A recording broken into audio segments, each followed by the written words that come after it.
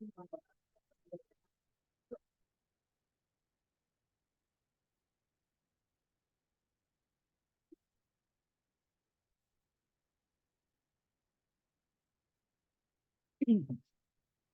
morning, everyone. We're going to start soon, so if you can please take your seats.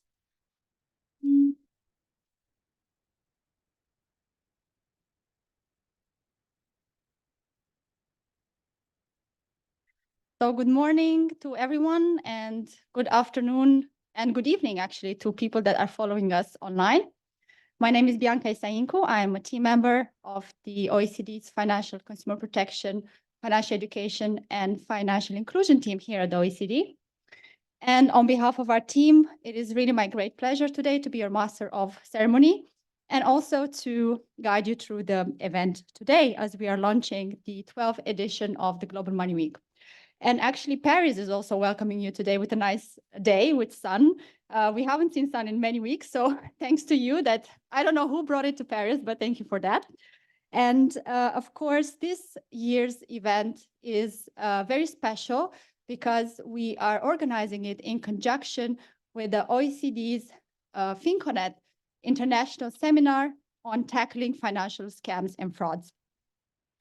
The theme of the Global Money Week this year is Protect Your Money, Secure Your Future. And we wanted to join these two events because we wanted to actually highlight the fact that financial education and financial consumer protection are complementary approaches when it comes to tackling financial scams and frauds for consumers. And as we all know, in the ever-evolving financial landscape, there's many opportunities for consumers, but there's also a lot of risks, such as scams and frauds, especially targeting young people. And this year, during the Global Money Week, and especially during today's event, we are going to discuss smart strategies and effective approaches to really become more strong and to fortify our defenses against financial scams and frauds. So today we have gathered here speakers from all around the world who will share with us experiences from their own jurisdictions on emerging risks that they're seeing for consumers and how to protect consumers through effective approaches from financial scams and frauds, as well as examples of cross-sectoral collaboration and developments and regulatory and supervisory approaches to tackling financial scams and frauds. So today's event is structured in two parts. We will have a short break around lunchtime. And for those who are here in the room, just note that the lunch will be provided by the OECD, so you can stay around. And for those online, please stay connected over the break, so it will be easier for us to handle.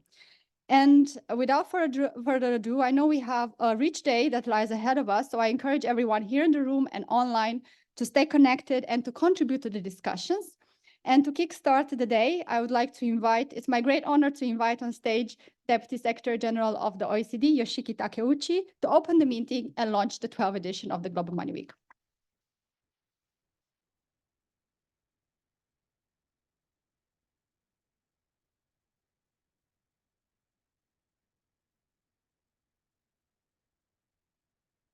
Morning, and thank you very much. I think what I'm going to say has been well summarized by her, but please bear with me. I would like to be more, I would like to say a bit more on what the importance of the meeting today. So dear colleagues and friends, ladies and gentlemen, I am delighted to launch the Global Money Week campaign 2024 under the theme, Protect Your Money, Secure Your Future. This year, the launch of Global Money Week is organized in conjunction with the OECD FinConnect International Seminar on Tackling Financial Scams and Frauds. It capitalizes on the fact that the topic of today's event is relevant across multiple policy areas, including both the financial education and financial consumer protection. I welcome you all, financial education and financial consumer protection policymakers and practitioners here at the OECD, as well as everyone who is following online, as we kickstart the Global Money Week in the four corners of the world. In line with the theme of this year's campaign, the focus of today's event is first on safe money management, and second on ability to avoid scams, frauds, and other risks in the financial marketplace. This focus could not be more timely. As we all know, the financial landscape is becoming much, much more complex.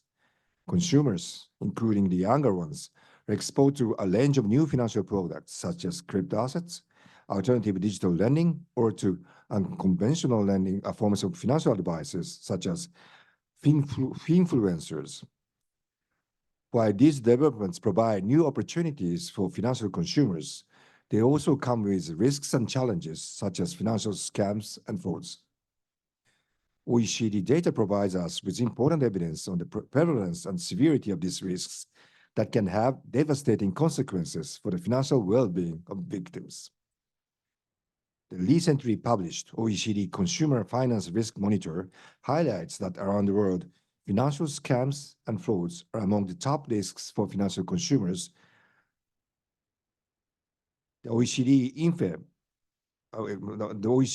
2023 International Survey of Adult Financial Literacy shows that, on average, across 39 participating countries and economies around the world, 15% of adults reported that they have been a victim of at least one type of financial scams or frauds in the 24 months before the survey.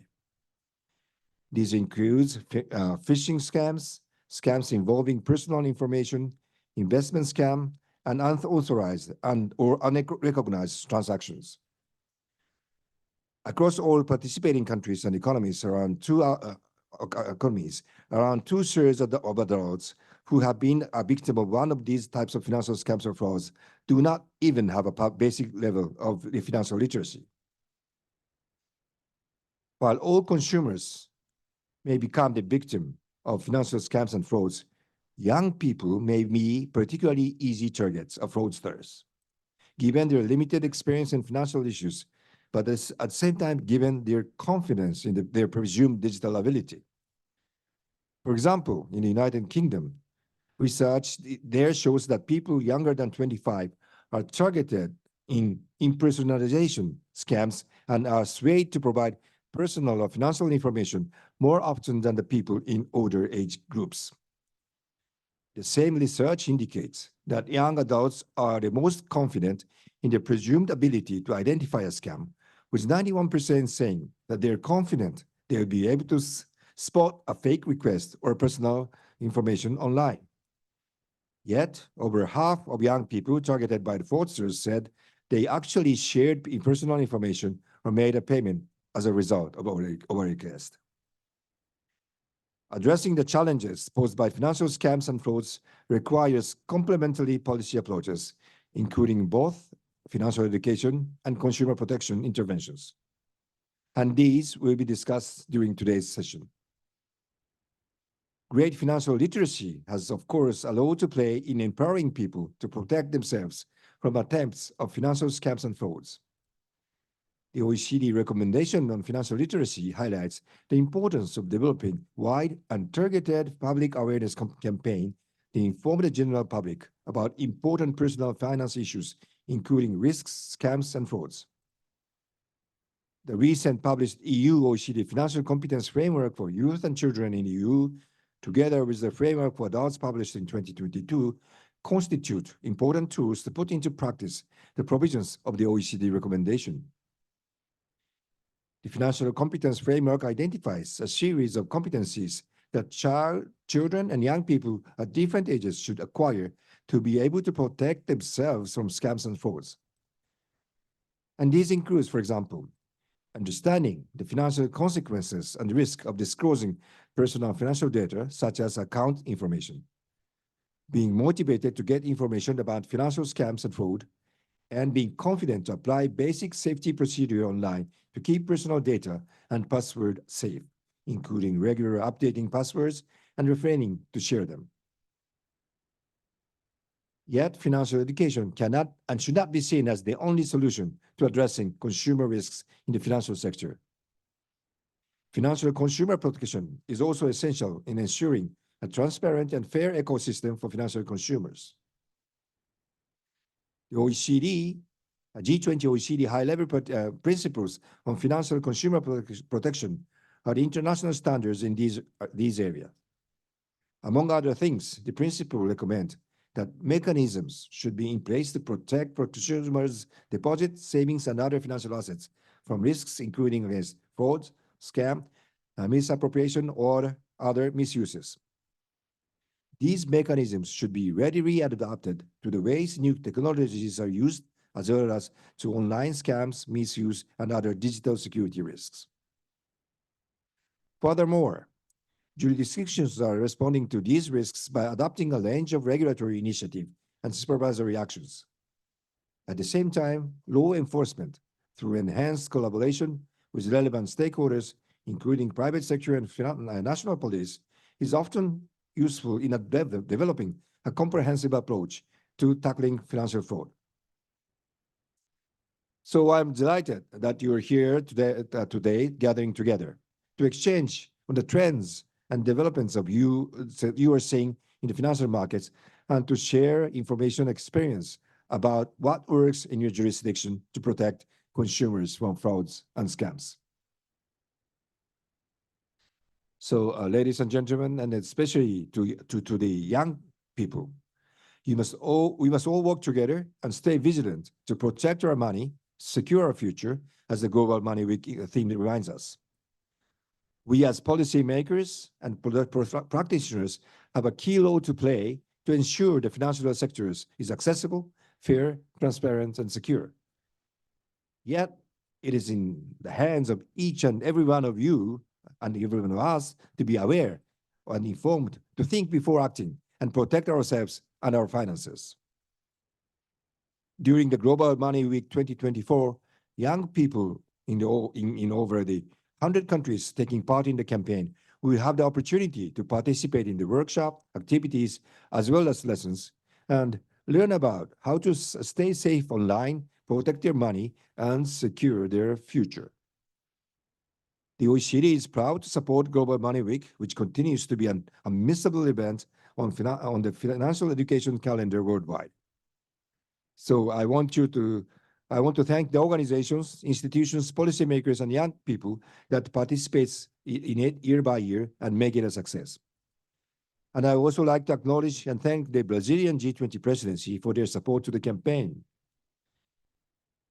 On behalf of the OECD, I wish you a wonderful Global Money Week ahead and the fruitful discussions during today's seminars. Thank you very much indeed.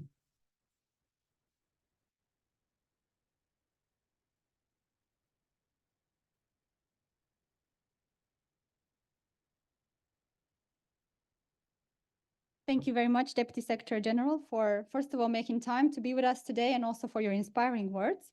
In your speech, you have highlighted how young people can be particular, let's say, victims of scammers, and that they should acquire specific competencies to protect themselves from scams and frauds.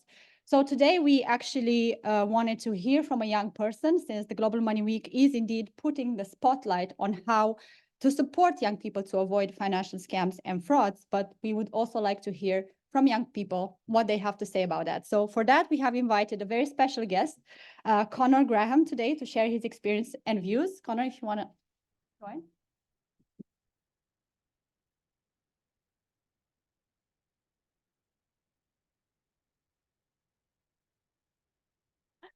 I guess Connor is a little bit nervous. Hello. I'm not nervous. I should calm down. Thanks for joining, first of all. It's my pleasure. Yes. So you don't know, but Connor is a very special person because he is very passionate about financial literacy already. And today he is representing Enactus UK in Ireland, which is part of the OECD's Youth Organization Sounding Board for Governors, or YOUNG, a network which is coordinated by our colleagues in the OECD's Public Governance Directorate. And so coming back to you, Connor, I know that you've done a lot of things related to financial literacy, including also starting a student-led education group aimed at teaching university and secondary school students about money management. So can you first of all tell us what motivated you to start with that? Of course. So firstly, thank you very much for inviting me. It's a lovely day in Paris.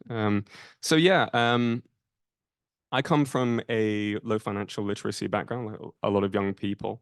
I found that going through the education system, I wasn't really properly prepared for a lot of things. And my family didn't really teach me that much in terms of personal finance.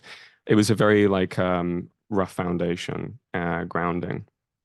So when I went to university, I was surrounded by a bunch of people who are much more financially literate than me. And fortunately, from networking and that mentorship, I was empowered. I felt empowered. I learned a lot about personal finance, and I wanted to encourage other young people to learn about it as well. So that's why I started my student group, and I think it's incredibly important for the youth to learn about personal finance. It's something, personal finance in my view is incredibly important for creating a more fair and equal society. It's not only just essential to individual prosperity and empowerment. So yeah, that's what motivated me personally. That's amazing. Thanks for sharing this experience with us. And as you know, the Global Money Week's theme this year is Protect Your Money, Secure Your Future. So this highlights the importance of young people being aware of the fact that they can become victims of financial scams and frauds. So my question is, have you come across examples like that in your work where young people have become victims of such types of scams and frauds? Absolutely. Like everybody, young people are susceptible and vulnerable to financial scams. And as what's been discussed already, I think young people, myself included, have a bit of a perception when it comes to scams that they're probably less susceptible than other generations. Like I know from personal experience with my family that scams can have like a huge impact to individuals and families alike. Decisions made out of desperation have personally affected my family, my father, my uncle, and myself as well. So yeah, I think with the rise of new technology, particularly AI is incredibly scary when it comes to scams in terms of developing more sophisticated strategies. And young people might be aware of some of the more outdated methods in which a scam or a fraud might take place, but there's more sophisticated strategies coming up that I think we need to prepare them for, and we need to do our best to support them in that regard. Thank you. And thanks for highlighting this. Actually, I think we will discuss about the AI and the risks of that for financial consumers in the next session. So I mean, in a way, it's good to hear that you're seeing this and that we have to get prepared. And let's say my last question to you is, well, it's not really a question, but you are in a room full of policymakers here and also online watching us, and they work across financial consumer protection and financial education. So if you would have just one message, one key message that you would want everybody to hear and to know and take home with them when they go back to their countries, what would that be? I don't have a key message, but I do have 3 key points that I would like to make clear to everyone, if that's okay. So I think the big one is that we need to prioritize financial education, make it imperative across the world. We need to strengthen consumer protections, because these are the foundations that are going to create a more equitable, society financially, specifically. I think it's of the utmost importance that policymakers, educators, and industry stakeholders alike collaborate and devise comprehensive strategies to tackle these key issues with regards to financial scams and frauds. And lastly, I'm a little bit biased on this one, but I think it's incredibly important that organizations support peer-to-peer mentoring programs like the one I've started. I think that the organizations that I've set up and seen across the UK and the world are incredibly important for leveraging that gap that is currently going unfulfilled by maybe more structured educational programs. So yeah, I think definitely trying to support, other young people and giving them a platform like I've been gracious enough to be afforded here, is incredibly important. I would also like to close out by saying that you need to remember that the work you do affects millions. And I think as people in positions to affect change, it's important to do good by the people that we can support. So yeah, that's essentially what I would hope to convey. That's an amazing message, and definitely we feel. I think everybody feels the responsibility also, and I'm sure that everybody has listened very carefully to what you had to say. So thank you so much. It was very nice and inspiring to have you here. It's my pleasure. Thank you very much. Thank you. Thank you so much. I think a big round of applause for Connor. And we are moving into. Thank you, Connor. Yeah, perfect. Thank you. So we are moving now to our next speaker, which is a very strong advocate of financial education and financial consumer protection. And under her leadership in the European Commission has advanced a very important work to enhance financial consumer protection and financial literacy of consumers in Europe. Unfortunately, she could not be with us in person today, but she has sent us a video. This is Commissioner McGuinness of the European Commission, and she is Commissioner for Financial Services in the Financial Stability and Capital Markets Union. So I think we have a video. Good morning. I'm delighted to join you for the launch of Global Money Week. This year's theme, Protect Your Money, Secure Your Future, is really important. My thanks to Yoshiki Takeuchi, OECD Deputy Secretary General, for the invitation to be with you, and for his continued leadership on the issue of financial literacy. Knowledge is key to protecting your money, knowing your way around money and what to do with it. And it's important to start learning about this as early as possible, especially as the financial world is changing rapidly, and that will have the most impact on young people. How you manage your money has a big impact throughout your life. If you do it well, you're better equipped to face life's challenges, and you won't have as much stress. If you don't manage your money well, it can result in a lot of problems, financial problems and health problems too, both mental and physical. Being knowledgeable about money also means being on the lookout for frauds and scams. So it's really important that this year's Global Money Week is focusing on this issue. We know that fraud is on the increase in the area of bank transfers, for example. So a fraudster might pretend to be a bank official, contacting you using the official phone number of the bank, and manipulate you into giving your details or urging you to make a transfer to secure your money. Or they might hack the social media account of someone you know, and then ask you to send them money to help pay a bill or because of an emergency. People can and sadly are losing a lot of money this way. The average amount lost through a fraudulent credit transfer in Europe is more than €4,000. Another serious problem, which is on the increase, is the use of so-called money mules, when people are persuaded or tricked into handing over their bank details. And then money is funneled through their bank account to hide its criminal origin, and this is money laundering. The person whose account is used is known as a money mule. Now, very often, young people are targeted with the promise of making some quick and easy money, but they're putting themselves at risk of criminal prosecution. We know that young people are more active on social media. They're more mobile and prefer making financial transactions online. They're also less confident in managing their personal finances. Unfortunately, this combination means that young people are at risk of becoming victims of fraud. But of course, it's not just young people. We know that across the EU, people don't know as much as they should about money, and that leaves us at risk. Last year, the European Commission carried out an EU-wide survey on financial literacy, the very first of its kind. It found that only 18% of EU citizens had a high level of financial literacy, and young people aged 18 to 24 had the lowest score across all age groups. It suggests that young people aren't learning what they need when it comes to money. And of course, that's not their fault. Unless they've had access to this information at an early age, how would they know? So we need to do better.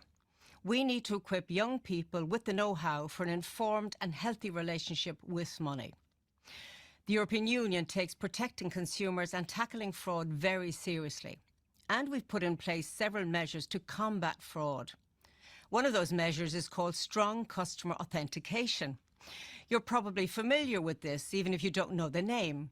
It means that you generally need a second step when making a card payment online, like a code that's sent to your phone, because that makes it much harder for a fraudster to pay using a stolen card or stolen card details. And this requirement has helped to reduce card fraud. However, fraudsters adapt very quickly and find new ways of scamming people, and that means we need to adapt too. We have a new measure that will be implemented soon for euro transfers. You'll be able to check very soon that the name on the account and the bank account number match. So if a fraudster is impersonating a bank employee or claiming to be your friend or family member, you'll be able to see that the account number and name don't match.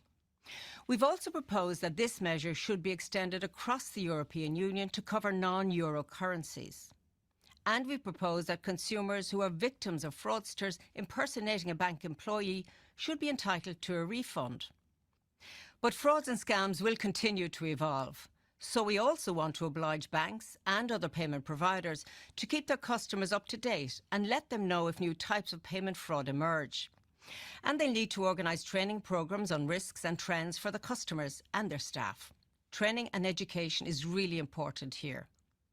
We are tackling fraudsters, but we also want people to stop and think about what might be a scam, to arm them with a healthy scepticism.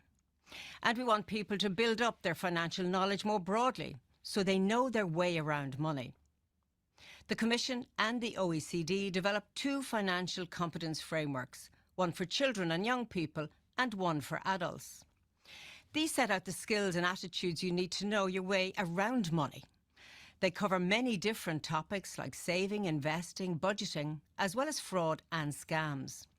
So that already from a young age you start to understand the importance of protecting passwords and PIN codes. And so you can identify the warning signs of scams, so that you know what to do if you're being targeted. These frameworks act as a reference handbook, allowing people and organisations to develop educational tools and other initiatives. We're encouraging Member States to take the frameworks into account in their national financial literacy strategies, and we're delighted that some Member States are already doing this.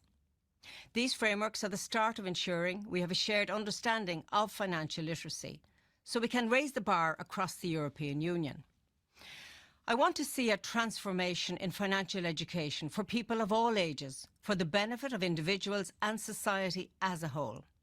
Because having more financially literate individuals means a more resilient society.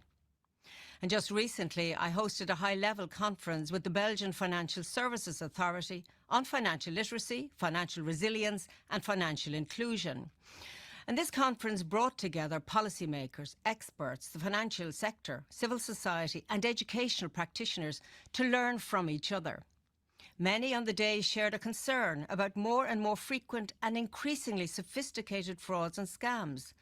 And some of the concrete solutions proposed included introducing financial education in schools early on, getting different stakeholders in communities to work better together, and making sure that information provided to people is clear and straightforward. My vision is for a financial system that is more inclusive. I'd like to see a financial system that everybody can relate to and that everyone can participate in with confidence. That includes both tackling fraudsters and also helping people know how they can avoid scams. Initiatives like Global Money Week are really important. They help push this issue on financial education up the agenda. This year's focus on protecting your money and securing your future will help give young people the tools and information they need for a better relationship with money. So, wishing you all a fruitful discussion today, and thank you.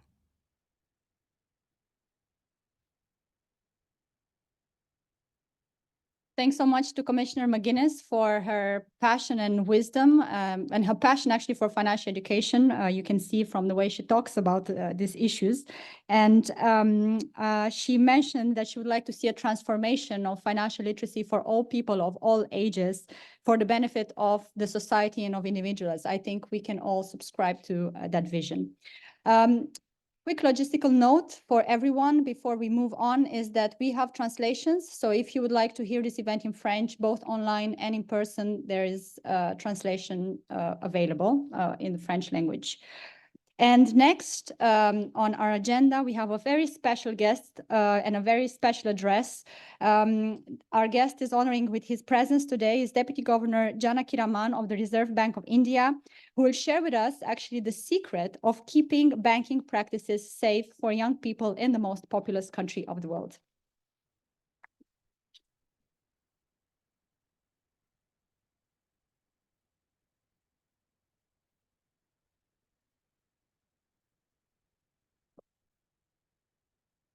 Thank you.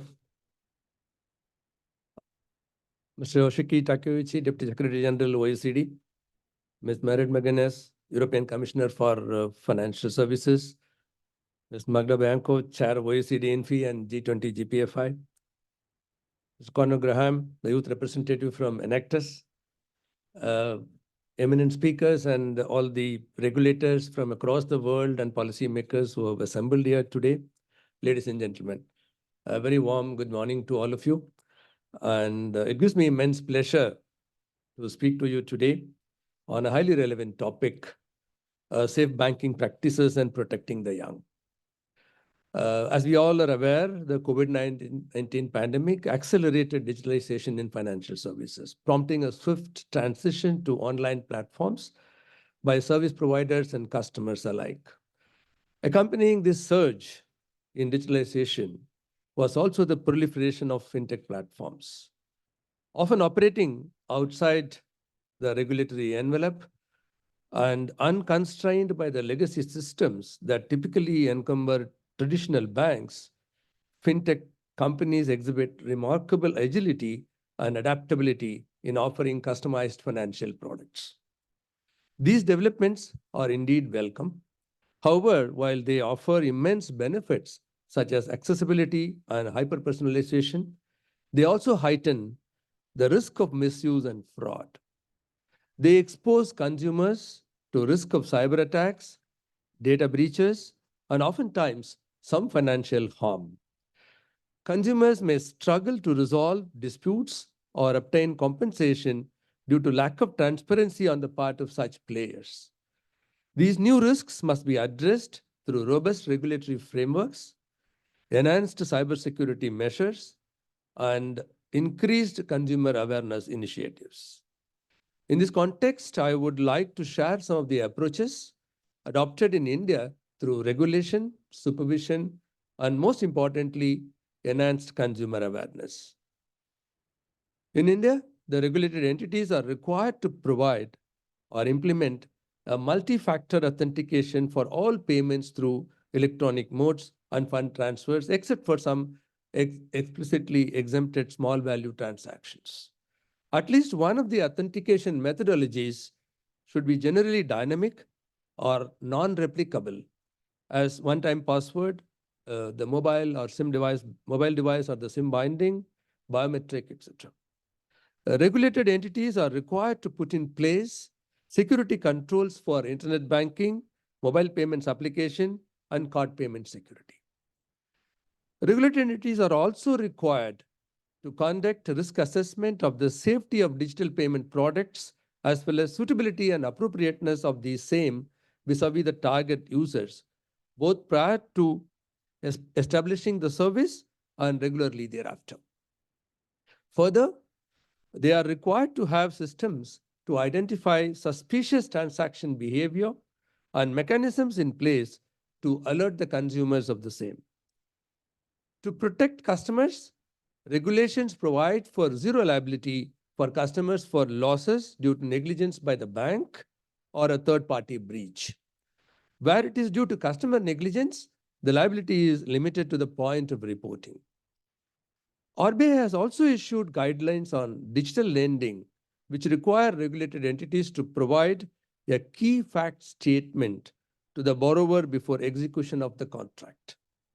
This statement must disclose the annual percentage rate, the recovery mechanism, the grievance redressal mechanism, etc. Any fees or charges, including penal charges, which are not mentioned in the key fact statement, cannot be charged to the borrower. Regulatory requirements are backed by a strong supervisory framework that inter alia evaluates business conduct and IT system controls. Where warranted, RBI takes appropriate supervisory actions, including imposition of business restrictions. One of the notable initiatives of the Government of India is the Indian Cybercrime Coordination Center, I4C in short form, for better coordination amongst the law enforcement agencies. Under this initiative, a national cybercrime reporting portal has been set up with a 24/7, 365 national helpline number to allow victims of cyber fraud to report such crimes. And coming to customer awareness, despite all these measures, instances of unauthorized transactions due to compromised credentials from phishing attacks or customer negligence are not uncommon. RBI, therefore, makes concerted efforts to foster a culture of financial prudence and resilience through customer awareness and education campaigns. In consultation with other financial sector regulators, a national strategy for financial education has been drawn up to enhance financial literacy. We have intensive awareness campaigns running across multiple mediums, including print, radio, and television, under the banner RBI Kehta Hai, which means RBI says. Apart from integration with school curricula, initiatives such as the RBI All India Quest for school children on financial literacy aim to instill financial acumen from an early age. The RBI website hosts a microsite on financial education in English, Hindi, and 11 other vernacular languages, offering comic book formats, films, games, messages on financial planning, etc. In collaboration with our regulated entities, innovative approaches such as street plays, what we call as Nukkad Nataks, which are the small street plays, flash mobs, folk arts, sports rallies, and marathons have also been tried with much success. In partnership with banks and NGOs, centers for financial literacy are being established at grassroots levels to boost community-driven financial literacy. Last month, RBI organized a financial literacy week on the theme, Make a Right Start, Become Financially Smart, targeted towards young adults, mainly students. The idea was to increase awareness on the advantages of inculcating financial discipline from an early age, with inputs on saving, budgeting, power of compounding, banking essentials, and cyber hygiene. As we focus on safeguarding the young, let's not forget the vulnerability of our senior citizens to financial frauds and cybercrime. It's incumbent upon us to extend our efforts to ensure their financial security as well. In conclusion, it's imperative that we remain vigilant and proactive in addressing the emerging risks and challenges. By implementing robust regulatory frameworks, enhancing cybersecurity measures, and promoting consumer awareness and financial literacy, we can mitigate the risks associated with digitalization and protect consumers from exploitation and fraud. Once again, thank you very much for this opportunity, and I wish you fruitful discussions during this Global Money Week. Thank you.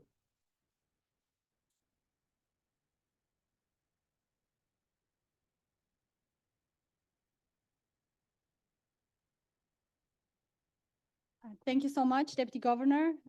India's efforts and achievements are indeed impressive, and we're very grateful that you have traveled to share with us your experience.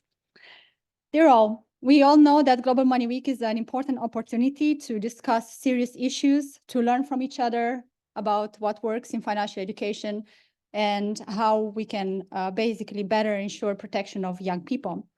But Global Money Week is not just about serious business, it's also about fun and about teaching young people serious issues also through a ludic approach, and by using language that is understandable to them and that they can relate to. I know that the speakers in the first session will actually share with us some of the experiences about how they tailor their message and their looks to click better with their audience. But before doing that and giving the floor to our first moderator and panel, I would like us to watch a movie from from last year's Global Money Week to get inspired and get into the vibe.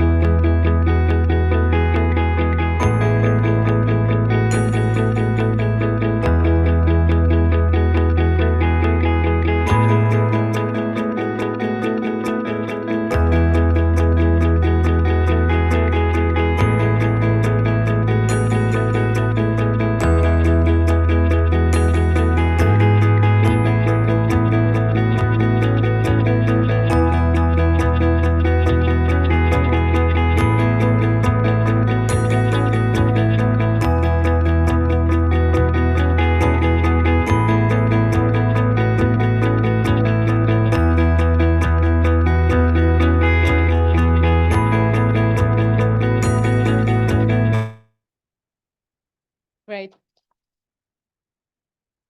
So it's fantastic to see young people financially empowered, isn't it? So I invite now on stage our speakers from the first panel and session. The panel will be moderated by Ms. Magda Bianco, who is Head of Consumer Protection and Financial Education Department at Bank of Italy. She's also co-chair of the, she's actually chair of the OECD's International Network on Financial Education and co-chair of the G20 Global Partnership for Financial Inclusion. And the rest of the speakers also please join the panel.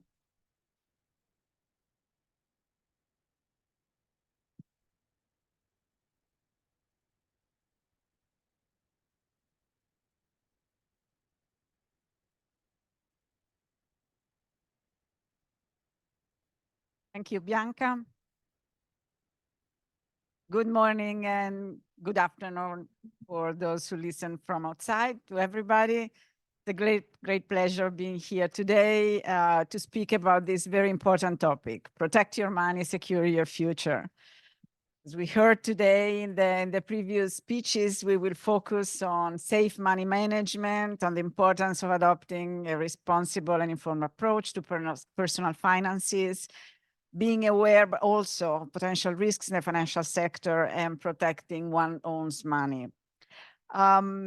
We may imagine today's event as, in a sense, the beginning of a trip in a complex and continuously evolving place, which is the cyberspace. It is a space that goes beyond geographical boundaries, where actually technology is the thing that moves activities. It is a space where information are exchanged, friendships are made, daily activities are performed, such as listening to music, purchase goods, make payments. How to undertake this trip, this journey in a conscious way? As when we walk or drive along a road, also in the cyberspace, we must be cautious.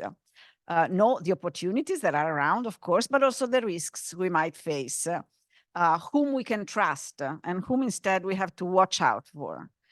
Of course, as for the roads, first and foremost, I would say, they have to be safe place. And here the responsibility lays, of course, within the authorities.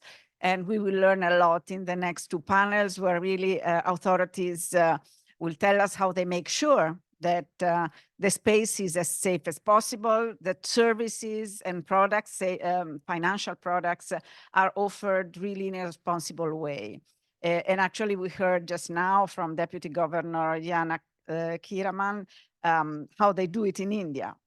But we know also that an essential contribution comes from our behavior. Or there are even areas, imagine crypto activities, where regulation is not there yet. So we really have to balance this with our own behavior. And therefore, in this panel, we really want to learn how to make citizens, and especially young people, specifically aware of this.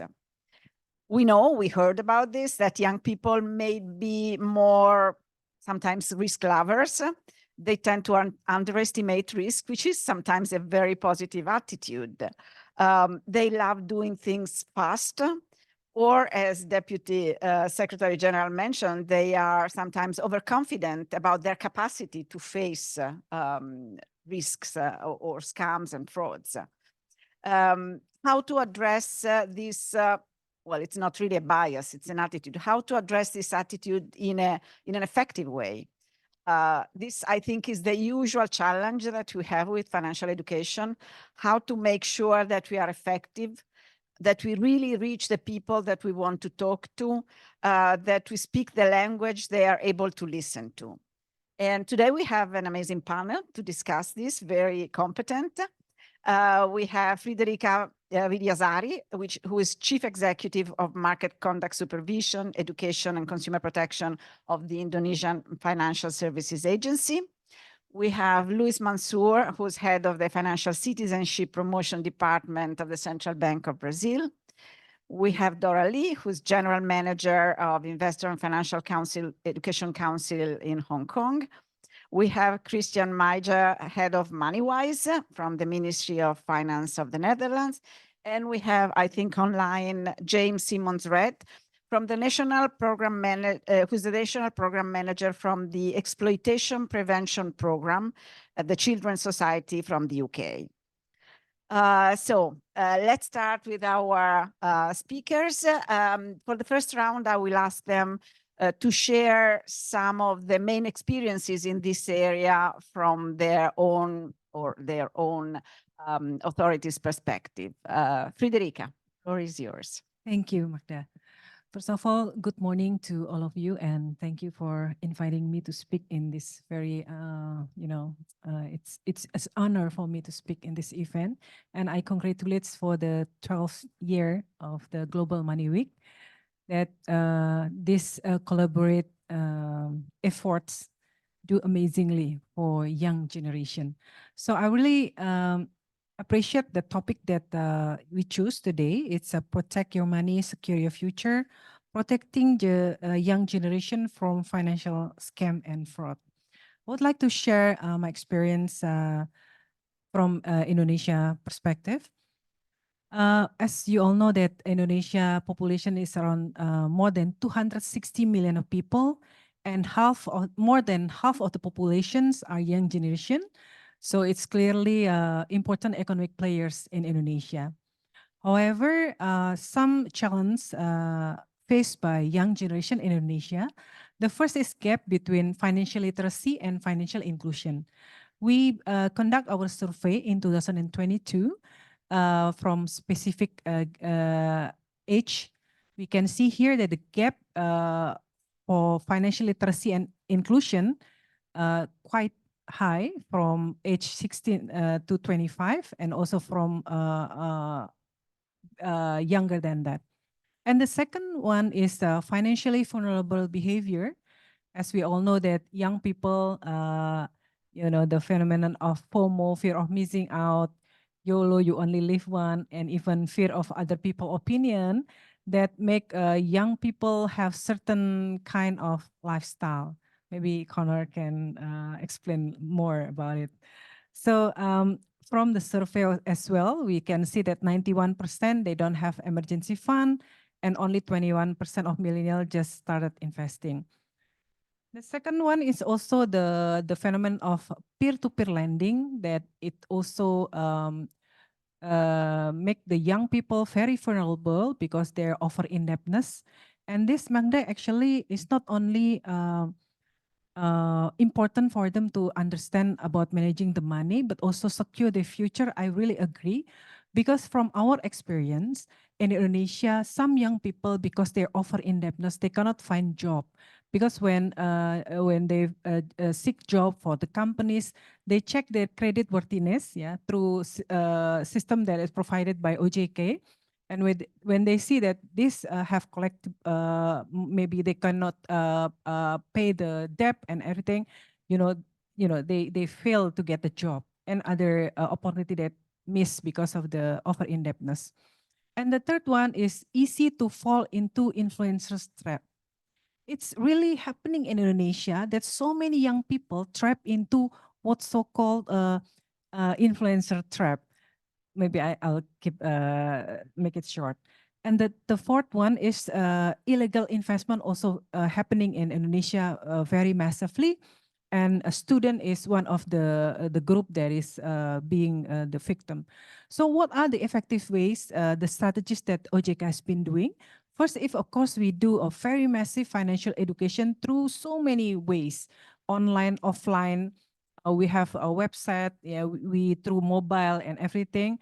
And also we facilitate the access for financial inclusion, because we know if we direct them to the correct and legal financial access, they will save from illegal activities, financial illegal activities. And the third one is regulation and sanction, because we have a new law, omnibus law in financial sectors. It really give a sanction for those fraud and scam in financial sectors or illegal activities. And the fourth one, if we encourage collaboration among stakeholders to make this happen to protect young people. We have a what's so-called one student, one account, and it's very successful. Now, currently, 85% of students in Indonesia already have bank account or account for 53.9 million account in Indonesia. And also we encourage for credit against loan shark. This also can be used for young people. So to make them, for example, if they want to start their small, medium enterprises, they can use this kind of loan. And the third one is regulation and sanction, and also collaboration. We had what's so-called a task force for eradicating illegal financial activities. We are as a coordinator, and the vice chair is Indonesian National Police. We work together with 16 other institutions that we work together to fight against these illegal activities. I think that's all, because Magda already told me that 5 minutes, 5 minutes. Okay. Okay, ma'am. So I think it's conclude my presentation. So I will come for discussion. Thank you very much. Thank you, Federica. Perfect, 5 minutes, but very important messages. The relevant role of influencers for youth people, how to manage that. Do you fight with other influencers? Well, not manipulating the messages. I think that's very difficult. And the importance of having multiple instruments working together, as you were saying, and the collaborations among them. So Luis Mansour, what about Brazil? Thank you, Magda. I'm not using slides. Okay. So thank you for, I would like to thank OECD for inviting us for this panel. Preventing young people, vulnerable, and even the elderly people from financial scams and frauds is not a simple process, and its success, as we've been learning here, it depends on a combination of factors and approaches. I've chosen a few points I would like to comment on. Actually, there are 5 points, but I'm not sure that I'm going to have time to go over all of them, but I'll do my best here. The first one is that preventing financial fraud and scams is a shared responsibility, and family is a very important player on this process. And most of the times, the role of family is underestimated in this process. So family is very important in any education process, and it's important that parents talk to their children about money, right? This cannot be a taboo for family conversations. Parents cannot be shy about talking with their kids about the family finances. Actually, involving kids into planning the family finances is a good way to teach them about the importance of planning consumption, about savings, about needs and desires. And this is a perfect time to bring to them examples of financial frauds and scams that, I mean, everyone might face. We can even show them examples in our cell phone. I bet all of us here have at least one example that we receive through our social medias. The second is that financial education, my second point is that financial education, consumer protection, and proper financial inclusion, they have very important roles in fighting frauds and scams, and government agents like the ones we represent here have the responsibility to promote these policies according to our mandates. The central bank has a long history of promoting financial education, and what we have learned during our history is that, I mean, if you want to choose one project or one objective to invest your time and money. I mean, we believe that taking financial education to schools is the best and most effective way to do it. Because, I mean, we've heard from Connor, we've heard from the European Commission, Ms. McGuinness, that the early you start teaching kids about financial literacy and how to deal with your personal finances, the better it is for their life, for their lives. Brazil participated in the very first Global Money Week in 2012. And at that time, we had our first impact evaluation of our first program that took financial education to schools. And what we learned a decade later is that the effects have a long-lasting effect going into their adult lives. So the kids that went through that program in school, when they became adults, they used less overdraft facilities, they had less outstanding balance in their credit cards, and they also took more formal jobs than informal jobs when compared to kids that didn't have financial education. So it's clearly here that the effects of financial education have collateral effects, I mean, positive collateral effects into their lives, not only dealing with finances, but as I said, they had better jobs. So the central bank had also started in 2018, based on this previous experience. It's a new program that takes financial education to school, which is called Aprender Valor. In a rough translation to English, it's called Value Learning. So the benefit of this program to the theme of this panel, which is preventing fraud and scams, is that the projects, they lead kids to be alert about risks. The projects teach kids to distinguish fact from opinion, to tell fact from fake, and to understand what is too good to be true is probably not true. So we've been, I mean, very happy and successful with this project. And my last point here is that we need to evolve and adapt to the environment of children and youth. So the dissemination of digital education, internet, social media has led the central bank to reinvent itself. We cannot be anymore those unapproachable guys in glasses and suits like the one I'm wearing right now. So we need to speak a language that not only economists and specialized journalists understand. So in the Central Bank of Brazil, we have launched a short video series that's called The Central Bank Explains It to You. With concise and funny videos, we address topics such as, I got trapped in a scam, now what? So we try to talk to people about this.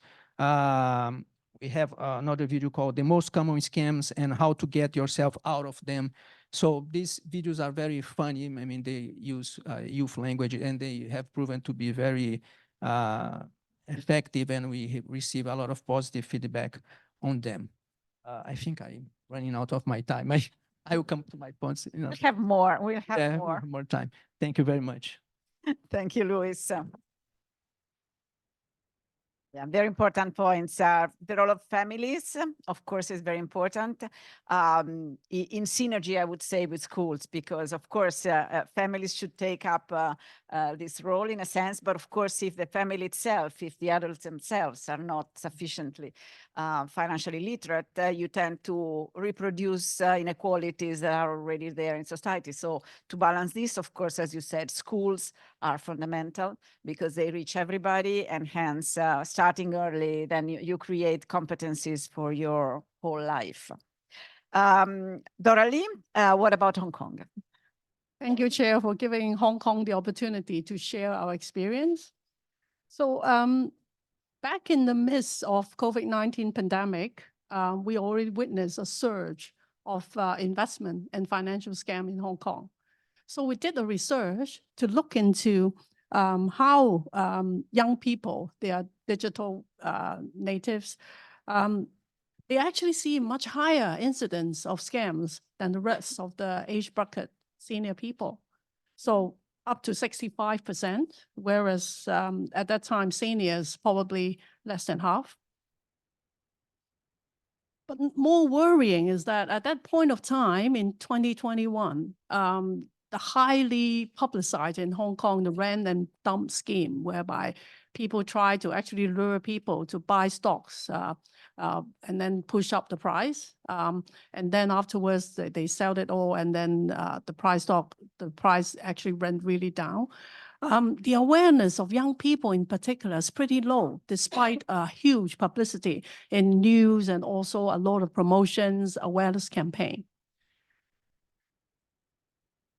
So to answer that, we leverage on whereby people actually stay home during the COVID-19 to launch public campaigns focusing on cases of different investment and financial scam cases, like the first one in 2021, asking people to really be on guard on different sort of investment and financial scams.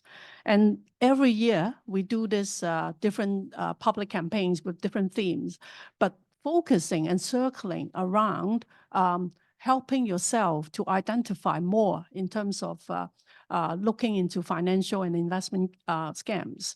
The latest one actually is the last box, whereby we just launched a new TV commercial that not just on TV, but it's all over the social media, YouTube and all that. We actually work with the agency to compose a little song whereby it resonates in particular with a young segment to ask them to stay vigilant, to think through, and actually to know the products before they actually go into investments. And of course, in the world of internet, there's so much to choose from. How can we actually pull our attention from the youngsters? Gamification actually really helps because it's learning through fun experience. So since 2021, we started to produce different digital games, digital tools like this anti-scam online quiz, and also role-play games. It's actually quite fun, although it's in Chinese. Do click the link afterwards, go to the IFDC website and play around. It's actually quite universal. We also have a special anti-scam portal, and also we develop a board game targeting in particular senior. But the promotion is that we hope that families can actually play this game with seniors together so that they can actually learn more about these sort of different tactics in scams. So there's a Chinese proverb by an ancient scholar called Guanzi. It says, if your plan is for 1 year, plant rice. If your plan is for 10 years, plant trees. But if your plan is for 100 years, educate children.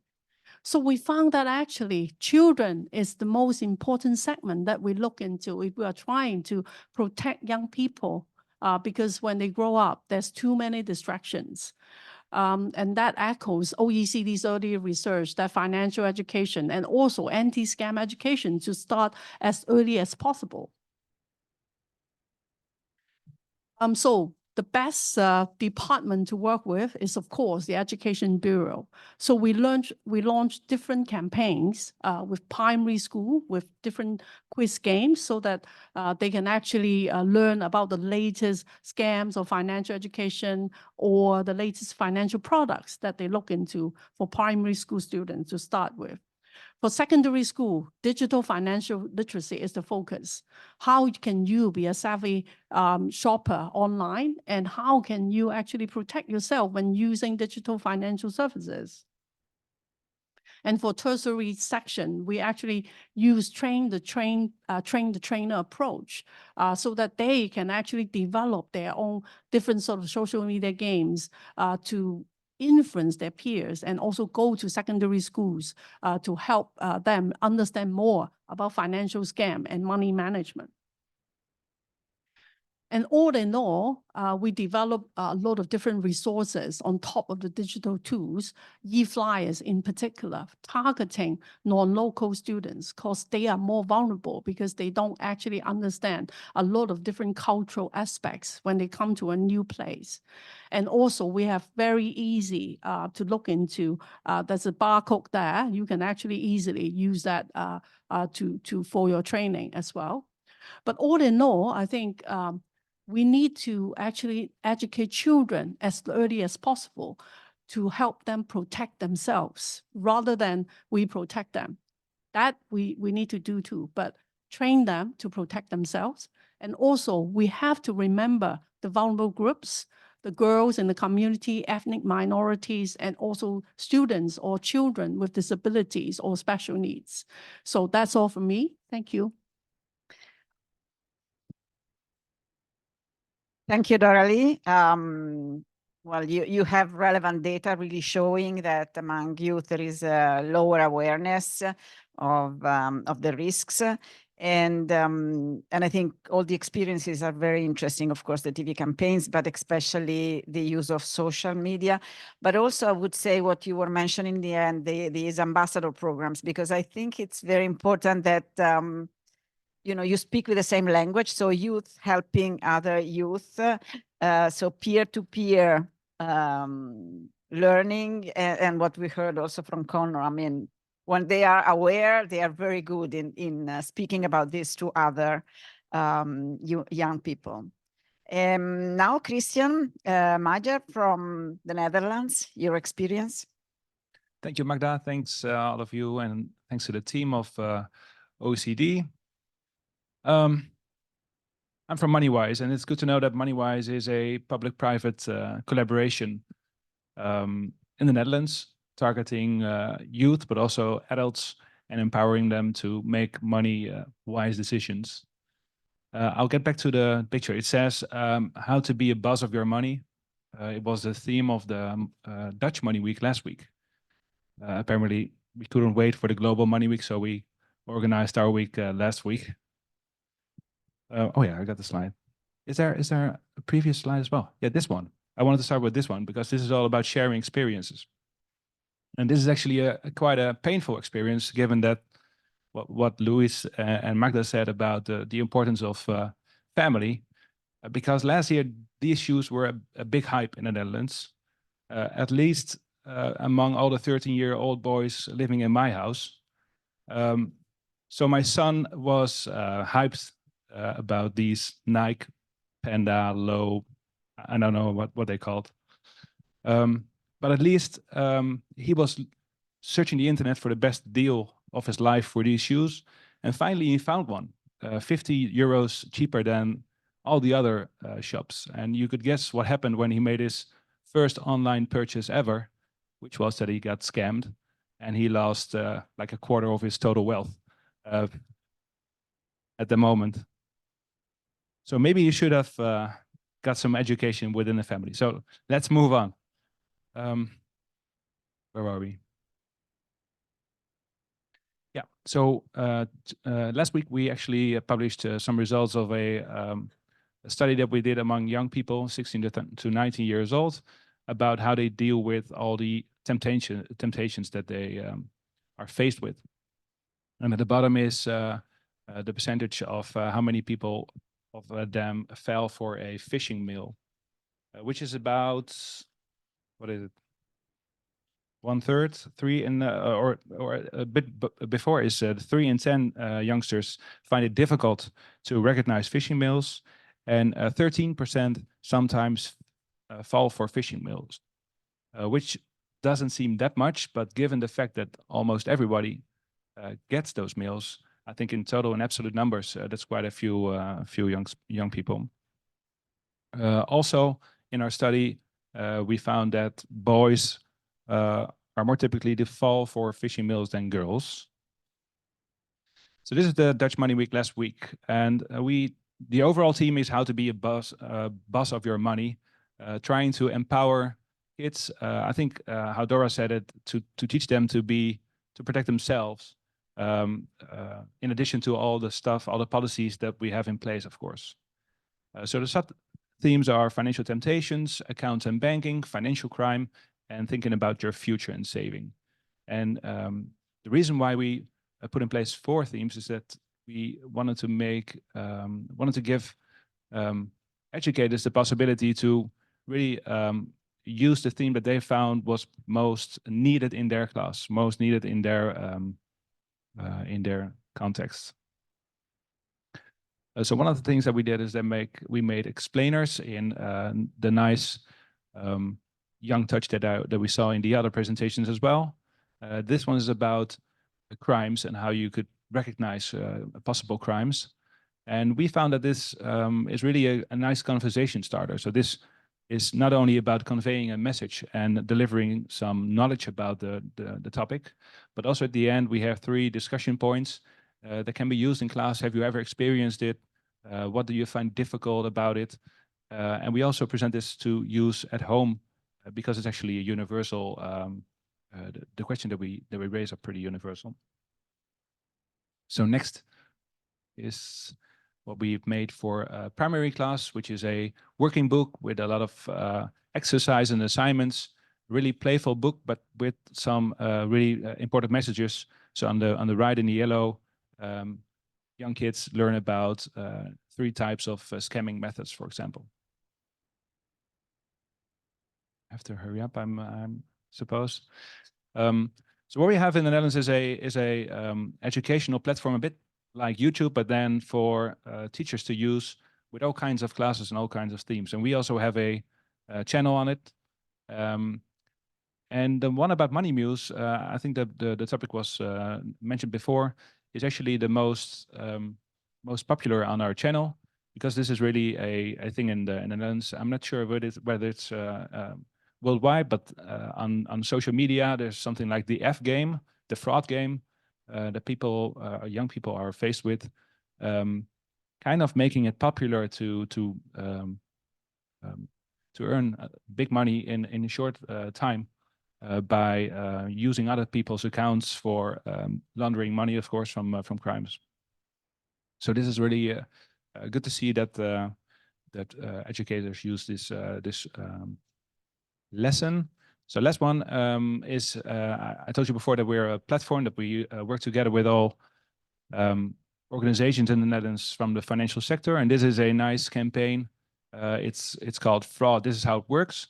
And what I like about it is that it talks it from the perspective of the fraudster, explaining how easy it is for him or her to use you or to deceive you and to commit a crime. Which really raises the awareness. If I don't want to be the victim of such a simple scheme, such people. And in the right top, we have young people explaining, sharing their experiences about how they got scammed and how they would never do that, fall for it again. That's it. Thanks, Marta.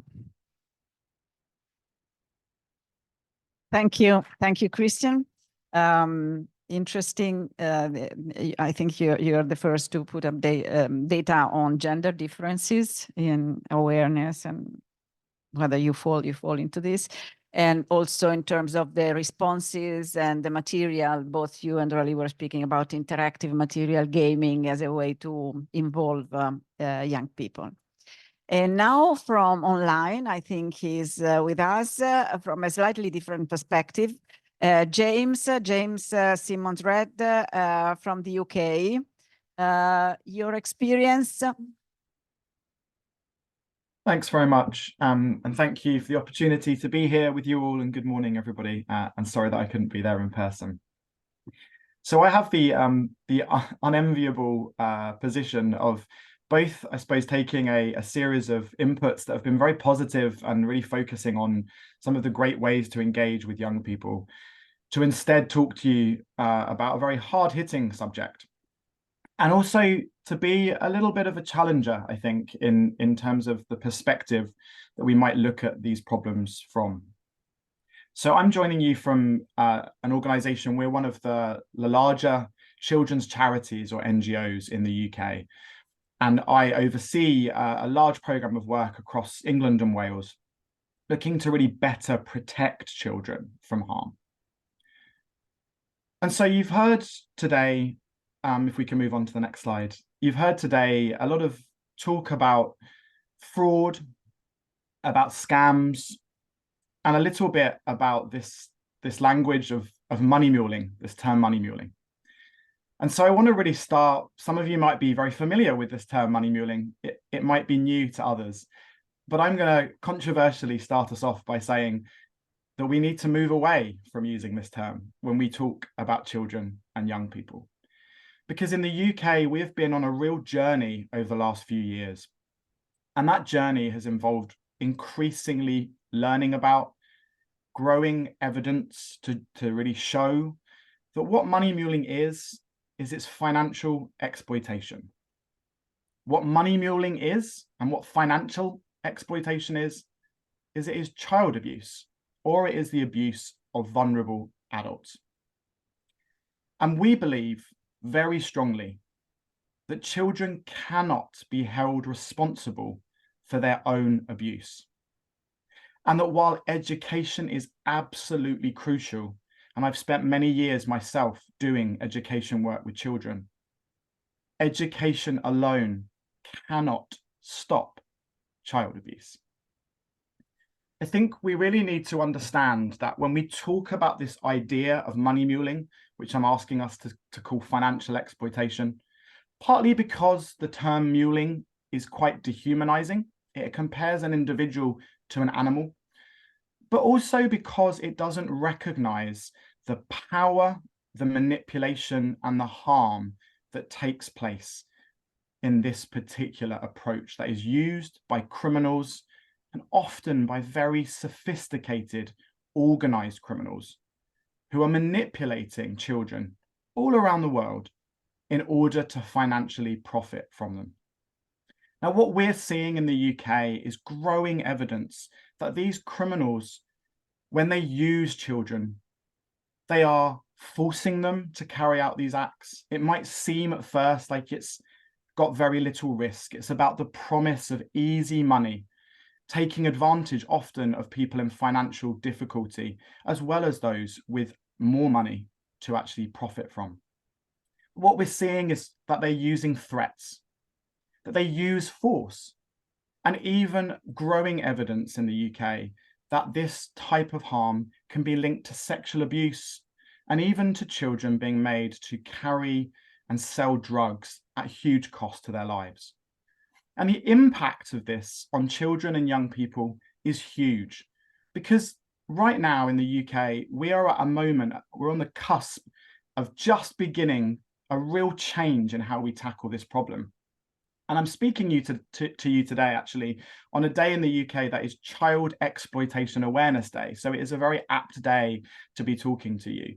But until this moment in time, and still right now across the country, children that are identified who have experienced this, where criminals have made them hold the proceeds of crime, money that's often the profits from human trafficking, from abuse, children are often held responsible for that.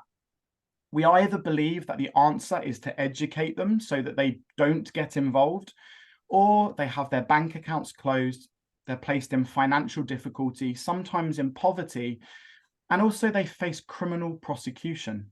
And we know at the Children's Society and in our work with partners that actually the criminals will take advantage of children having their bank accounts closed. They will take advantage of children not being recognized as victims, and they will get their hooks in further to harm children even more. And so what are we doing to tackle this problem now in the UK? We can move along to the next slide. I just want to spend a minute or two talking about some of these brand new initiatives that we have just begun taking forward in really looking to pioneer a new approach.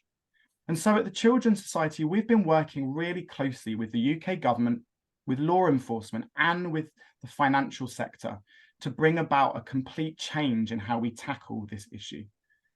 Just a few weeks ago, the UK government published its first ever guidance on financial exploitation, guidance that we work closely with them to develop.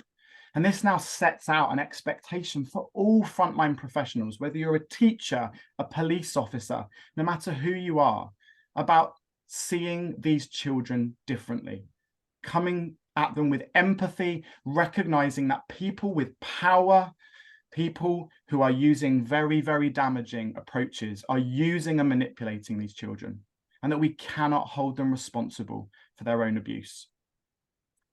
The Home Office has just launched an action plan in direct connection with this guidance, which we form part of, but which crucially is all about collaboration across the banking sector, across law enforcement and NGOs and government to drive change and collaboration, to go after these real offenders, not the children, not the young people who are the ones with little power, but the people that are targeting them.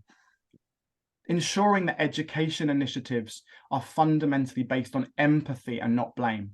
Because I'll be honest with you, until now, our education initiatives have focused a lot on telling children and young people, don't be used, don't get in trouble, these are the risks.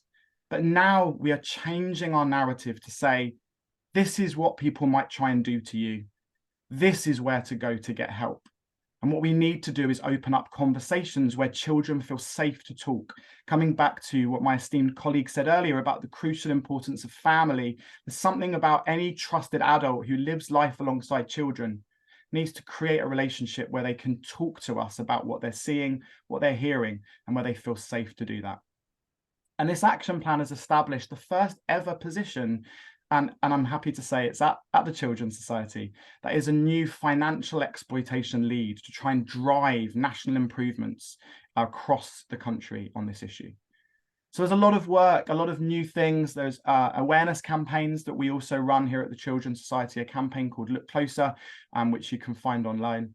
But it's just really important to recognize that we see this as a start point in a whole new direction in responding to this issue. We've got a long way to go, but we must work to protect children as well as educate them, because education cannot stop organized crime from using them. And so it's important that all adults also do more to ensure that children are not being abused in this way, and when they are, that they get the right support.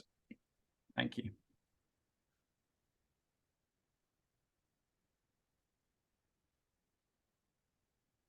Thank you, James, also for bringing a sort of different perspective. Really, the need to protect the children rather than giving them somehow the responsibility. It is somehow the perspective that will be taken in the next two panels, how to protect consumers, but here we are talking about very specific consumers, children.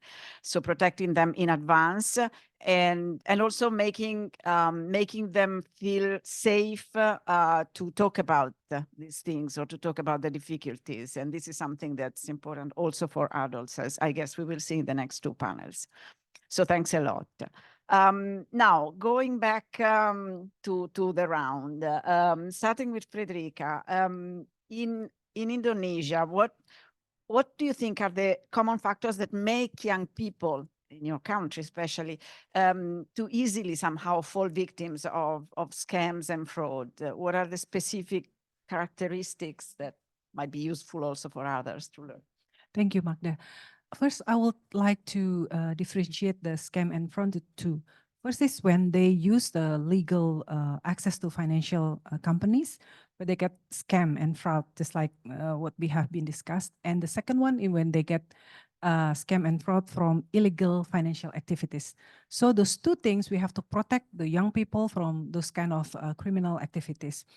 The specific one, as I mentioned before because young people, they tend to, have certain characteristic, like when they want to look, like same with their peers, just like what Christian said about the shoes. They want to buy the shoes that maybe the peers also wearing, and other things. The fear of missing out, and the phenomenon of you only live once, so they fear of missing something.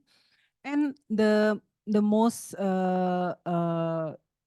dangerous one, I think, is the fear of other people's opinion, because they're afraid that their peer will say that, why you using like old cell phone, why you use like old car or motorcycle. So they do whatever they want to, to get this kind of thing. So they easily trap into, for example, offering from illegal activities, financial activities that offer them like higher return for, but actually they got busted with the investment, something like that. I can share with you, Magda, in Indonesia, we already take down like 8,000 illegal financial offers. especially that targeting young people. So 8,600 illegal activities that we already take down. 6,000 of them also peer-to-peer illegal offers, peer-to-peer lending that is illegal, and also pawn shop. So we work together with all with other stakeholders to combating this illegal fraud and scam, and also the one that I mentioned before for the formal financial institution. We work together with all the stakeholders for the bank, for example, because for now, as already also discussed with us, Magda, most of the banks said that if something happened with the consumer, they said it's not our responsibility because the consumer give by themselves the password, the one-time password, and everything. But we urge them to give like education for the consumer, because they cannot just open the online access to make everything easy, but also the risk is there. So they have to be responsible for educating their customer. Like that, Magda. Thank you. Thank you. Thank you, Federica. This, being aware of what are the driver of kids and youth when they fall victims, for example, as you and Christian were mentioning, the fear of missing out, the desire to imitate their peers is very relevant driver that we have to keep into account. And of course, the last bit is that there has to be consumer protection. There has to be a behavior from the financial institution side. Luis, we have discussed, you have presented, many of you, experiences of financial education, and you were mentioning financial education in school and the fact that you have tried to assess how effective you are. I think this is a very, very relevant issue. It's very difficult to evaluate the effectiveness of what we do. We in Italy have tried to do it with schools, but doing this randomized control trials evaluation is very costly, very difficult. Can you tell us a bit more about the experience you were mentioning before? So to start off, I would say that impact evaluation is a must. We need to do it, but I think that there are ways and ways of doing it. What we have learned with this last program we launched, Learning Value, we did to evaluate the program, we did gold standard RCT, and what we learned from that is that it cost us 1/3 of the whole budget of the whole project. And at the end, I mean, given the size of Brazil, when we are now in 23,000 schools with 2 million students enrolled in the program. So there was some cross-contamination between treatment and controlled group. I mean, teachers from the control group were also teachers in the treatment group because, I mean, they work in more than one school. So there was, I mean, many problems in executing this, following this gold standard. And at the end, you can be challenged anyway in your results. I mean, people would find flaws. It's high costly. So I would, I mean, that's the problem where academic theories match real life public public policy making. Sometimes it's very costly to implement that. It's not effective. So if we need to do that again, we would choose, I mean, a less costly way of doing that. I mean, we don't need to follow, I mean, all the RCT rules. I was talking in the last seminar we had in Rome, in Italy. We talked about that idea, and I think one of the researchers told me, so you didn't need to go to 2,000 schools as your sample for the research. You could have gotten, I mean, 100 schools. So I would prefer having a large sample and we evaluated in a low-cost way than having 100 schools only evaluated in a more strict way. So I think that's what I would like to share with you.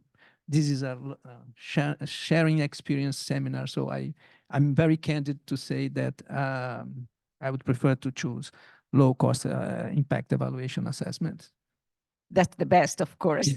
Have a solid impact evaluation at a low cost. But as you were saying, impact evaluation is very important, but I think also academic research is evolving to understand how to do it in a more focused and less costly way. So there are hopes there also in terms of, well, both effectiveness and costs. Doralie, back to you. What do you think are really the biggest challenges that we have? We heard many in terms of protecting young people from frauds and scams, at least from your perspective. Okay, thank you, Chair. So basically, there are two fronts, external and internal. Internal is towards teenagers, like what Connor was mentioning about. There's too many things in the pipeline. They couldn't actually tell what is right and what is wrong for now. So how can we as educators and policymakers, first of all, raise the awareness towards them, make them understand that anti-financial scam is an important matters at the top of their mind. And secondly, external matters. Externally, with the innovation and technology advancement, we can see now like a lot of different AI technology whereby scam tactics are no longer predictable anymore. So something happened today, another new thing will stand up tomorrow. So how we can actually put that into perspective, whereby I think the OECD is very, very good in a way that we have a data bank to share how we do actually about anti-financial scam or anti-investment scam, so that each markets can actually share their experience and learn from each other. But at the end of the day, I think policymakers and also educators need to put financial education and anti-financial scam education to young people in the forefront. Is it more important than algebra or science or language? We're not competing with each other, but I think educators in particular and also parents need to put more emphasis in financial education to their children. I was in Eiffel Tower yesterday, sitting in a park, enjoying the grandeur of Eiffel Tower, which was built 130 years ago. If we do financial education right, if we do anti-financial scam, anti-investment scam right, we will have different Eiffel Towers all over the world. Thank you. Thank you. Thank you, Doralie, also for this message. So many challenges.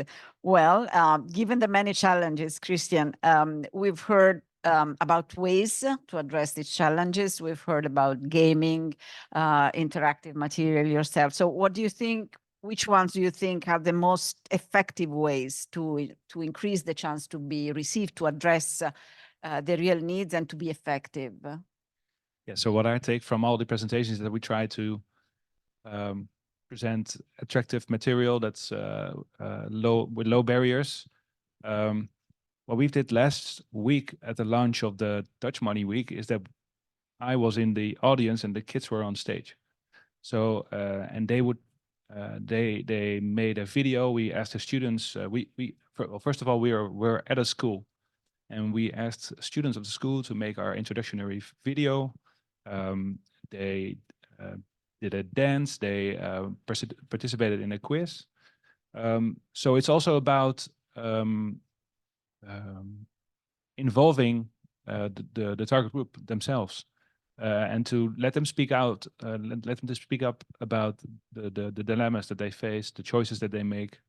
So that was last Monday, and on Friday we had a award show for students in the Netherlands who designed their own or developed their own money campaign. So we invited them in the material that we have to develop a campaign to inform their peers about how they should behave with different topics, and send their results in. And then the best results were invited for an award show in Amsterdam with 400 kids. Our honorary chair, Queen Maxima, was there. So we really used the power of the target group to speak the right language and to have the right tone of voice for their peers to understand how to deal with money decisions.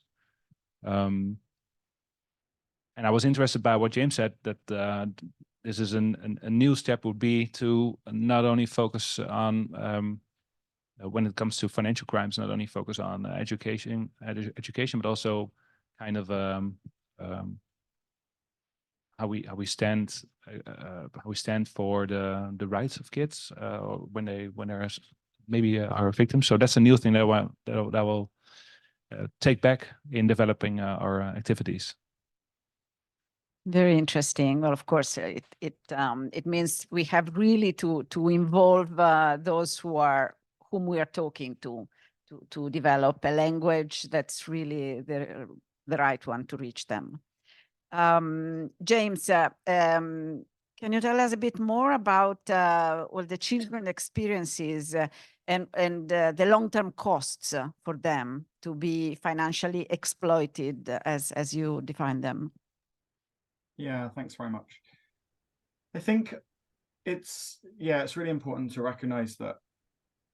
I think I talked a little bit earlier that I think we can talk about the kind of financial impact of fraud and scams, right? And we can talk about how important it is, therefore, that we educate children to be able to kind of identify them better, to protect themselves. But I think what's clear, at least to us in the UK, is that we don't know enough, particularly about kind of money laundering and fraud and where children are made to participate in these, about the kind of long-term costs. There haven't been studies done, for example, to look into it. And that's why the new action plan that's been launched recently is committing to actually developing research to better look at the kind of long-term journey, as well as to better understand how criminals are targeting children. But from our experience at the Children's Society and working directly with children who are experiencing this harm, what's very clear to us is that there is a really long-term impact from lots of different fronts. And it's also been interesting that the more we've begun talking about financial exploitation, even just over the last few weeks, you know, we've been involved in various things that have been in the popular media, where even using this term financial exploitation and slightly shifting how this subject is being talked about is leading to people proactively reaching out to share their stories. They're reaching out and they're saying, this is what happened to me and this was the impact. And I think what that really shows us as well is that when we slightly change how we talk about a problem, when we start to talk about how people aren't necessarily entirely responsible for what happened to them, that actually they were taken advantage of, that we need to help them, that we need to create a space to allow more discussion, people feel able to come forward. And so what we're hearing from all those examples is, one, that people felt really tricked and manipulated, that what these criminals were doing was really clever, was really sophisticated, and that it all seemed so convincing that even when they did have some awareness about being kind of making good decisions online, that the sophistication of things like the fake job adverts that we see in the UK, very, very well put together fake job adverts, and some of the other techniques, that it's not easy to spot, I suppose, and therefore. But then there's that shame that then they talk about experiencing, the shame of the fact that this has then happened to them, that they're then seeing messages that say that they're to blame, that they're responsible, and that they've committed crime. And there's a lot of, therefore, them feeling like they can't tell anybody about what's happening. And that then there's all that guilt, which we know then the criminals play on, you know, and it's very similar to other forms of exploitation where we see them manipulating these kind of emotions to kind of really make children have to do even worse things. So we see a big impact on their mental health. There's another thing. I think there's growing evidence about the mental health impact, long-term mental health impact of this. And when young people are having their credit ratings drop significantly, when they can't open bank accounts anymore, they're finding they can't go to university. And we've had adults reach out and say, you know, my whole life was wrecked from this happening. You know, I now can't access anything. I'm in real poverty, and that's placing me at real risk. And then we've also got the damage that's about some of the harm that these perpetrators actually use against these children. So we know that often this might start online, but actually it can involve then these criminals are harming children in the real world afterwards, it kind of progressing to real world harm. And that's where we see them being forced to do other things. And we also see them being forced to kind of, for example, share sexual abuse imagery online. So there's so many different impacts that we're really seeing. Thank you, James. So one is the really long-term costs of being manipulated, exploited when you're kids. And the second, the language that you have to use, I mean, to remove the shame in the behaviors. And this is very important for youth, of course. And maybe it's very important, we aren't talking about that, maybe one word at the end we'll do. That's very important also for elderly people, because that's another category which is really heavily victim of fraud and scams because of the manipulation of emotions, the lower digital literacy sometimes. So I think the language, the removing the shame is a very, very important thing. So maybe we manage another round of very quick response. So before asking to our audience to have questions if they want. Friederike, well, we've just heard about the costs, the long-term, long life costs of being victims. You have estimates, I think, of the total costs caused by illegal activities. Yeah, I think it's around 130 trillion rupiah, or about 10 billion US dollar. And most of the victims also young people. And it's been a big problem for all of us in Indonesia. But as I mentioned before, it happened before we have what's so-called omnibus law in finance sector. So after we have this, hopefully this will reducing, because now we have a very heavy sanction on this, like sanction for 1 trillion rupiah, and also a sentence for 10 years in prison. And also we are very we tackling down those offering, and also we chase all those criminals. We work together with Indonesia Police, and I think we are doing better and better now, Magda. Very good. Well, given this, that this is a big problem, well, not just for consumers, user, kids, but also for the financial sector in a sense. Is there, for Luis, are there bigger opportunities for coordination among different partners, including the financial industry, in doing something against this? So collaborations are relevant. Yes, especially when you consider financing projects and financing initiatives to promote financial education, financial awareness, and preventing frauds and scams. And the only way we've been succeeding at the Central Bank of Brazil, since public budget is increasingly drying up everywhere, is by partnering with the private sector or with the industry. I can give 2 examples. Our financial health index or financial well-being index, so we don't have the money to run field surveys every year. So we partner with our largest bank association to develop our financial health index. So we gave them our technical expertise, they developed the index, and they run this survey annually. The other example I would like to give is that we are inaugurating in 2025 the first museum on economics and financial education in South America, and we got the funds to build that museum from a public fund out of the Central Bank of Brazil. But to maintain the museum, we are launching a very innovative initiative, which is we are creating, with the support from our development bank, we are creating an endowment fund where we can channel private grants through to this endowment fund, and then we can tap on this endowment fund to support the museum, to support financial education initiatives at the Central Bank of Brazil. So those are 2 examples of how we are doing it. That's the last one is very interesting. Also an example for others who are doing the same, museums or other activities. Doralee, as well, how we can work together for this objective to overcome these challenges. Thank you, Chair. Yes, museum is actually quite popular these days. In fact, Hong Kong just launched our first digital investment financial learning experiential center just last Wednesday. It is actually the objective basically is to reach the unreachables.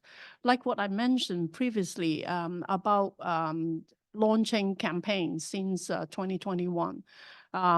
Basically, the TV ratings, all these brand tracking has shown that a lot of people actually already raise awareness about financial education, investor education, and anti-financial scam.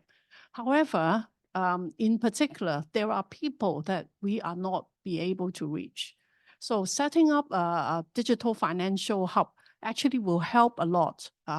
So the hub actually is quite small, not a big one, but it's all digitalized, providing an immersive experience whereby in particular on anti-financial scam, they can actually feel or listen to the call from the caller, whereby they are asking you for your bank account and password and all that. So we try to actually use, again, gamification and immersive experience that will cater for not just for young people, even children with disabilities or special education needs, children on wheelchairs, elderly people can actually come in. I have to say that collaboration should also focus on not just looking into the normal day-to-day education work. I think we should make sure that no one left behind.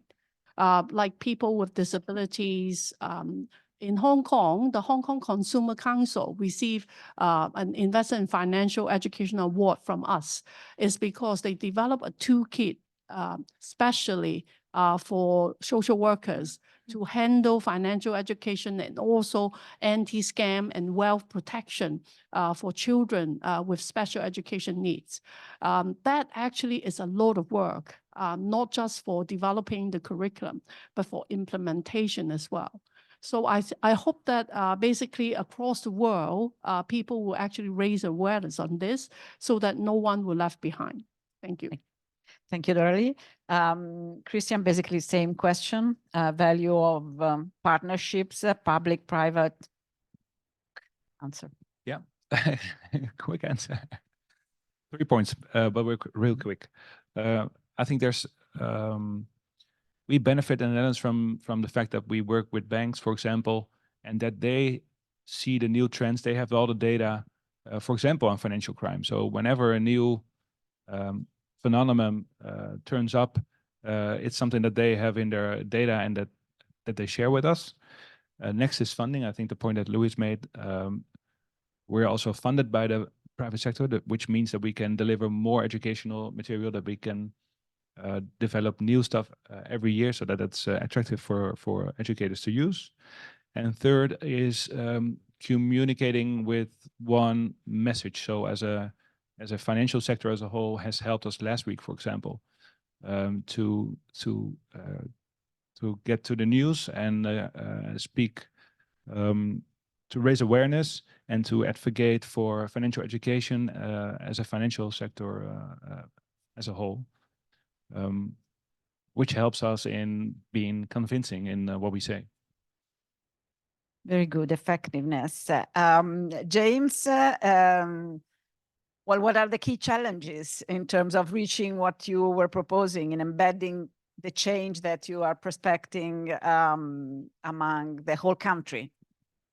Yeah, thank you. I think to link that question to the question for the rest of the panelists, I think that some of the key challenges are how we ensure that collaboration is really meaningful and that we're learning from one another. I think one of the things we need to really recognize, I think in certainly the perspective that we come from at the Children's Society, although I'm really glad to say that we've already gone on this journey where we're now very clearly working in partnership with the UK government. You know, we're approaching this issue together. I think sometimes it can feel in the voluntary sector like you're the champions of seeing children one way, but you don't have the level of influence to be able to really make the change. And I think what's been so powerful is being able to do that with the government. And now with the action plan that's been published, it's really the government, NGOs and the financial industry and law enforcement all working together, which I think is the only way we can tackle this issue. I think we need to recognize that we come sometimes at issues from different perspectives. I know that from the many conversations I've had with people across the banking sector that, let's be honest, the driving motive to tackle money laundering is about financial loss. And so that is where initiatives to respond have so far been targeted. And they are the first to admit that they are not experts in understanding child safeguarding and protection, for example. And so I think what this really shows is the value of collaborating by bringing people who do have that expertise together with people that have financial expertise. And I think, like my panelists said, also some of the fundamental budgets to actually fund initiatives. We're now therefore looking at the potential partnerships that are going to lead to specialist programs of work to work with children we know have been exploited in this way. Because until we get that level of expertise and we start to learn from young people about what's really going on, we're never going to have a full picture of the issue. I think I also just want to echo the point about inclusion as well, and just want to note that there's growing evidence to say that children with learning disabilities are targeted more than other children in this way. We also see that refugees and migrant children are targeted, all sorts of different kind of marginalized groups, but that this affects all children. And so we have to make sure initiatives kind of balance all of those different things. So I think there's, a whole range of different challenges, but crucially, we solve them by working together. And sometimes working together means having the challenging conversations, but doing so in a supportive manner so that we can kind of forge a collaborative solution. Thank you, James. So again, collaboration, having different perspectives is very important, and leaving no one behind. The different groups who might have different needs are to be addressed as well. So we have some time for some questions from the audience. Okay, I see already 3 hands. Can you tell us who you are and whether you want to direct the question to someone specifically from the panel? Okay. All right. Okay, first of all, thank you for the opportunity. My name is Chania. I'm a researcher from Universitas Indonesia, but now I'm studying in Netherlands at Erasmus University Rotterdam. But let me speak as a representative of Global Money Week participate, because I've been participating since 2017, and I've been delegate in 2019 as in South Africa to represent mother and children's financial inclusion community in Jakarta. So my questions is for all the panels, because it maybe sounds from my members in my community. So I have a question that inspired from my literacy program community in Indonesia called Genbi. In Indonesia, the use of e-commerce now rising, and then we have a payment gateway called PayLater. It's like a fintech, like a peer lending. And in e-commerce is surging. By now, PayLater has become a top payment method after cash on delivery. However, low financial literacy among teens leads to difficulty in repayment and resulting in depression and even suicides. There's a lot of, all of my members reporting that their friends suicides because they cannot repayment the PayLater. And they are among teenagers. From my perspective, weakness in regulatory protection occurs due to ease of accessing BNPL or Buy Now Pay Later service by simply in my country, in Indonesia. The access to have BNPL access is only ID card that accessible for teenager since 17 years old, without works experience, without salary report, without bank account have. And then maybe this question is, what regulation can address this financial literacy program that maybe can help the teenagers to prevent the risks because this fraud? Thank you. Thank you. I guess Buy Now Pay Later is becoming a huge issue everywhere. I guess it's, in a sense, more an issue for the next panels because it has really to be addressed from a consumer protection perspective. But if you have some ideas, Frederica, start. Thank you. Yeah. Thank you, Chair. Hi, Chania. I'm proud of you as millennials. You have actively joined this financial education program. BNPL is rising in Indonesia, and it really paid to our attention because the numbers is scary. Like I have also experience. Like my former assistant from my previous place have a loan in BNPL, and he put me as a emergency contact. So every day I was called by a debt collector. So, and that's for what? For lifestyle, for birthday party, for everything, because everything make very easy in a BNPL. And it come to my surprise that I talked to some of the BNPL provider. They said that we don't mind as long as the profit comes to us. Like he was joking. I said, just that's very wrong wrong thought, because these young people is your future customer in the future. If you let them die now, you will not have your future potential in the future. And I said, so I think three things. First is financial education for young people, especially the one that I mentioned, Chania, because of young people of FOMO, FOPO, and YOLO. Yeah, be careful of that. And the second is market conduct supervision. So it has to be a collaborative action. We cannot do it ourselves, regulators or organization, also with all the market players. All we have to do it together. Otherwise, we cannot stop this by ourselves. So continuous financial education, market conduct supervision, and also consumer protection. That has to be all come together. I think that's from me, Chania. Yeah. Thank you, Frederica. Yeah, what makes it really difficult is that it's very, very easy, and people don't pay too much attention about being late. And then the way that providers gain is actually from people being late. So that's a real difficult issue here. I don't know whether anyone wants to add something. Otherwise, we go to the next. Christian. I think in Europe, there's a new regulation coming up in 1 or 2 years that imposes some forms of protection. Some forms of protection, yeah. So that buy now pay later is seen as a consumer credit, and that suppliers must check the credit worthiness of their clients. We've seen the same problem in the Netherlands as well. That buy now pay later is used for stuff that's really not necessary. It might be a sensible solution. It might have been a sensible solution for my son actually, because he was ordering his Nikes from some unknown web shop, and this could have prevented him from checking whether it was delivered and then paying. But we've seen in the Netherlands as well that it's mostly lifestyle stuff. Our minister has actually, while he's waiting for new regulation from Brussels, he has collected all the suppliers in the Netherlands, and he has, I'm not looking for the right word, but he has said to them, you have to take this very serious. So I expect you to do a better job at protecting young consumers. He has been pretty successful in that. So that is one way, just addressing the fact that they are causing problems and not doing enough to prevent it is one way, except for formal regulation, I guess. Okay, I guess we can take a quick question. Yes, thank you very much.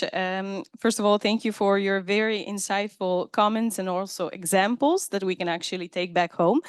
My name is Mia Junuzovic, and I'm here as a representative of the Dutch Financial Markets Authority, the AFM, that is the financial conduct supervisor in the Netherlands. And my question actually relates to the topic of collaboration and also the role of social media. And before I pose it, I would like to give you a bit of context why I'm asking this question. So I think social media, on the one hand, it plays into and exemplifies the fears that you mentioned, the FOMO and the YOLO, because it represents a certain lifestyle that young people aspire to, and not necessarily because they're looking at their peers, but also because they're looking at influencers, celebrities, people leading a certain very expensive lifestyle.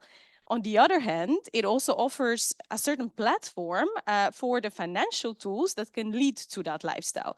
So you mentioned influencers as a very good example, but also, of course, buy now, pay later, one very hot topic at the moment, which is not necessarily a scam, but it does play into that type of lifestyle and is very easy to access, even though it's actually not designed for kids and for teenagers.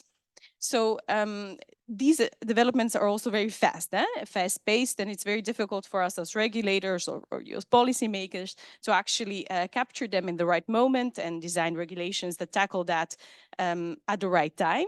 So I was wondering, what are your thoughts and what is the role of social media, so the facilitator of this type of behavior and tools and etc. Because you talked about the financial sector and the policymakers and the regulators, but is there also a role for the facilitators? Thank you. Well, any thought about that? I guess some of you use also social media to do financial education. Who wants to say something? Yes, we do use I mean, I didn't mention that.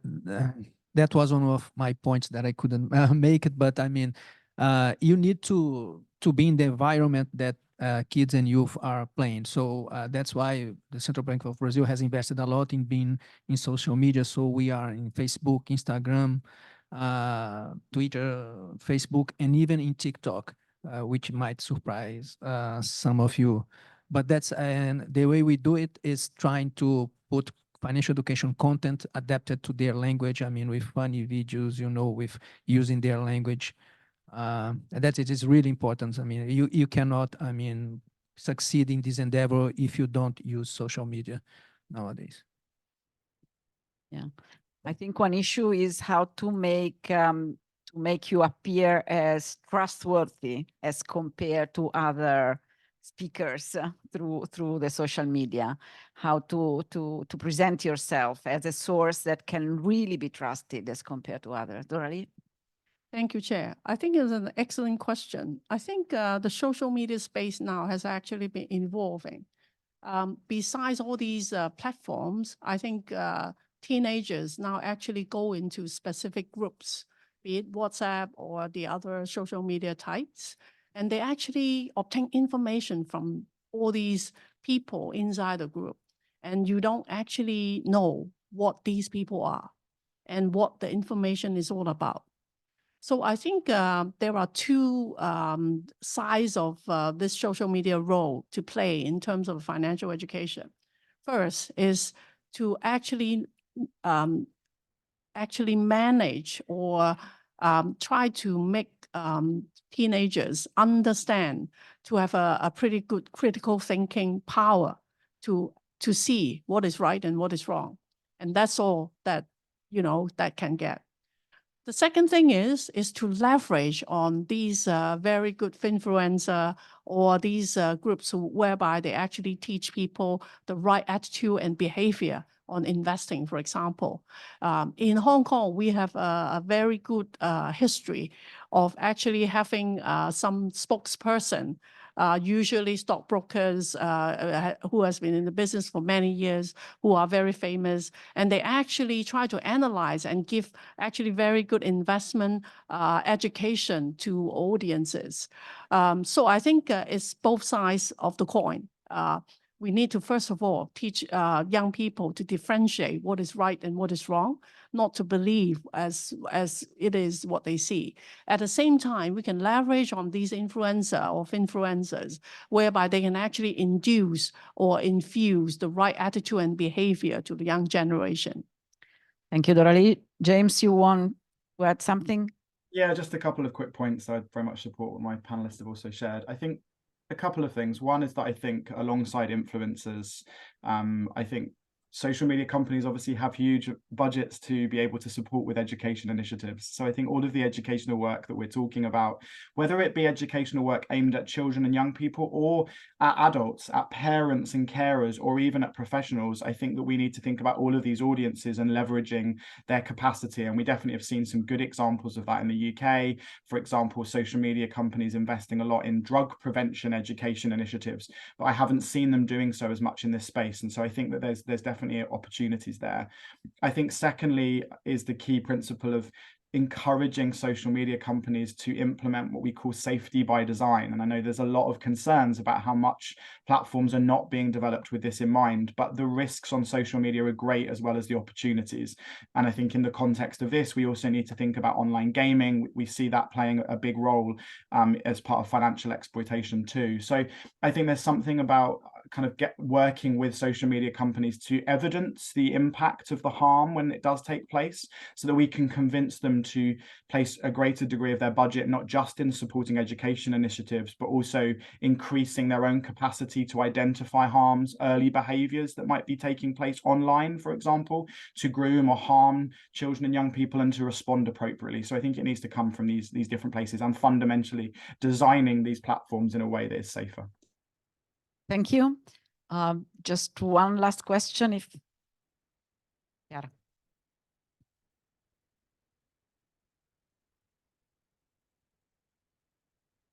Thank you. I just wanted to bring in the views because we have like 300 people connected online. So you may or may not know, but many more people than we have today in this room. So I also wanted to share one question from the online audience. It's not from me personally. So it's from Kapila Kumar, who is following us online. And so this colleague is asking, what is the most effective communication channel or strategy to disseminate this type of messages? So if anyone has anything to add. One word each. I think some effective ways. First is through a school. We have a training for trainers, for teachers, and also through families. We also have program for women, so they can teach the children. And we also have a what's so-called task force on that we have like around 500 more task force in Indonesia. So we work together with the local government and stakeholder in the region to work together to do the financial education and also financial inclusion. That's what we have in Indonesia. Luis. Don't have much to add. 3 words: school, family, and social media. Great. Doralee. Thanks, Chair. We actually do a consumer insight generation focus groups in December to prepare for our campaign, which just launched this month. Very quick. First of all, the messaging needs to be short. Don't waste my time. Secondly, it needs to be fun. And thirdly, it needs to be beautiful, pretty, whatever. Beauty lies in the eyes of the beholder. So find it and then be pretty. Christian. I don't have much to add, but if I had to choose between all of that was mentioned, I'd say schools, also because of the way that education works as a equalizer and as an includer. If that's a word, but I would say school. James.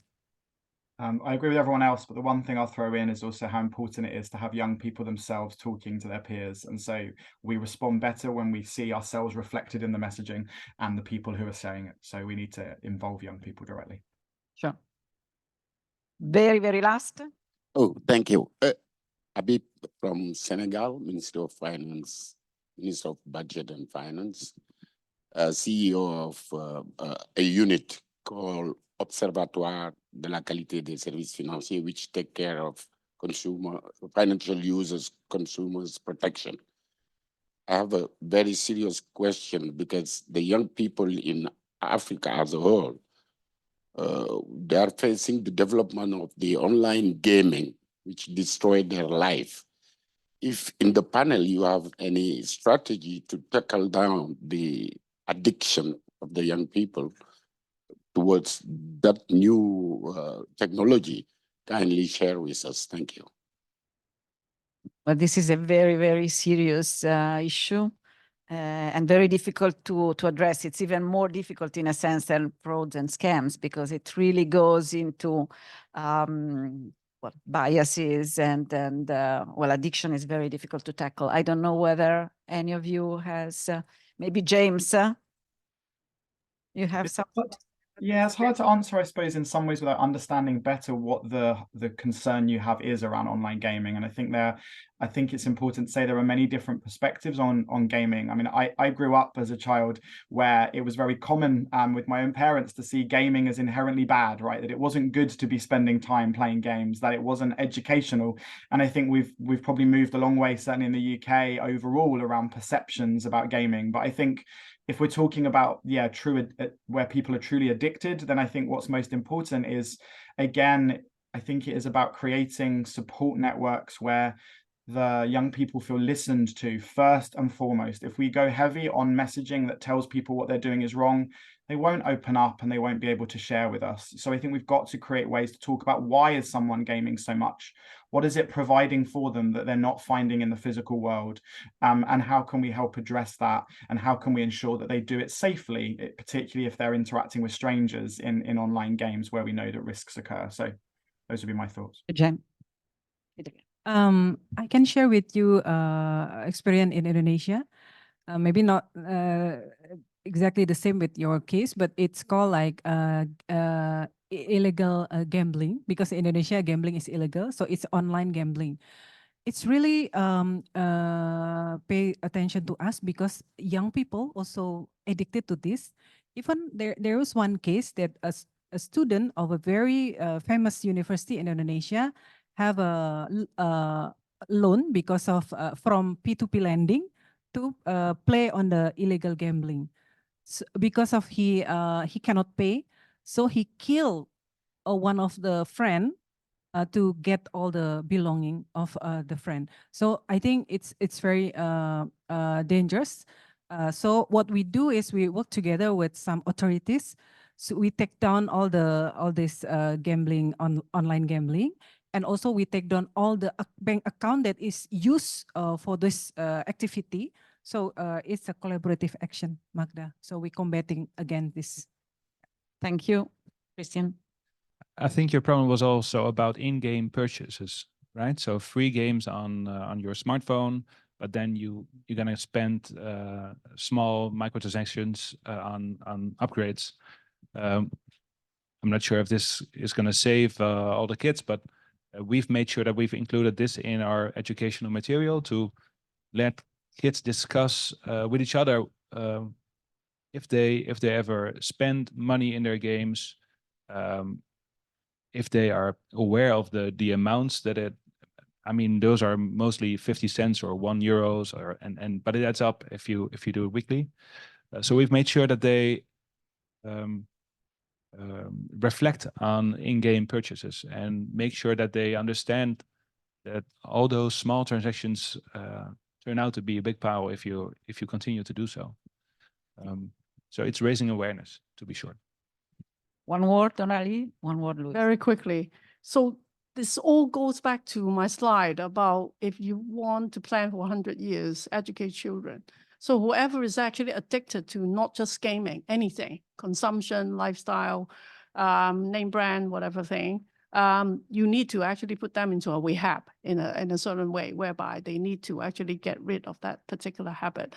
But I think we need to focus more on getting the value and right discipline for children so that they can actually play games. There's no problem with it, but they need to know how to regulate. And that applies to overconsumption, over any other thing, even eating.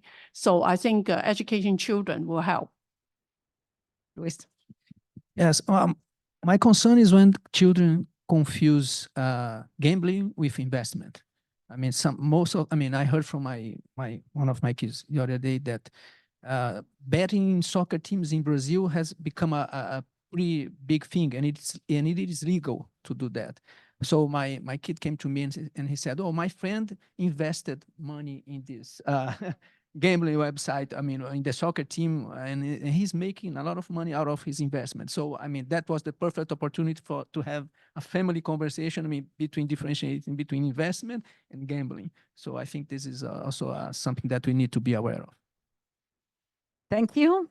Thank you to everybody. I think we had a very wide overview. we've learned that, well, this issue is very hard to address because we know providers or even criminals are very good in exploiting our weaknesses, our attitudes. Youth, young people might be less aware, but what we learned is that they can learn faster, so we can really invest in the future 100 years. They learn more from peers. It looks like they need a specific language, but they really learn from other people that have the same language, the same attitude. We have learned that we need a really multifaceted approach because it is a difficult issue. Schools are essential. We have to start first. Education has to leverage out the differences that are in society. But of course, on the other side, we need protection, I would say. And this leads us to the next two panels, and we'll hear more about this. Thank you very much.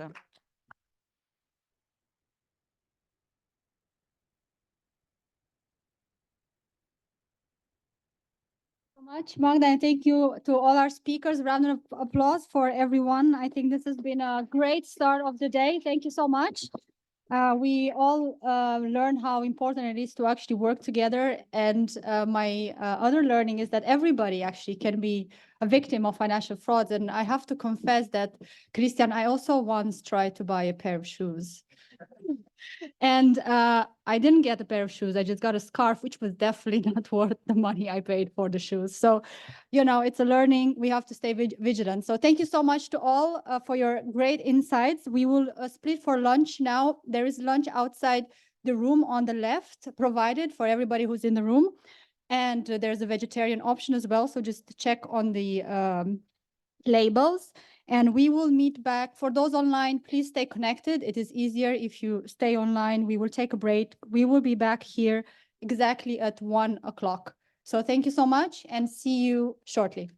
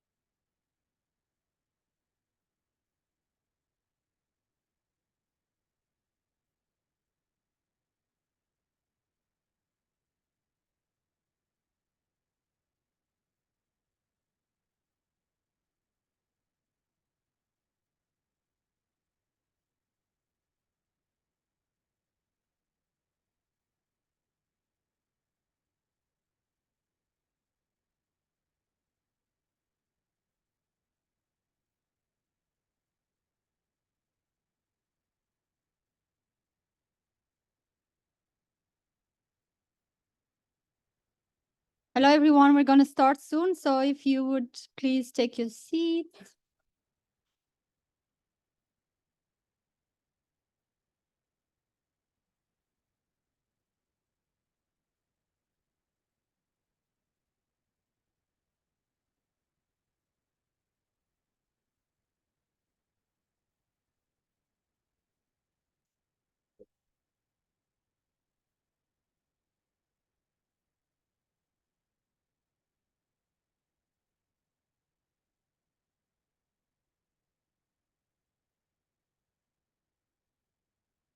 Welcome back, everyone.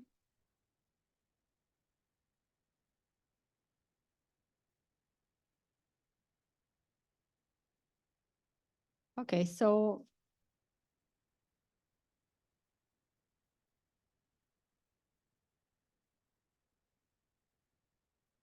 I think we are ready to start. Welcome back.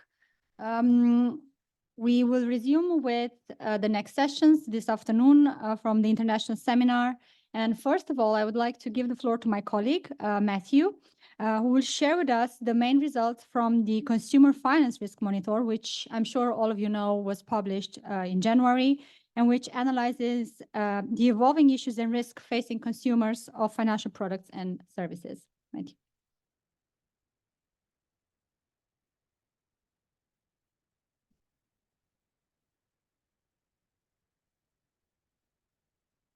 Thank you, Bianca, for the introduction. And thank you all for coming today. And thanks for the opportunity to share with you some of the key findings from the OECD's Consumer Finance Risk Monitor, which, as Bianca said, was just published in January. I would also just like to say before starting to thank everyone who responded to the questionnaire that created this report. I know that there are many of you in the room today and joining us online who contributed submissions to the questionnaire. So before jumping into the data, I just wanted to take a moment to express our appreciation for that. So to give a bit of background on this publication, this is, as you know, a key focus of the Task Force on Financial Consumer Protection is identifying and considering issues and risks that affect financial consumers, and therefore the policymakers and oversight bodies who are responsible for financial consumer protection. So to facilitate this, in 2002, the task force approved a proposal to create a consumer finance risk monitor, which, as you can see on the slide here, is in line with other types of publications that the OECD produces on a variety of topics, some of which you might be familiar with. When we set out on this project, there were three overarching objectives, overarching and interrelated, I should say. Identifying and tracking trends over time. So this is designed to be a recurring exercise. This is the first edition, but eventually to be able to see how trends evolve.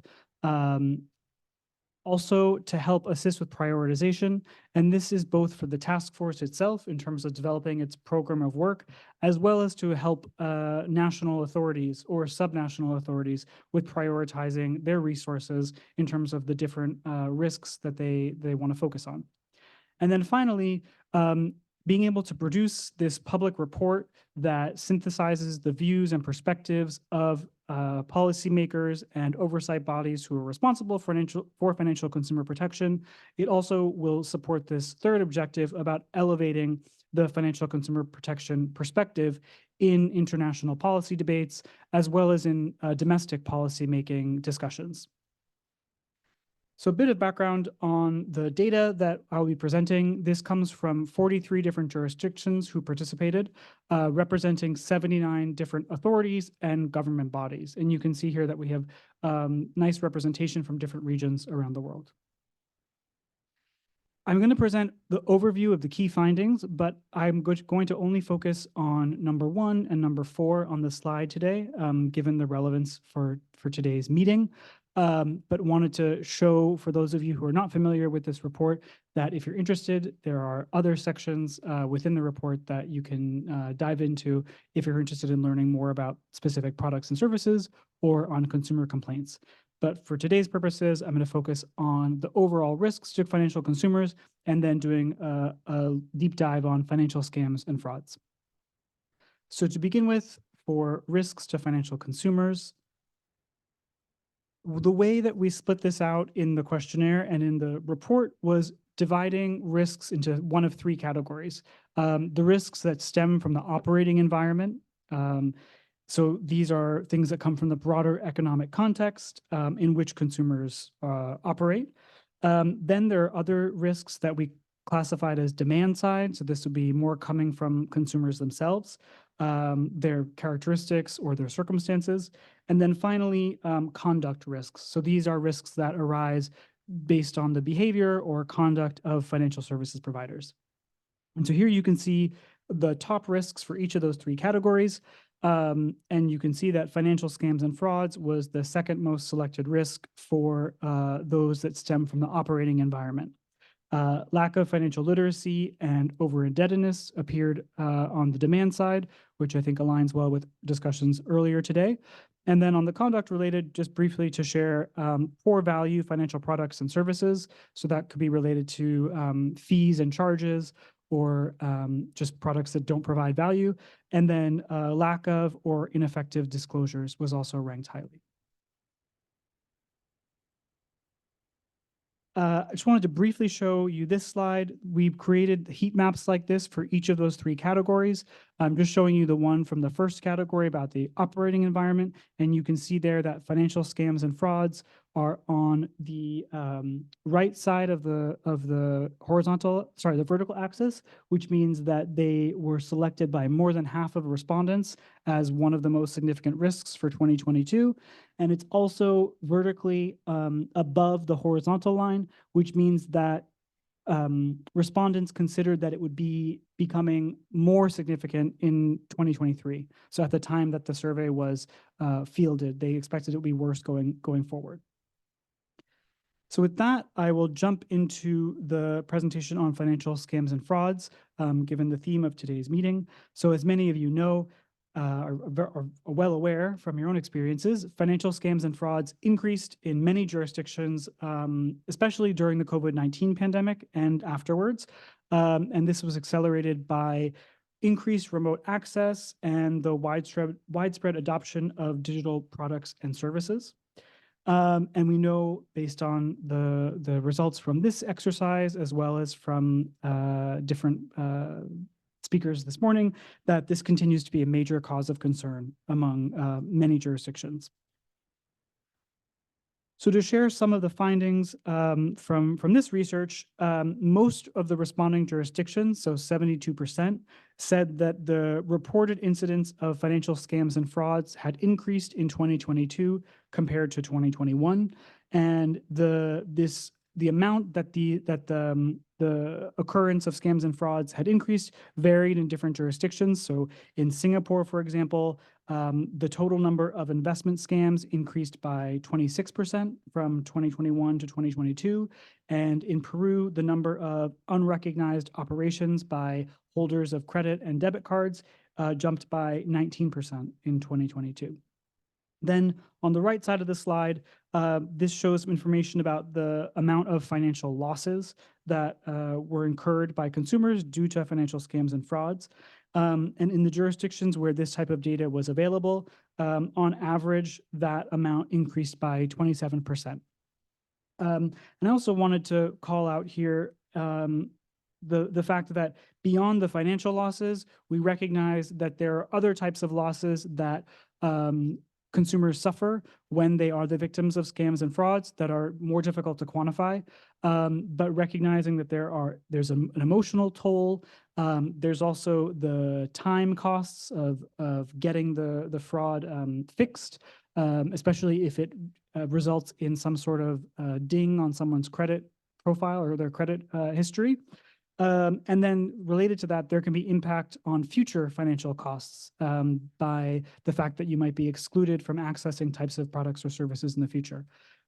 So we don't have a synthesized number to represent all of that, but just wanted to call your attention to the fact that there are other less quantifiable costs as well that arise from this type of these types of crimes. We also asked about the most common types of scams and frauds. Again, this is looking at 2022. So the first one is tricking consumers into providing personally identifiable information. And the second one is about fake schemes that tempt consumers to either transfer money, to invest money, or to buy fake insurance, for example. And then others included the posing as representatives of financial institutions, which one of the speakers mentioned earlier, and then debit or credit card fraud as well. In addition here, the report goes into more detail on other typologies of fraud that were reported. So I have just set some out here on the slide, but wanted to as well note that in addition to the data that I just showed about the volume of frauds and scams increasing during the pandemic and after the pandemic, in part due to the increase in increase in the adoption of digital products and services, many jurisdictions also noted that there was changes in the types of frauds and scams. So in the past where maybe there were more things that happened over the phone, now there were platforms, there were websites being created that looked like or mimicked the websites of an actual financial institution that was a supervised entity, but done in such a way that the average consumer would not know that it wasn't actually that bank's website. So I thought that was an interesting observation that several jurisdictions shared with us, that it's not just a question of the volume increasing, but also that there's been a shift in the types of frauds and scams. So it's not the same ones that perhaps authorities were more used to seeing. Next, I'll share a bit on the regulatory and supervisory responses. So I don't want to go into too much depth on this because this is what we'll be hearing about in the panels this afternoon. But just to share a few of the responses that were highlighted by the respondents to our questionnaire. These include things like enhanced authentication requirements, which was also mentioned this morning, publishing warnings, working with search engines and social media platforms to downvote or to give less of a platform to accounts that are promoting scams, and then working with law enforcement and industry associations through task forces and working groups. And we'll hear more about that, about those types of collaborations in the panel session that will be just after this presentation. So to wrap up, in addition to going into these deep dives on different market sectors or different types of risks and frauds, the report also takes a perspective of what are more cross-cutting or thematic risks that we saw. And so a few of these are on here. The first one, as you can see, is increasing incidence and the complexity of scams and frauds. And then there are a few others that are relevant for today, for example, including crypto assets, finfluencers, and greenwashing. Then in terms of the responses to the current and emerging risks, and this is where I will wrap up, there are four kind of major themes that we saw coming through in terms of how governments and how oversight authorities are trying to address these risks. So one is through implementing and improving comprehensive financial consumer protection frameworks. And this is often using as a basis the G20 OECD high-level principles on financial consumer protection. And of course, we encourage authorities and stakeholders to reference that as the leading international standard on financial consumer protection. We also heard a lot about jurisdictions strengthening the supervisory capacity, and in particular with a focus on culture, on recognizing the importance of firm culture in setting the tone and how that also relates to the products and services that are ultimately made available to consumers. Also a focus on protecting the consumers who are at a heightened risk of vulnerability, whether due to certain characteristics or life circumstances. And that's a work stream that the task force will be carrying forward throughout this year.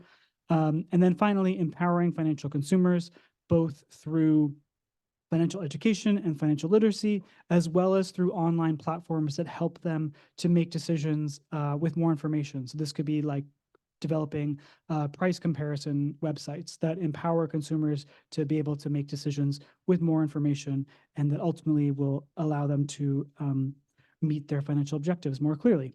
So with that, I will wrap up. There is a QR code here if you'd like to download the report yourself. I promise this will not take you to a fraud or a scam. This is really straight to the OECD website. And with that, I'll hand it back to my colleague, Bianca. Thank you so much.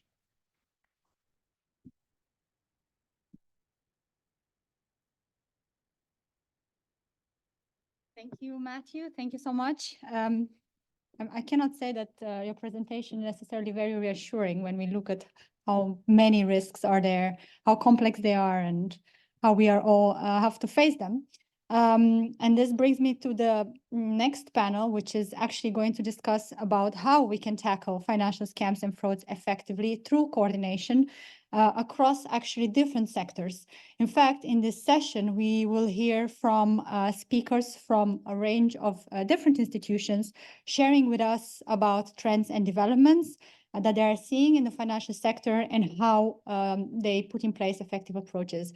I would like to invite Nisha Arora to moderate this panel discussion. She is Director of Cross-Cutting Policy and Strategy at the Financial Conduct Authority in the UK, and also very importantly, Chair of the G20 OECD Task Force on Financial Consumer Protection. Nisha.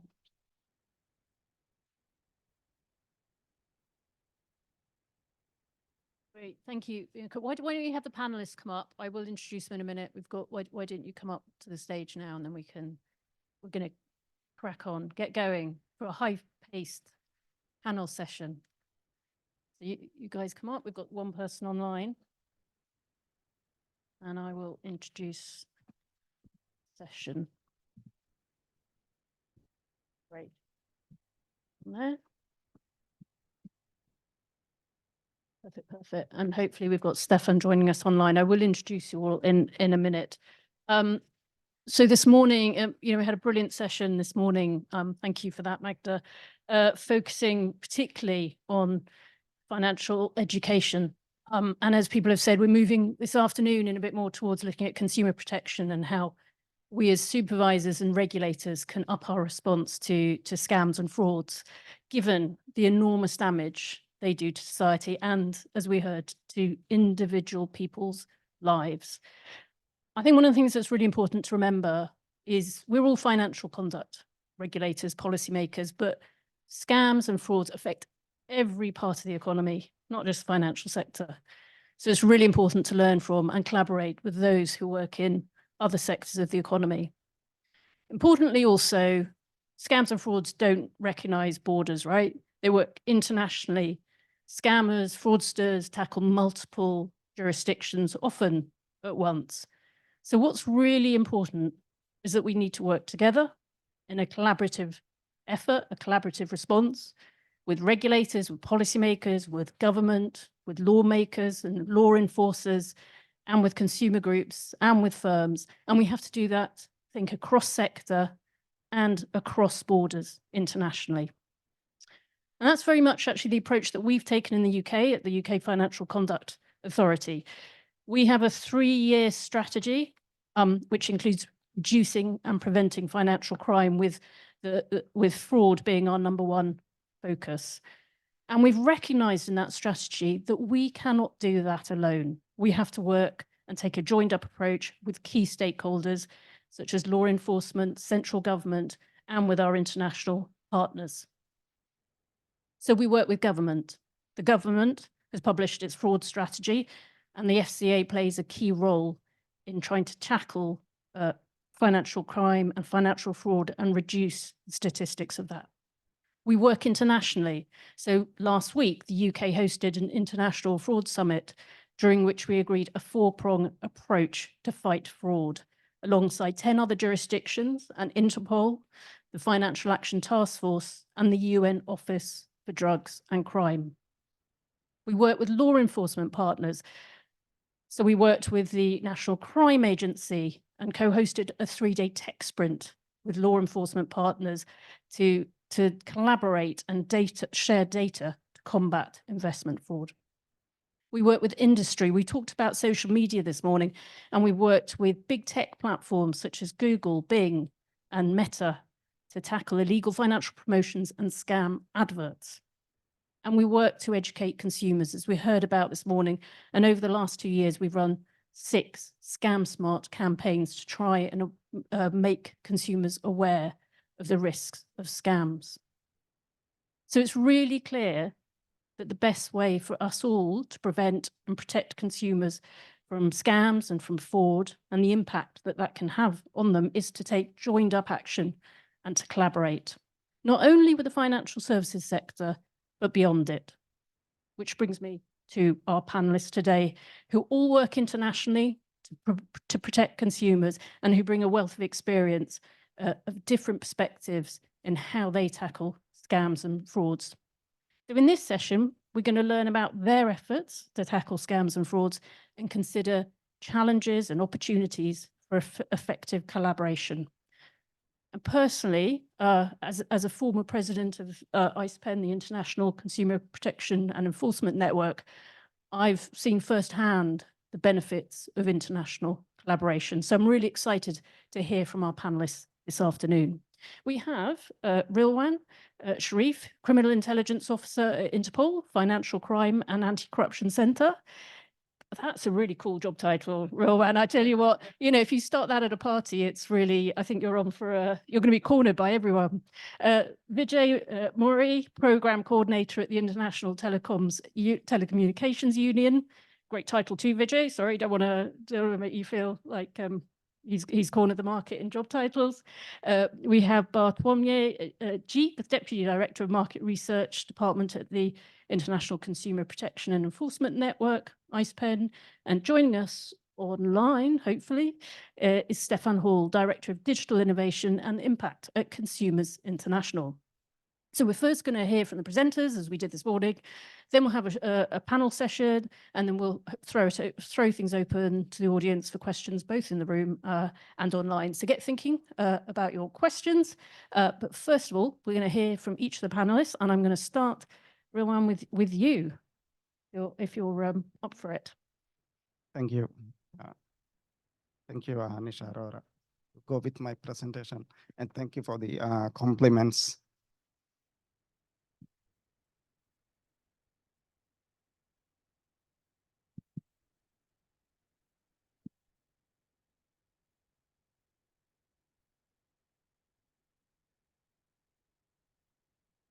Thank you, everyone. I hope all had a good lunch. And yeah, as Nisha Arora has said, I'm Rilwan Sharif, and I'm CIO, Criminal Intelligence Officer at Interpol Financial Crime and Anti-Corruption Center. I'm a seconded officer.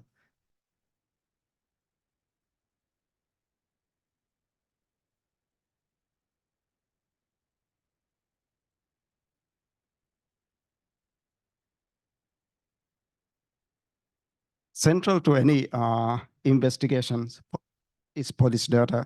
This can be name or photo of criminals or forensic evidence such as fingerprint or DNA. It can be a stolen vehicle or passport number.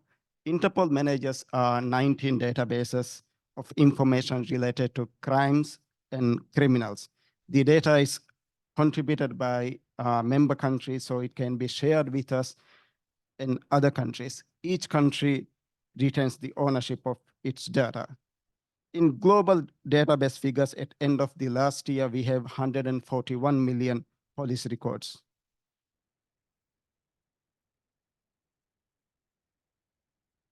Interpol notices are international request for information, cooperation, or to warn of threats. They allow police in member countries to share critical crime-related information. The most well-known is, as you all know, the red notices. I think there are some people have seen, there are some movies about red notices, but totally what we have seen in movies is totally different. In red notice is international wanted person notice for someone wanted by a national jurisdiction, either for prosecution or to serve a sentence based on an arrest or court decision. When it comes to financial crimes, the most common two types of notices are blue notice and purple notice. Blue notice is used to collect additional information about person's identity, location, or activities in relation to a crime. Purple notice is used to seek or provide information on modus operandi like objects, devices, concealment methods used by the criminals. At the end of the last year, there were more than 74,000 red notices. The majority are issued only to law enforcement, but around 10% of notices can be seen by our public website. In IFCAC, Interpol Financial Crime and Anti-Corruption Center, we focus on three main crime priorities: fraud and payment crime, anti-money laundering, asset recovery, and anti-corruption center. We have a mixed team of support staff, seconded officials, and contractor staff and analysts as well.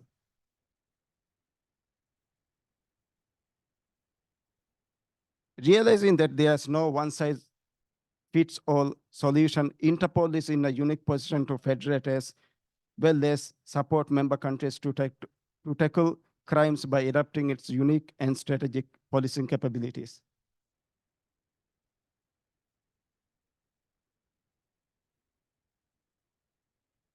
As a forefront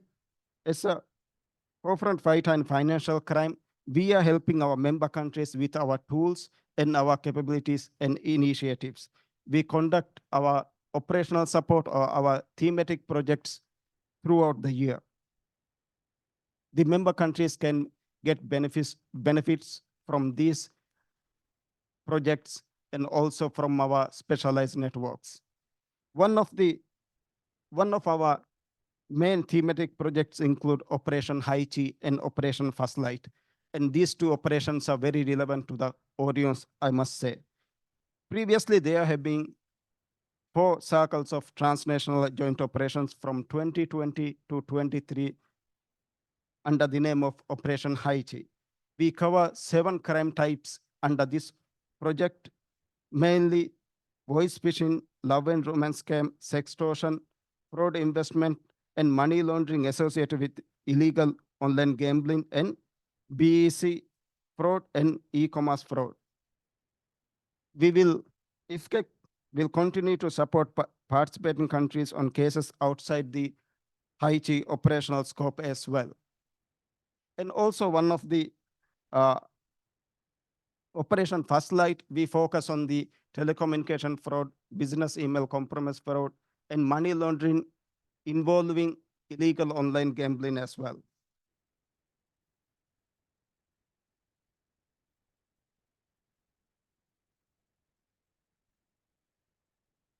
Interpol recognized the value of financial intelligence community to law enforcement work in fighting transnational financial crime.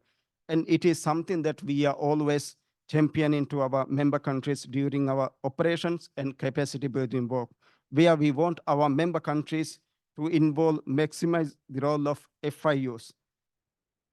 This initiative is essentially about Interpol NCBs extending access of Interpol databases to their national central units, which will provide FIU access to police data from Interpol notices and nominal databases. This will enhance FIU's ability to cross-reference the large volume of STRs against Interpol notices and databases.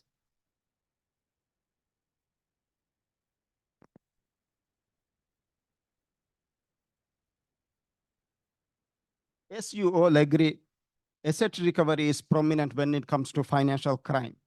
This is one reason why we introduced Interpol Global Rapid Intervention of Payments.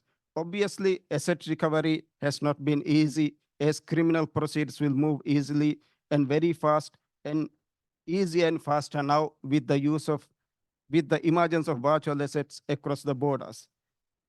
For the requested jurisdiction to take such stop payments measures in a timely manner, jurisdiction A should send the IGRIP request as early as possible with sufficient information, and jurisdiction B should recognize the request and react on it as early as possible. By keeping us informed through IGRIP mail account, it enables us to closely follow up with IGRIP requests with a higher priority. IGRIP can address these concerns requesting jurisdiction as Interpol will follow up with the request so that the request could be delivered to the correct hands of the requested country with a proper authority to react on the information shared by the IGRIP request.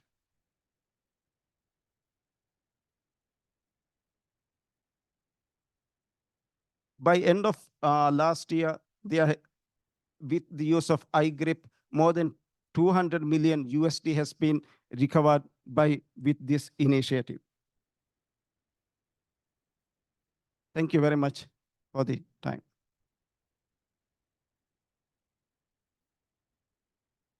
It's brilliant. Thank you for that. I think it's clear from what you've said, how prevalent scams and frauds are, but also the different nature that they take, and the crucial role that you play in gathering intelligence, disseminating that through your databases, and using your mechanisms to collaborate and, as you say, hopefully recover funds for consumers. So thank you. We'll come back to those topics in a bit. Vijay, over to you now, if you'd like to say a few words. Thank you. Yeah, thank you. Thank you very much. And good afternoon, everyone. So I'm going to talk a bit about the work of the International Telecommunications Union in this area of financial scams. We've been working mainly in the area of digital financial services, looking at the security aspects of digital financial services, specifically, how the telco services could be exploited, for example, for financial scams and other types of, fraud as well.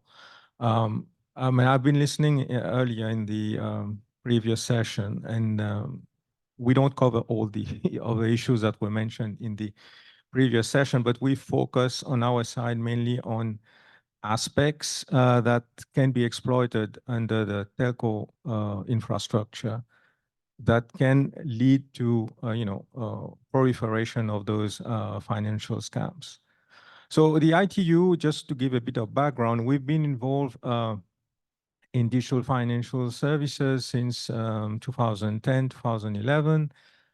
We had a partnership with the Bill and Melinda Gates Foundation, the World Bank, and the Banks for International Settlement from the period 2017 to 2021, which was the Financial Inclusion Global Initiative. And under this program, we developed a number of reports addressing the security issues of digital financial services. And we developed a DFS security recommendations highlighting specific guidelines that maybe are adopted by regulators from telco sector and also from the financial services sector. And these recommendations contain a number of technical guidelines. There's at least 4 specific guidelines within those recommendations. So there is first one is a model memorandum of understanding between the telco regulator and the central bank related to security for digital financial services, because as you know, the digital financial services cover both sectors, financial services and also telecoms, because you need the telco infrastructure to provide the required support to enable the transaction to happen. And we focus a lot on these recommendations on the situation in developing countries and also low-income countries. And it was actually one of the reasons why we had the focus group on digital financial services, because the ITU, we brought together the telco regulators, and then we had the Bank for International Settlements and the World Bank, which bring together the financial services regulators to have this dialogue on how we can address security for digital financial services. And we found that, during the period where we were doing the study on the Financial Inclusion Global Initiative, that there is a need to actually coordinate security responsibilities of both regulators and to also get them to interact to address those security issues. Because the financial scams, for example, just to give an example, by the time you take action, if you don't take action very quickly, financial scams will have already done the damage at society level. Yeah. And there is a lot that can be done if both regulators speak to each other. So for example, if the telco regulator is made aware about, a specific service, which is like a website or fake website, it can take down this website very quickly. But this communication, these collaborations need to happen. And this is one of the objectives of this model memorandum of understanding. The other issues was about vulnerabilities in telecom infrastructure. And one thing that we noted is that if there is if there is a scam that happens or which exploits a vulnerability within the telco infrastructure, or if there is a hacker that that makes can gain fraudulently access to someone's data or make transactions without them being aware, the telco operator will never be there's no how should I say, there's no they are not penalized on that sense, even though their network was actually infiltrated, for instance, and it's very hard to show that. So we found that there are certain recommendations around mitigating some of those vulnerabilities that relate, for example, to the signaling SS7 level layer in the telco infrastructure, and also with regards to securing of mobile payment applications. And then, of course, there's other fraud issues like SIM swap fraud. For example, someone can gain access to a mobile account of a consumer, and then they can impersonate that person and conduct and take over the account itself. So there are a number of issues that exist, and sometimes the regulators, they rely on the DFS provider on their side for the security. So what we did on our side and through the Financial Inclusion Global Initiative is to develop those recommendations, which we're now working with regulators in emerging economies to ensure that they adopt those recommendations going forward. And we are also putting in place, helping them to put in place those measures that provide guidance to mitigate, for example, SIM swap fraud, but not only SIM swap fraud, but also address the collaboration among different regulators or authorities from the two sectors on how they coordinate on security for digital financial services. So at the ITU, we have set up this DFS Security Lab, which I lead. And we coordinate with regulators, both telco regulator and the central bank in emerging economies. We help them to conduct security audits on mobile payment apps so they can identify, whether there are any vulnerabilities that needs to be addressed. We have also a knowledge transfer program for regulators to be able to conduct the test themselves instead of them sending the applications to the ITU to be tested. We have this knowledge transfer program where we can train the regulators to conduct the test themselves. And we also develop a cyber resilience framework for DFS critical infrastructure. And this was done with Deloitte Consulting, where we are helping the regulators to be able to assess the critical infrastructure for DFS and also take actions, on any areas or weaknesses that are found. We also have a networking platform for regulators to share information on threats and vulnerabilities related to digital financial services, so they can also be aware about the different risks as well. So this concludes my presentation about the work that we are doing on digital financial services security, and be happy to take any questions later on. Thank you. Brilliant. Thank you. Thank you, Vijay. I'm sure I'm sure there will be lots of questions. It's fascinating work that you do, and I think it emphasizes how particular, infrastructures, whether it's payment systems or telecom systems or social media platforms, can be used as areas of weakness and exploitation by those scammers and fraudsters, and the importance of sort of targeting those and strengthening those systems.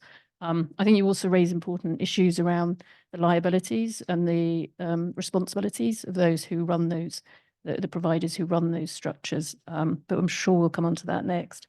So we're going to move on to you, to Bartłomiej, who's going to tell us a bit about your experiences in IcePen and tackling frauds and scams. Thank you.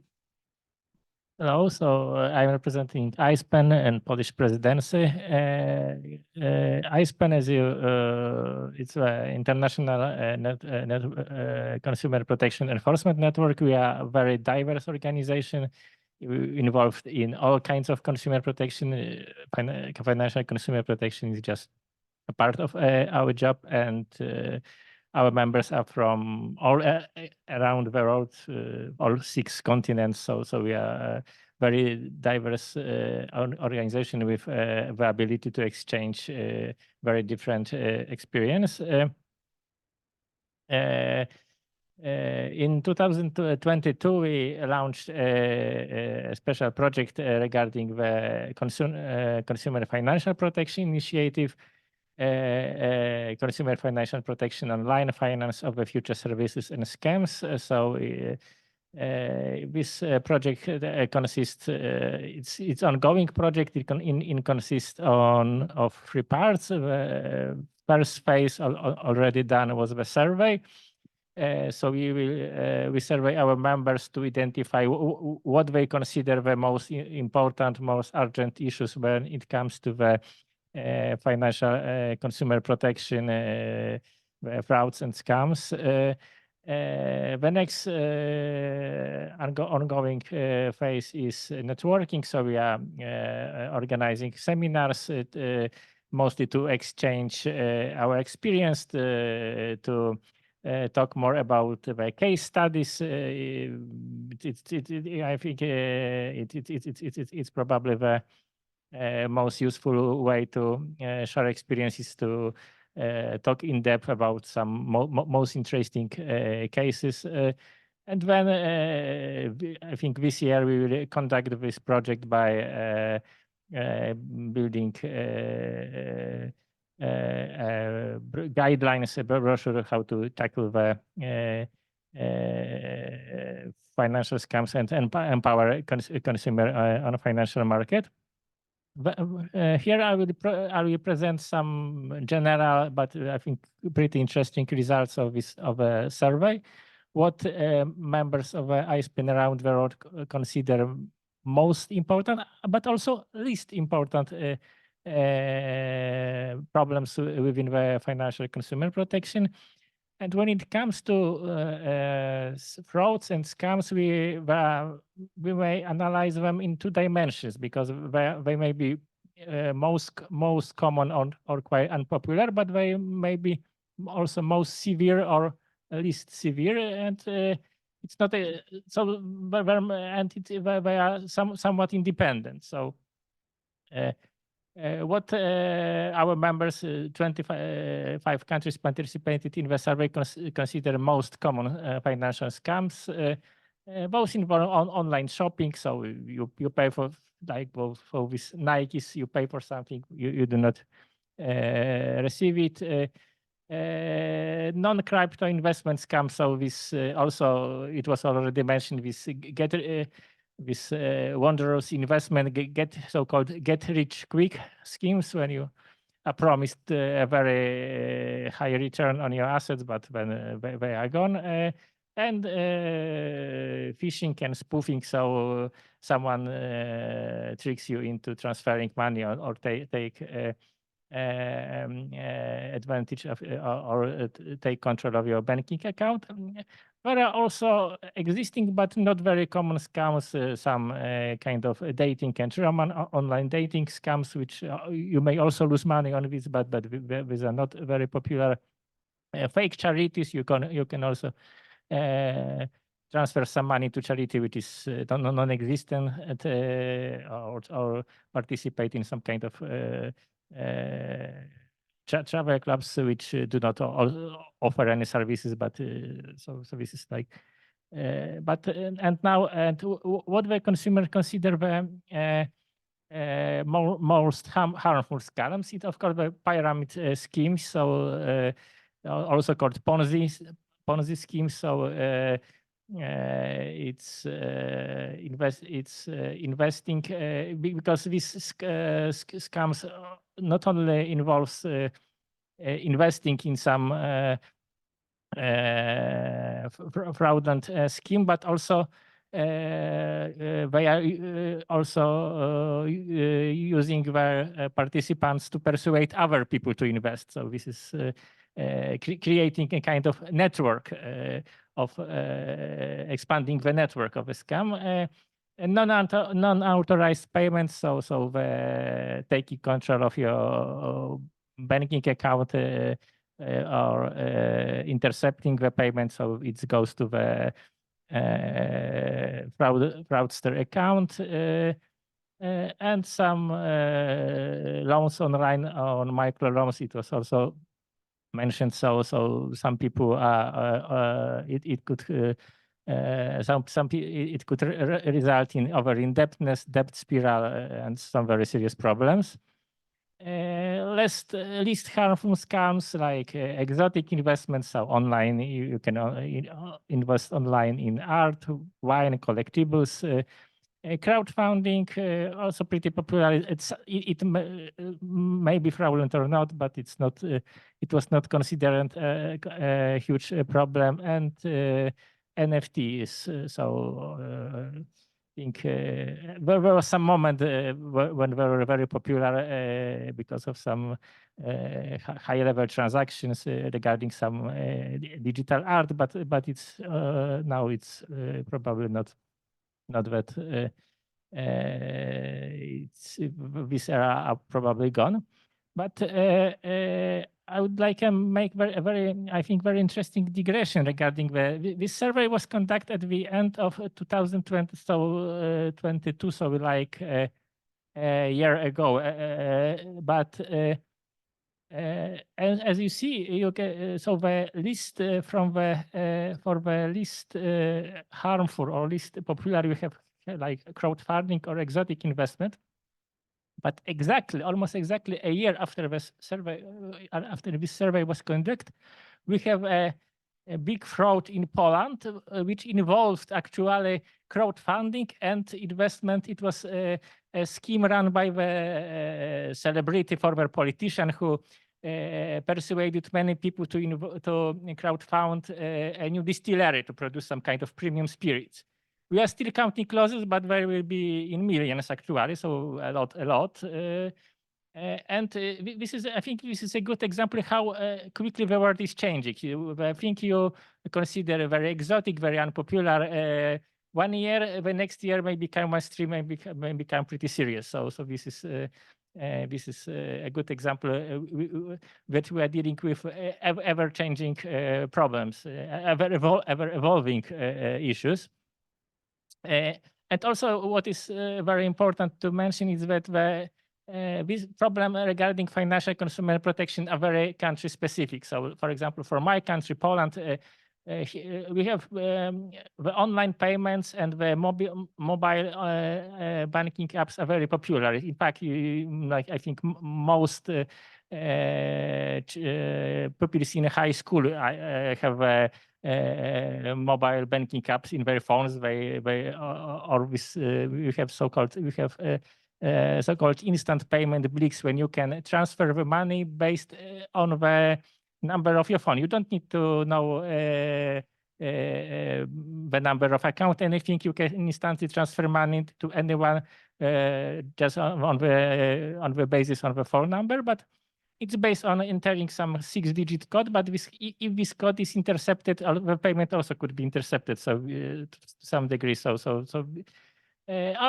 this push, it was also mentioned with authorized push payments. Where very popular. These are frauds popular with online marketplace when you make a transaction on the marketplace and when you receive information that oh, please make a payment, but it was actually intercepted by the fraudster. So you are not making the payment to the seller, but to the fraudster. And for example, instead of transferring 200 zlotys, you are transferring 2,000 because they look almost like the same. It's only 0 difference. So instead of paying 200 zlotys for the seller, you are transferring 2,000 zlotys for the fraudster just by authorizing transaction on your mobile phone. But for example, Kenya, which also participated in the survey, have a very different problems for them. The microfinance applications are the most problem because in Kenya you have a lot of people, a lot of financial transaction are based on this microfinance application, not on the banking apps. And also the predatory misleading lending via online platforms. You are taking online loan, but when it appears that the interest rate is exorbitantly high, they also use your personal data to some. They also use your personal data to some degree that was not agreed in the contract, etc. So to conclude, the scams, when it comes to the financial scam, the environment is very quickly evolving and the problems are very country specific. Thank you.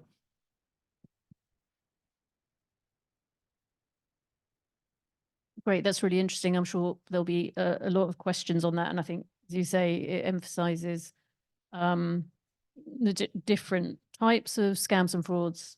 Ones which are maybe seen as less or more harmful, but as you say, shifting. And your point about the differences between jurisdictions, I think there's an interesting question about how that affects international collaboration then, if different jurisdictions have different priorities around tackling scams and frauds, but we will come to that.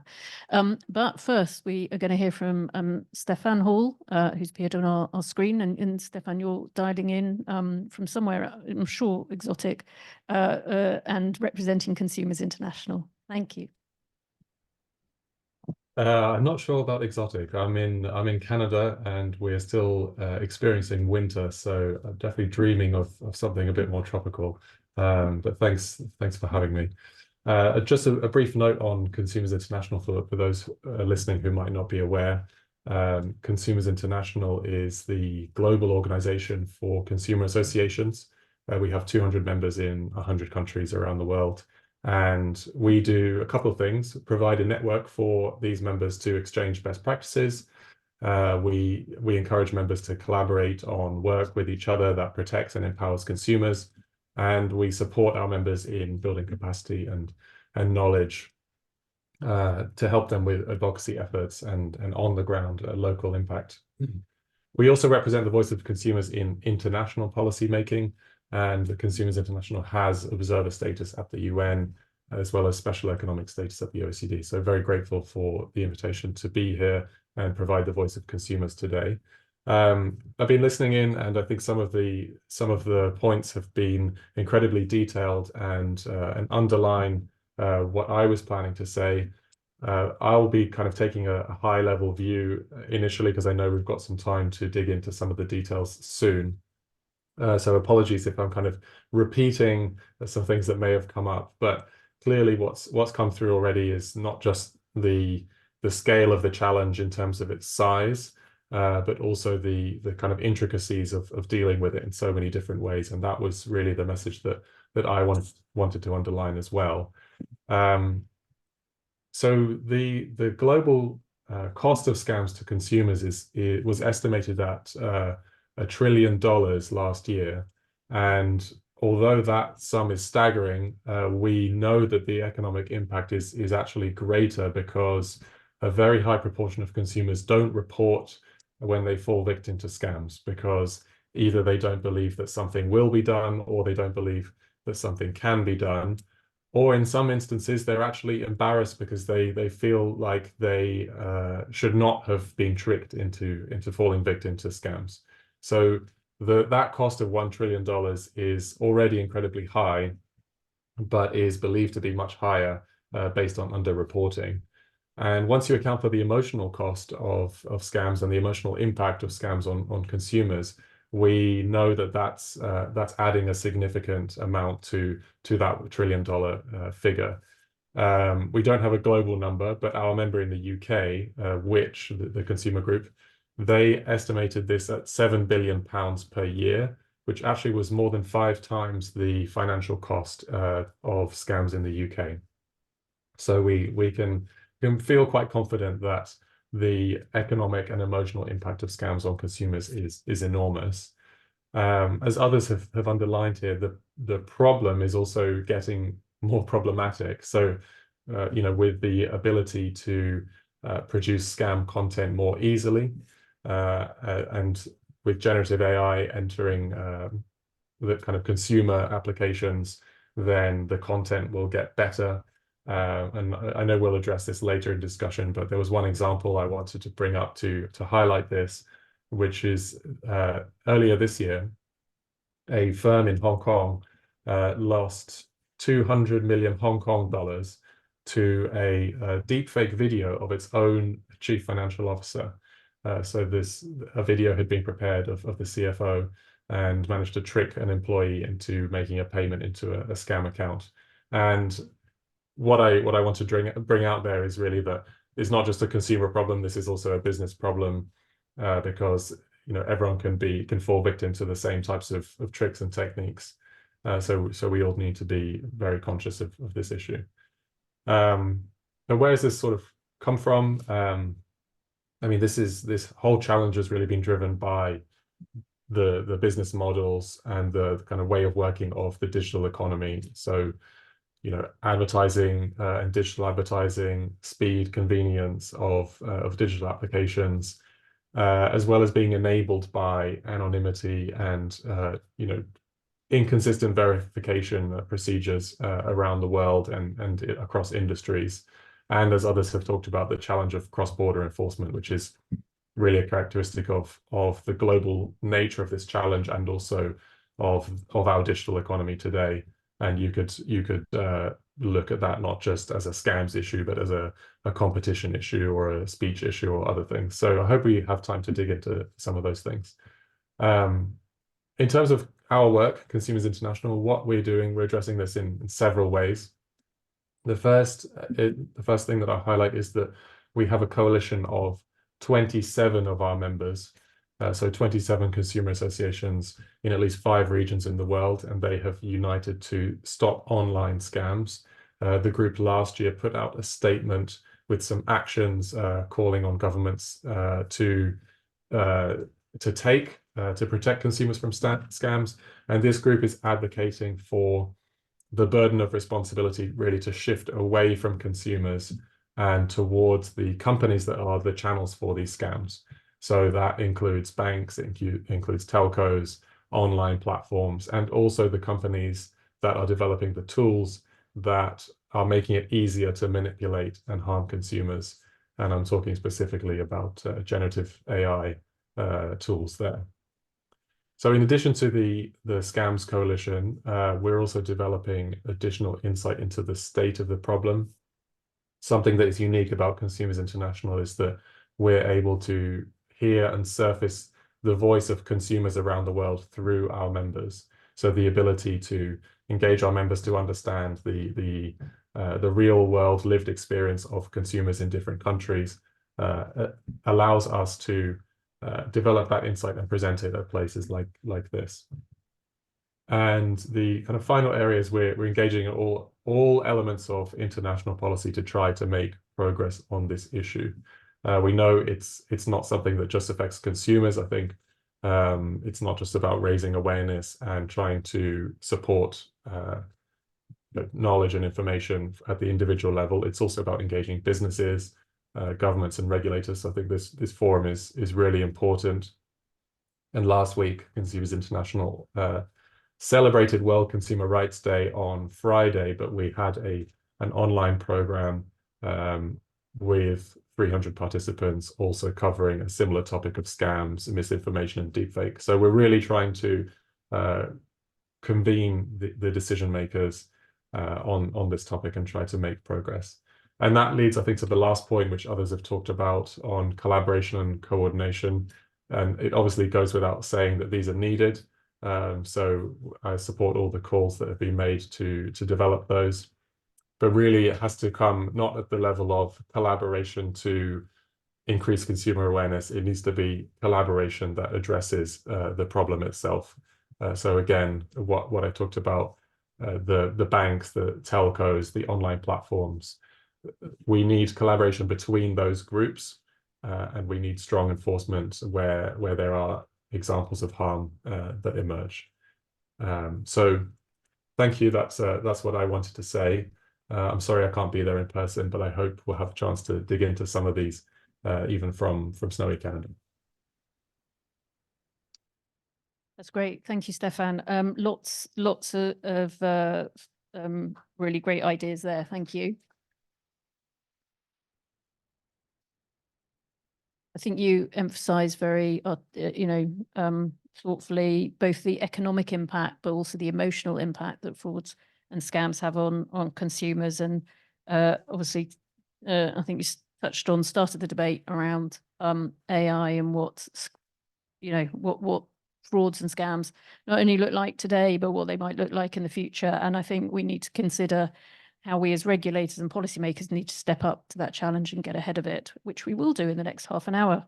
So on that note, thank you for raising those points, because we're going to now, I think, start our panel discussion. And the first thing I really want to touch on, building on your points, is get some ideas from the panelists about what frauds and scams they see as the biggest threats today and the biggest harms today, but actually looking ahead to the future, where do they think those might change? What might look different as we look ahead as well? So, Rilwan, I wonder if we can start with you on where you think some of the biggest, when you go back on Monday or Wednesday or whatever, or tomorrow, in fact, to your office, what's the biggest thing in your mind? What are the biggest things you're tackling, and how might that look as we move forward in the future? What's changing?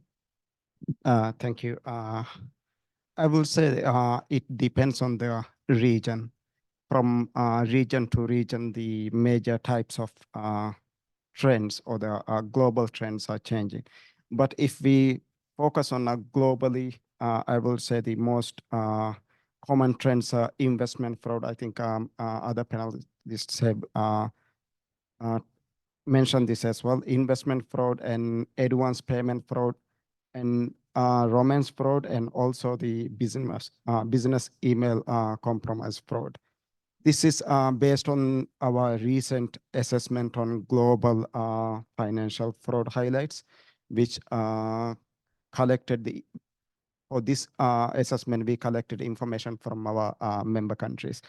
And also I would say when it comes to the investigation, we can't say that those are the all crimes that is happening, especially when it comes to love or romance scam. I think there will be a less percentage and report into the law enforcement because of the impact to the victim. And also when we talk about the romance fraud, I think we should not only focus on the economic value, but I think it is crucial, very crucial for us to talk about the emotional cost of the scams, not only in romance or love scams, but other scams as well. There has been very tragic incidents happening around the world. So.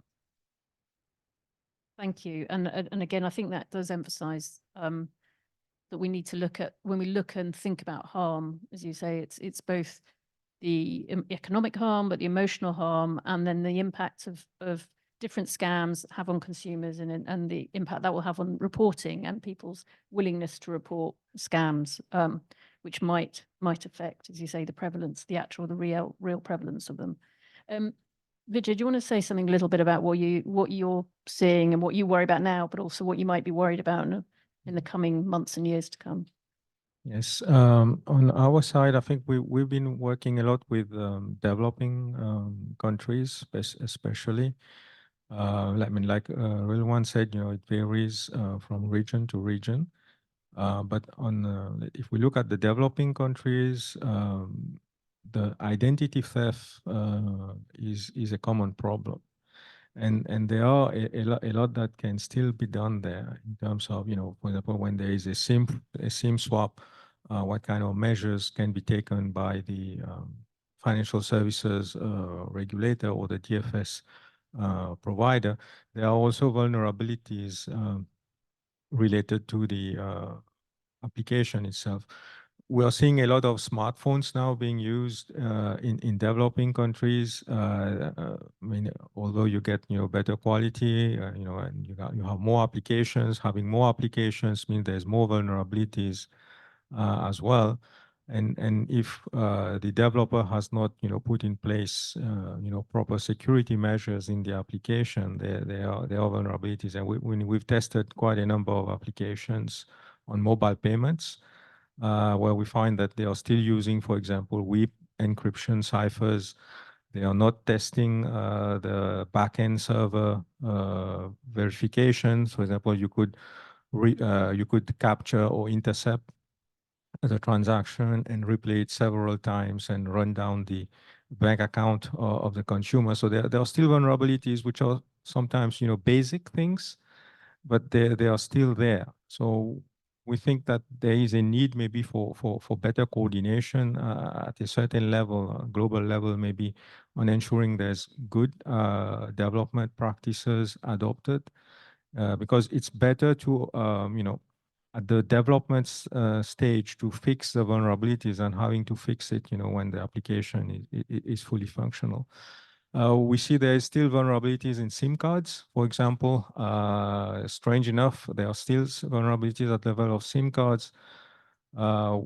Make them vulnerable to over-the-air attacks. For example, you could execute remotely a USSD command on a phone without the user being aware about it, and that USSD command could be a financial transaction, transferring money to some account, for example, and the user wouldn't be aware about it. So sometimes the phones itself, we are saying they're using smartphones, but sometimes we find that the phones that they're using are jailbroken phones in some developing countries, and jailbroken phones are not fit basically for financial services transactions. So there's a lot of things that needs to happen at the level of awareness as well for consumers.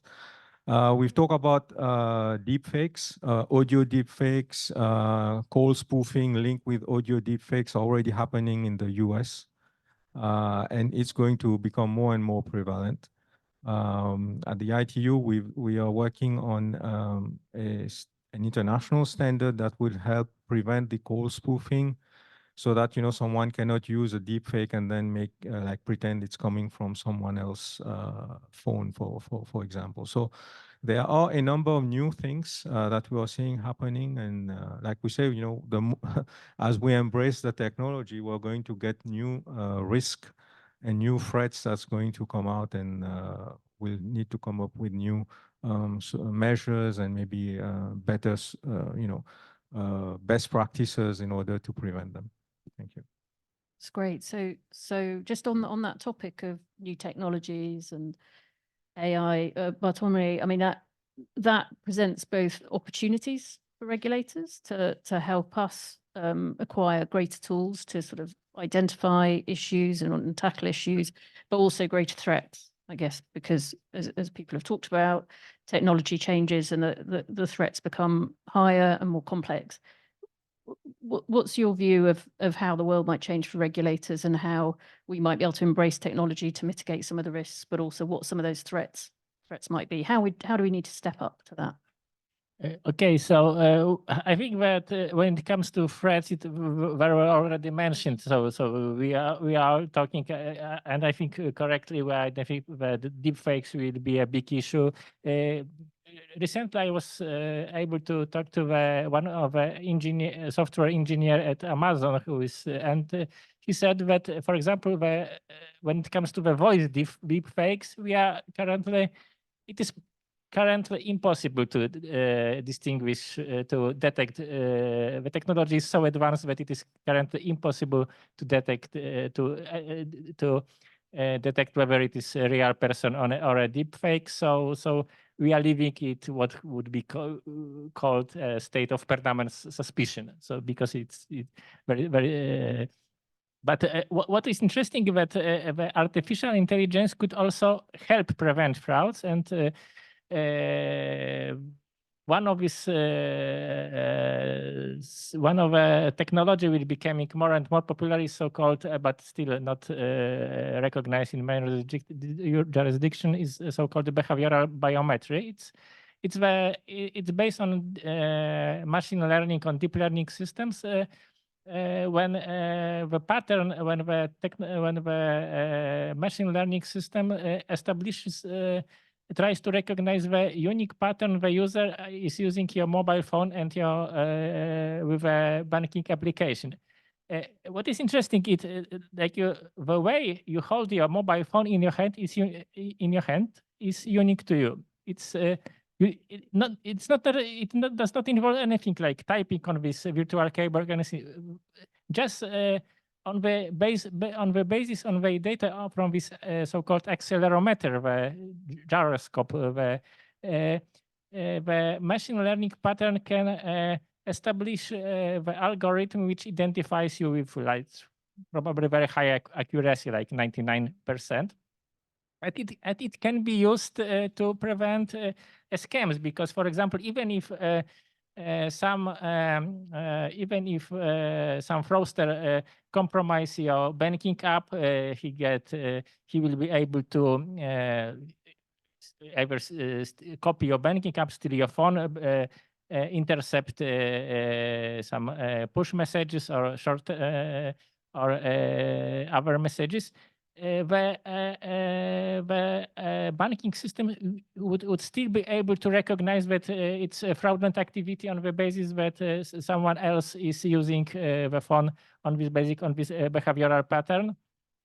Of course, there are some issues because this behavioral data might be classified as personal data. So at least in European Union, it's the issue with the GDPR, the Data Protection Act. But as far as I know, the upcoming payment services regulation will address this. There will be a possibility to implement this technology on the basis of public interest. I think it's Article 80 of the forthcoming payment services regulation.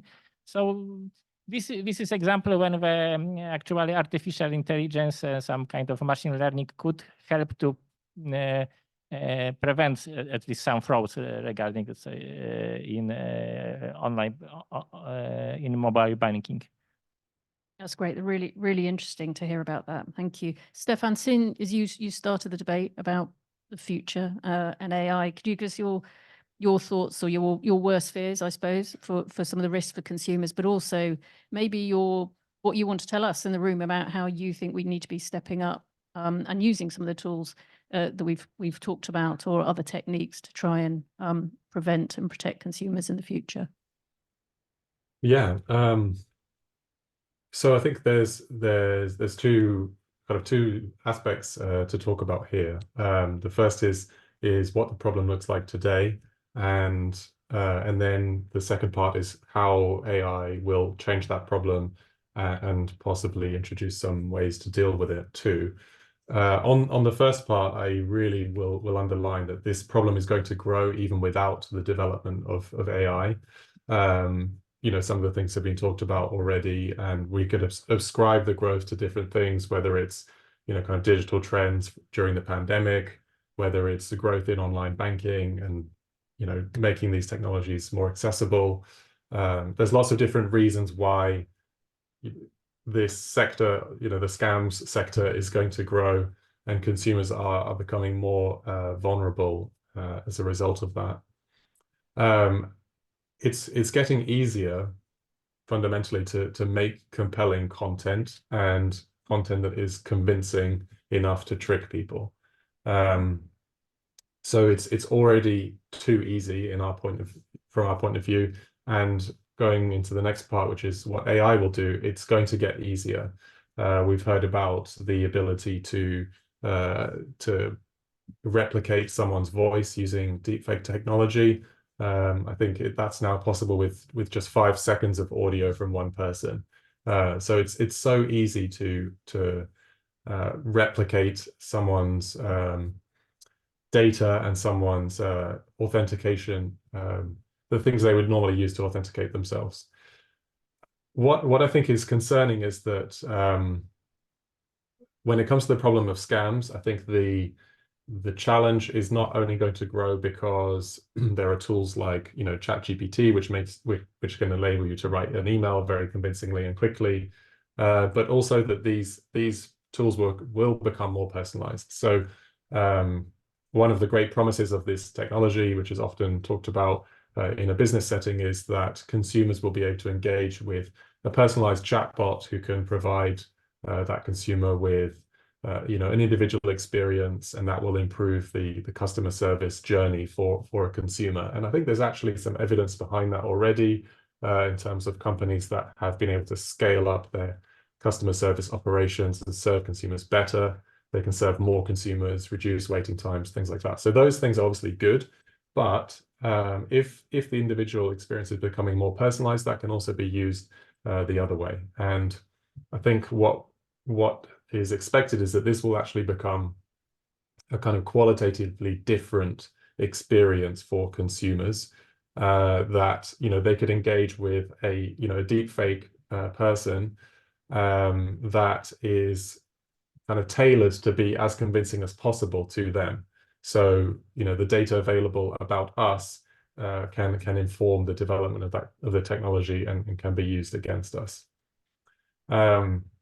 So where we have concerns, because you asked a little bit about that, is how our legal frameworks are actually ready to respond to this challenge, not just in scams, because scams and fraud against consumers are already illegal. So there are frameworks for dealing with people that have been scammed and for dealing with people that are perpetuating scams. But the legal frameworks are not as well established for these other types of harm and manipulation. And there is great variance around the world in how different countries are dealing with this. So harms will start to exist outside just the scope of scams. And our regulatory systems are not really prepared for those yet. I think there are a couple of points that came up also in the discussion about the ability of AI to solve some of these problems. And again, there is some evidence around this. I think there's examples. Someone talked about Amazon. Amazon already uses generative AI to moderate reviews on its online store.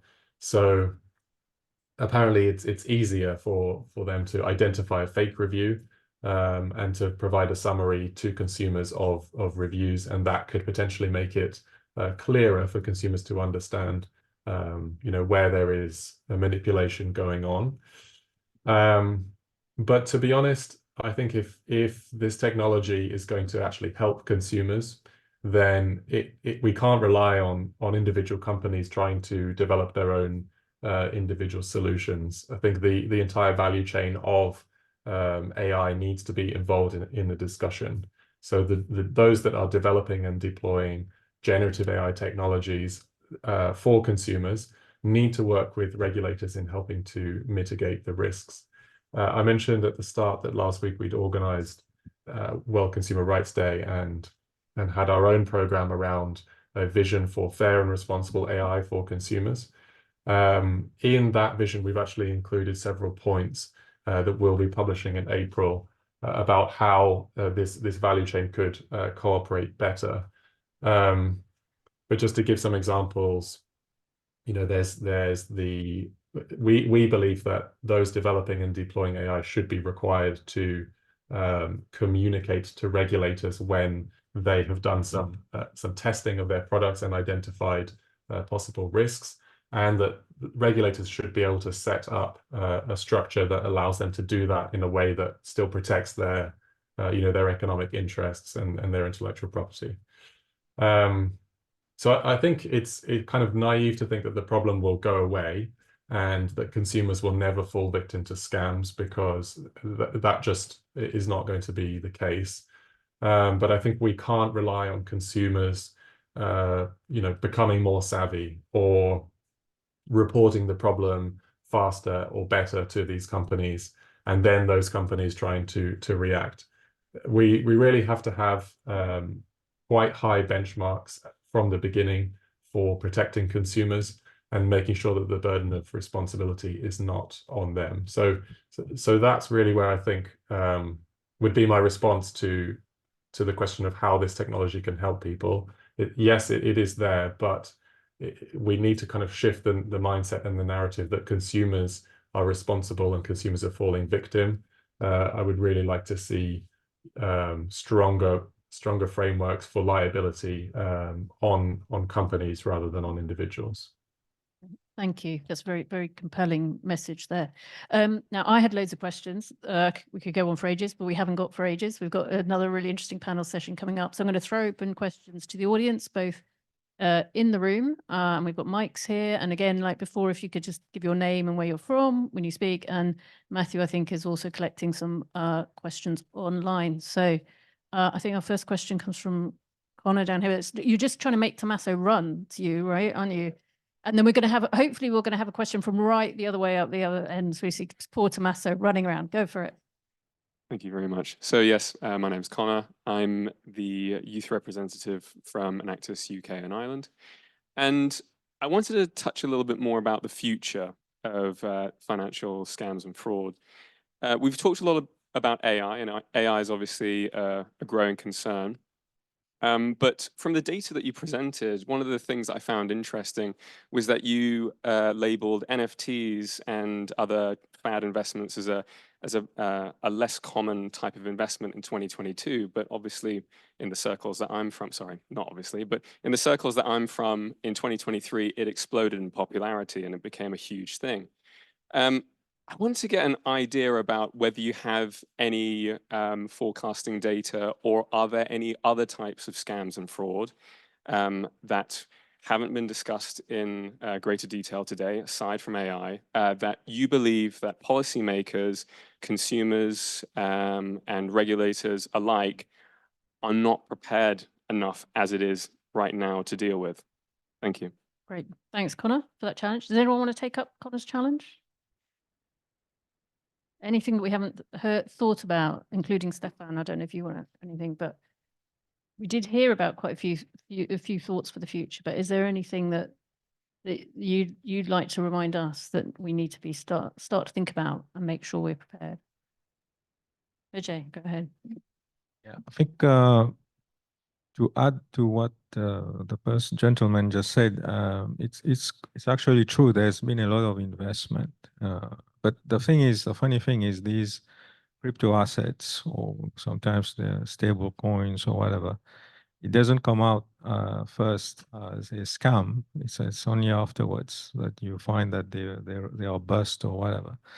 So there are means maybe that the regulators, I think even at the level of the EU, they are looking at legislation to see, how to put in place maybe audits for the smart contracts to verify the solvency or whatever.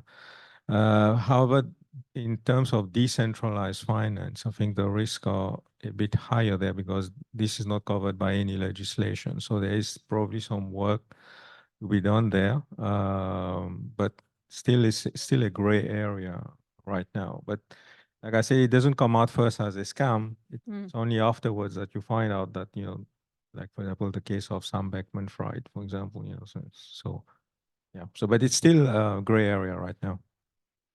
Thanks.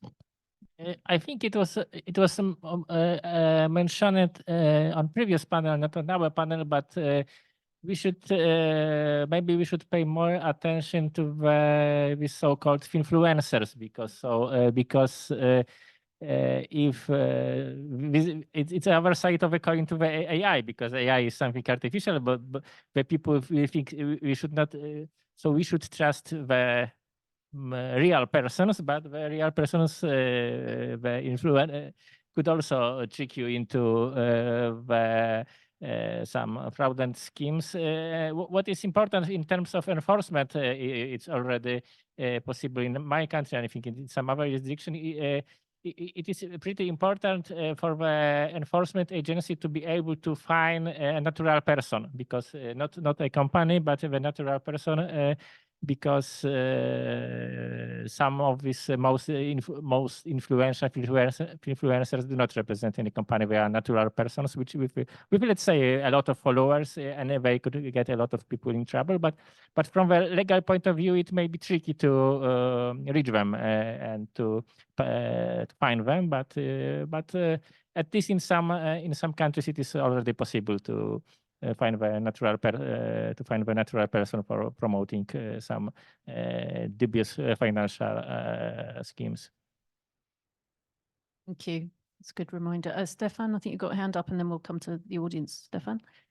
Yes, thanks. Sorry, I wasn't sure if you could see me there, but thank you for bringing me in. I was actually going to make the same point, which is around influencers, and that's an area that is underdeveloped. To answer the question from a consumer protection point of view, I'll sort of repeat the argument that there are legal frameworks to deal with certain things, and I think promotion of these type of Ponzi schemes, or whatever you want to call them, basically programs that are clearly designed to harm consumers. There are protections for how those can be advertised, how those can be communicated, but when it comes to influencers, that's a very tricky area. And in most countries, actually, the influencer legislation relies on voluntary disclosure, and there's a real range of ambiguity there, around how you disclose whether you are receiving monetary or other value from someone to promote something, ranging from paid promotion all the way to collaboration. And there's just a lot of gray areas, and I think a lot of risk for consumers to be confused. So I think the question is really important, is to say what actually can be done to protect consumers from dangerous schemes in all forms. And I think, as Bartolome is talking, when we think about deepfake influencers and how those could be unleashed on us, the frameworks really are not ready for those at all. I'll point to a report that our member in Europe, BEUC, has produced last year, which defined influencers as either a physical or a virtual entity promoting a product. And I think that's a useful place to start, but clearly more needs to be done to define that in a legal way. Great, thank you very much. I think we've got one question there. Thanks for those very varied insights. My question is to Mr. Sharif, and the second bit to the regulators. I'm from Consumer Protection Central Bank in India.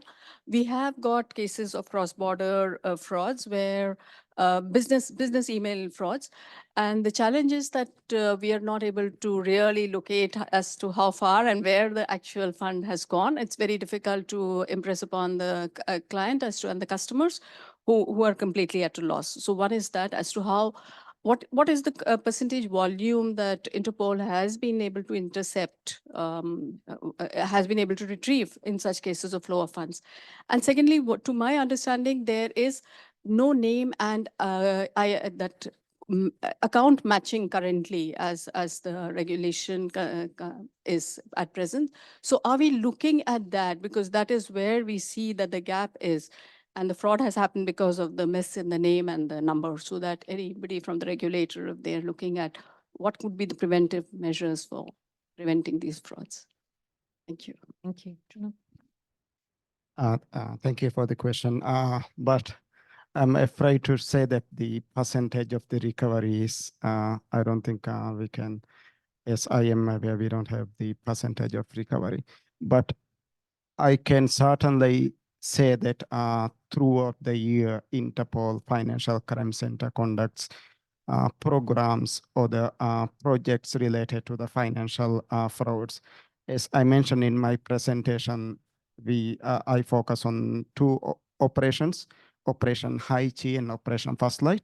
And also there are many projects that we conduct throughout the year. And for those projects or for those operations, we invite to our member countries to take participate. And if there's any case that has to be coordinated with any other member country, through these operations, we conduct case coordination meetings if we need it in physically or in virtually. So we just bring in the players in the one table to keep the conversation going. So if there's any need for your agency or your members, I'm sure that we can start working on it. And we had been very successfully conducted many operations. And after each these operations, we publish the media report. And in media report, we will focus on how much we have recovered and how much that has to be done. But I think mostly these operational findings and conclusion meetings are attended by the law enforcement. So maybe that's the one area that the information has not been passed to the regulators or the policy makers. So, and the consumer as well, yeah. Okay, thank you. And I think on your second point, I mean, I think we heard this morning from the Commissioner about initiatives around matching names and accounts, and I'm sure we will get onto some of those topics in the next session, which I'm about to come to, where we'll focus more on regulation and supervision. Are there any more burning questions? Because I am conscious of time. I think not. Brilliant. Okay.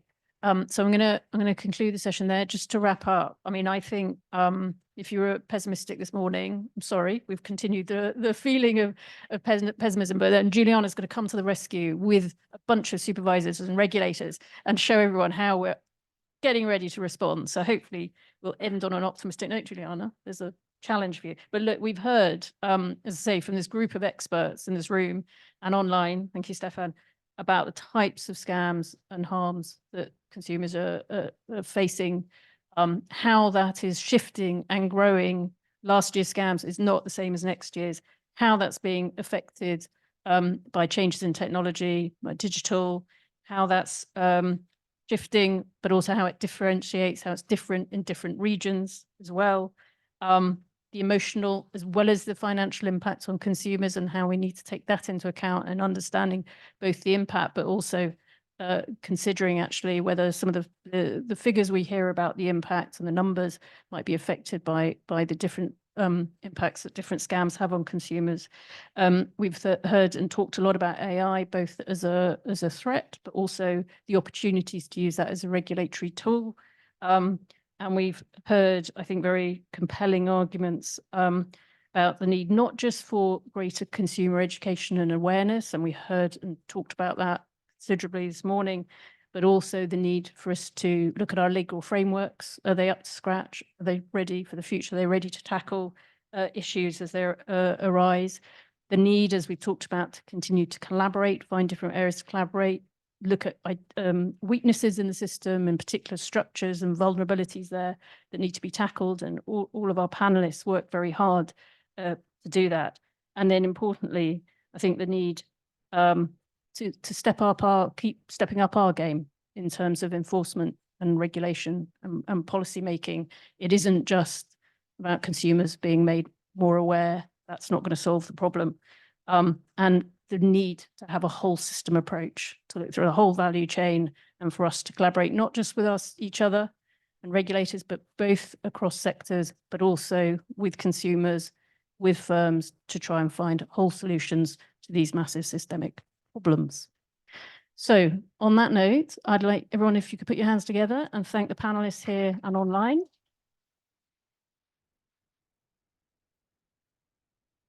We're going to hand over to Juliana and her panelists. Thank you.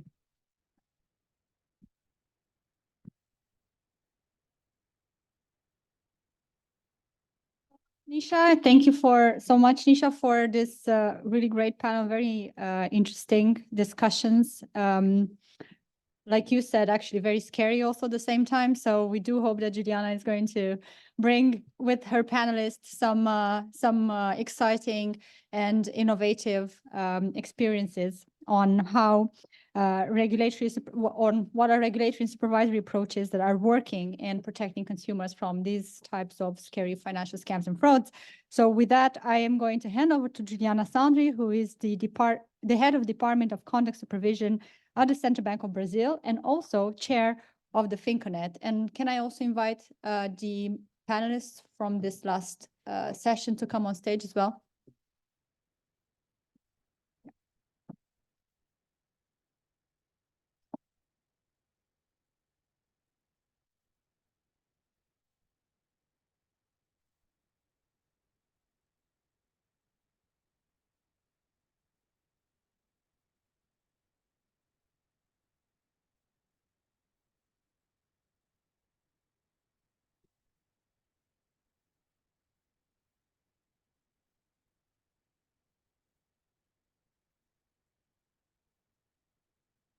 Good afternoon.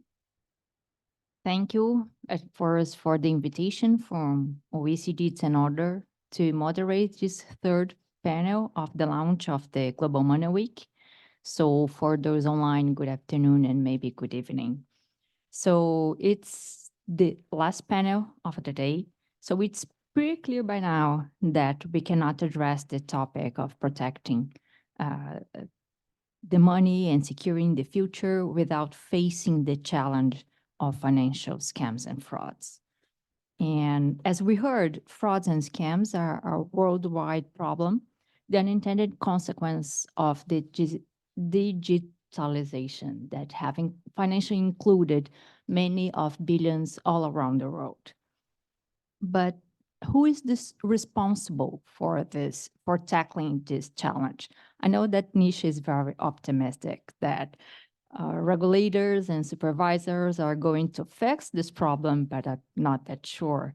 We heard in the previous panels about the role of families, schools, police, different bureaus, financial service providers, academia, and social media. So we have very different players and very different roles in handling this issue. Now it's time to hear how rules, policies, and enforcement can help protecting, preventing, combating financial frauds and scams. In this panel, financial consumer protection policymakers, regulators, and supervisors from around the world share their country's experience in terms of financial scams and frauds, in latest developments in terms of regulatory and supervisory approaches and actions they are pursuing to protect consumers. So to help us in this panel, I would like to introduce you to our specialists and panelists of this last panel. Véronique Martel, Monitoring and Control Specialist from AMF, Quebec, Canada. Nathan Bourne, Senior Executive Leader from ASIC, Australia. Elias Vargas Laredo, Head of Market Conduct, SBS, Peru. Mahin Mahistre, Deputy Head of Unit, Department of Treasury, France. And Yuji Yamashita, Deputy Commissioner for International Affairs, FCA, Japan, and Vice Chair of FinConet. So thank you for accepting the invitation and to this challenging panel. So let's start with Véronique, and I would kindly ask you to keep your presentation up to 8 minutes so we have time to discuss at the end of the panel. Thank you. Véronique, the floor is yours. I suppose that someone will change the slide for me. I don't have the, thank you. Oh, thank you. Thank you. So first, I don't know if I have to, maybe.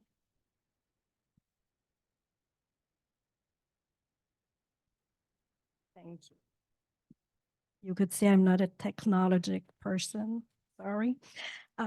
So we will look at the latest experience that we have throughout the AMF in Quebec, and also the regulatory developments that we are that will take place and that is already in place in Quebec, and also on the development in supervisory approach that we are doing actually.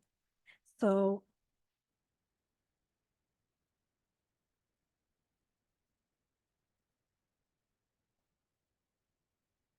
first, for the latest experience, you can see that there's some of the scams and fraud that we are experiencing in Quebec.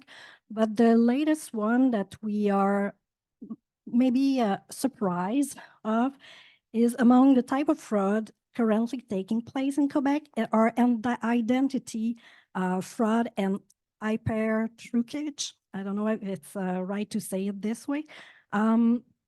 There's a lot of situation reported in the media related to that in Quebec. As an example, fraudsters no longer confine themselves to scamming people over the phone or on the internet, but they visit the people at home. So they are under the pretext to be of being a bank representative. The customer is contacted to give this card and password and all its information.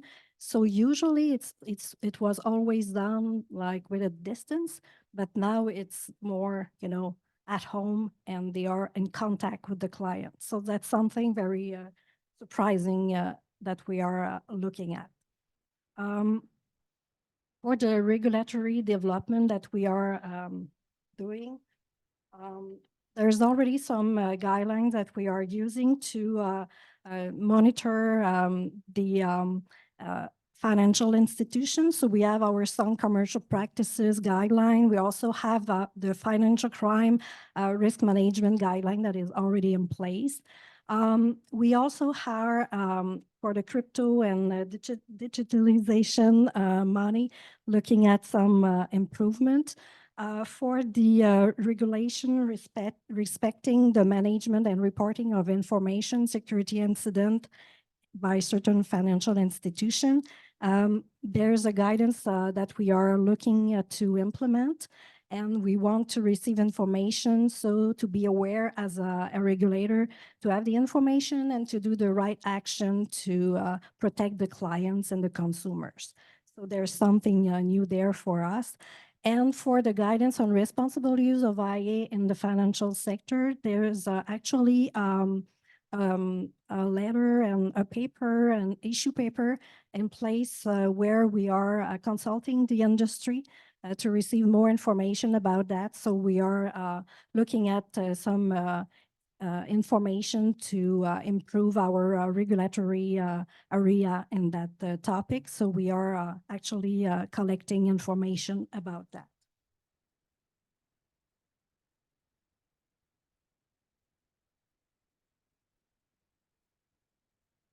So for the development in supervisory approach, we already have different things that we are putting in place, like supervisory activities.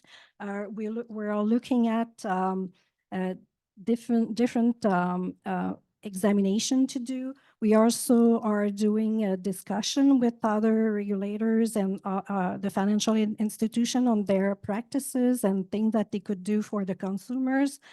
There's different example. I won't look at them, all of them, because they are all in writing there, but just to let you have the information about also the collaboration. We're talking today about all the collaboration needed to have everything at the right place for the consumer.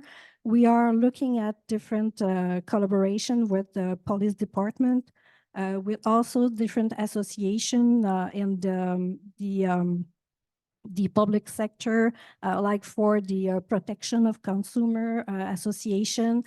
So we're looking at different collaboration. And also we are also doing some education. We have a website where we're doing a lot of things, improvement to inform the consumer. And also we're always available to do some presentation for any of the group that they ask for if they want to have more information. We do the education, but also we want them to be aware of what they have to look at and what they can do. So the last thing that we wanted to share, I know that for a regulator perspective, we always are looking at the recommendation that could be given to the financial institution. This is just few examples of recommendation that we already issue to the financial institution to make them change their policy and to improve their process and the way they are doing things. So we are always, I think it's the beginning of something in that area, because we will have more guidance related to that. But these are the few recommendations that we are already issue in the past. So am I in my timeline? Perfect. Yes, she's the timekeeper. Yes.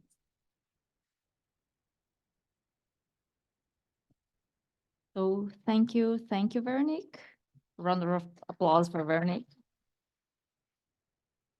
Very interesting what you said about having a different, having in-person frauds and scams, because we also attach the rise of scams and frauds, financial scams and frauds, to digital world. And very interesting that we are going back, we are going to the in-person scams and frauds. Thank you. So Nathan, the floor is yours. Thank you very much. And thanks for the opportunity to speak today. I think we've had some great panels this morning already. So hopefully we can also hit that quality mark. My role at ASIC covers credit, banking, general insurance and payments. So scams and frauds cuts through each one of those quite distinctly.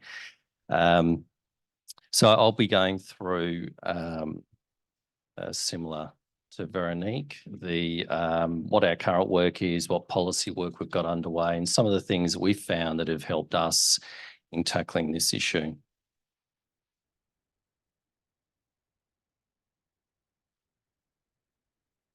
Well, the technology doesn't seem to be working for me either. Yeah. Oh, look, somebody else is doing it now, I'm sure. For my sins, I started up our cyber response area at ASIC, so I should be technologically proficient in some ways. Combating scams is a strategic priority for ASIC, and it has been for a couple of years. We've got an enforcement piece distinctly that runs around this.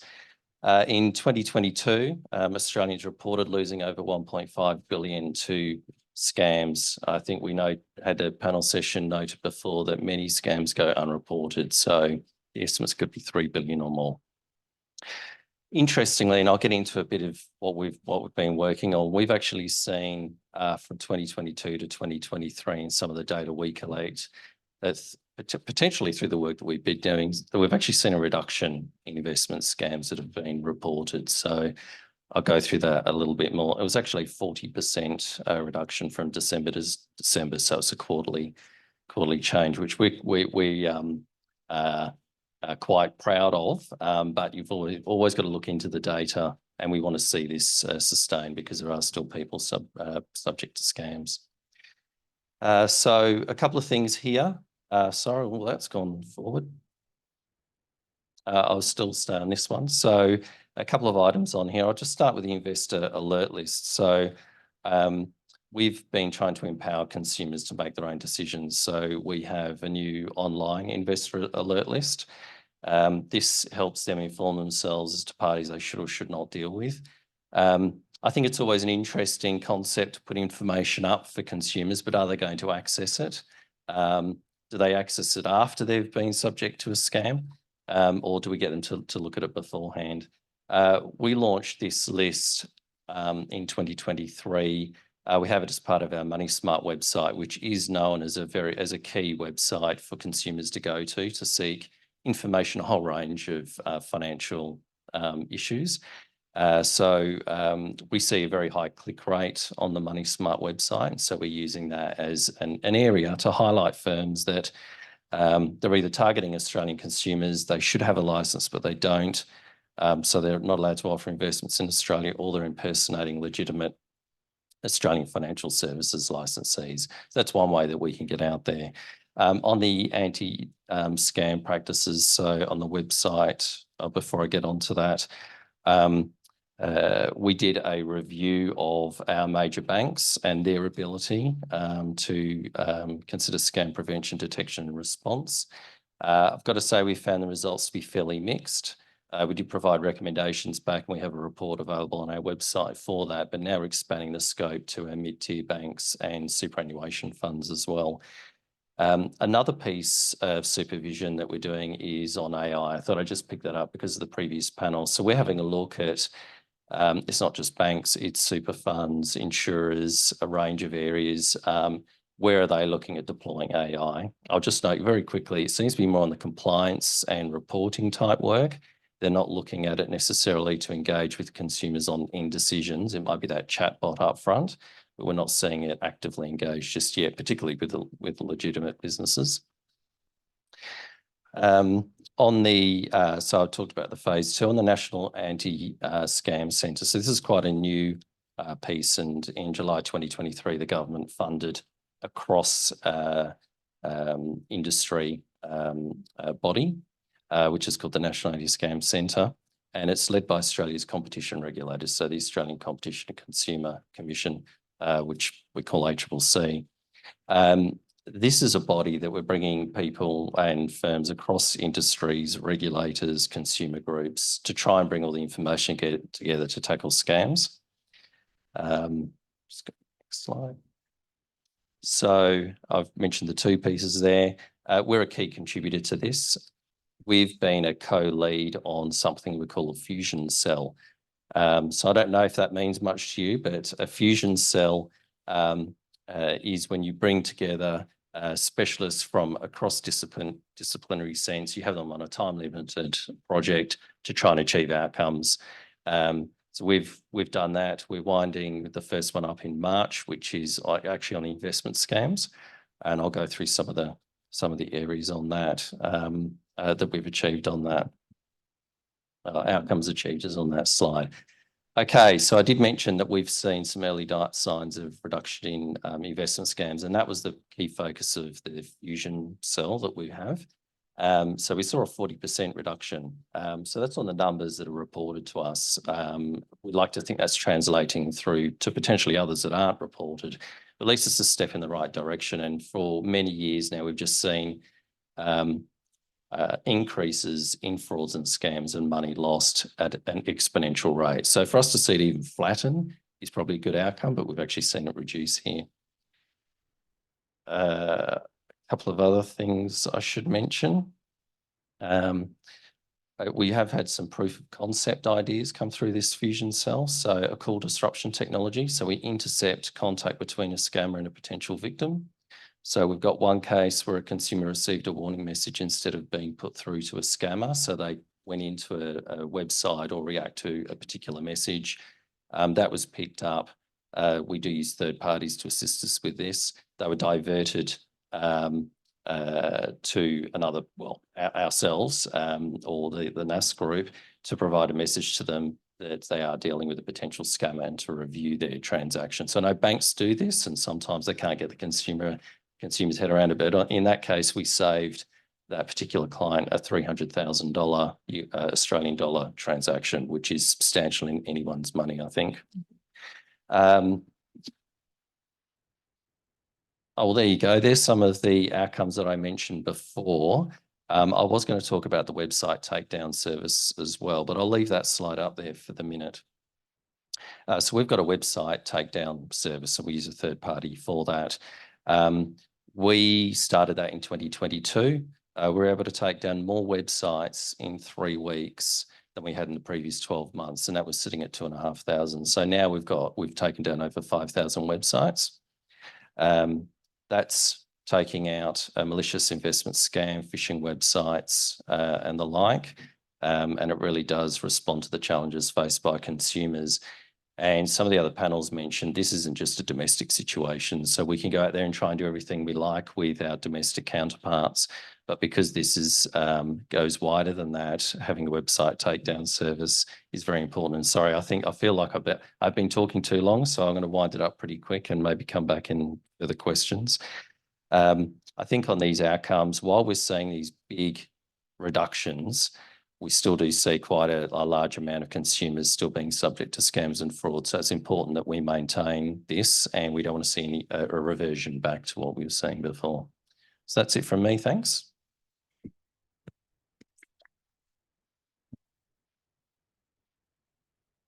Thank you, Nathan. If I understood correctly, you invest a lot in prevention. Is that correct? Yes. Well, there's all cohorts of it. So upfront prevention, and the prevention is also educating consumers. But even if a consumer is right at the moment of being scammed, we've invested in the technology and third-party providers to intervene and hopefully stop that money being transferred, or a message to go back to the consumer to say, this is a potential scam. You need to be aware of this. And I know banks try and do it, and the various countries have got some legislation requiring it. That's quite an interesting piece to get the technology working with that. Thank you. So please, Elias. Thank you very much, Julian. Please, maybe the lights. Yeah, thank you very much. Thank you for the invitation to FinConnect and to the OECD.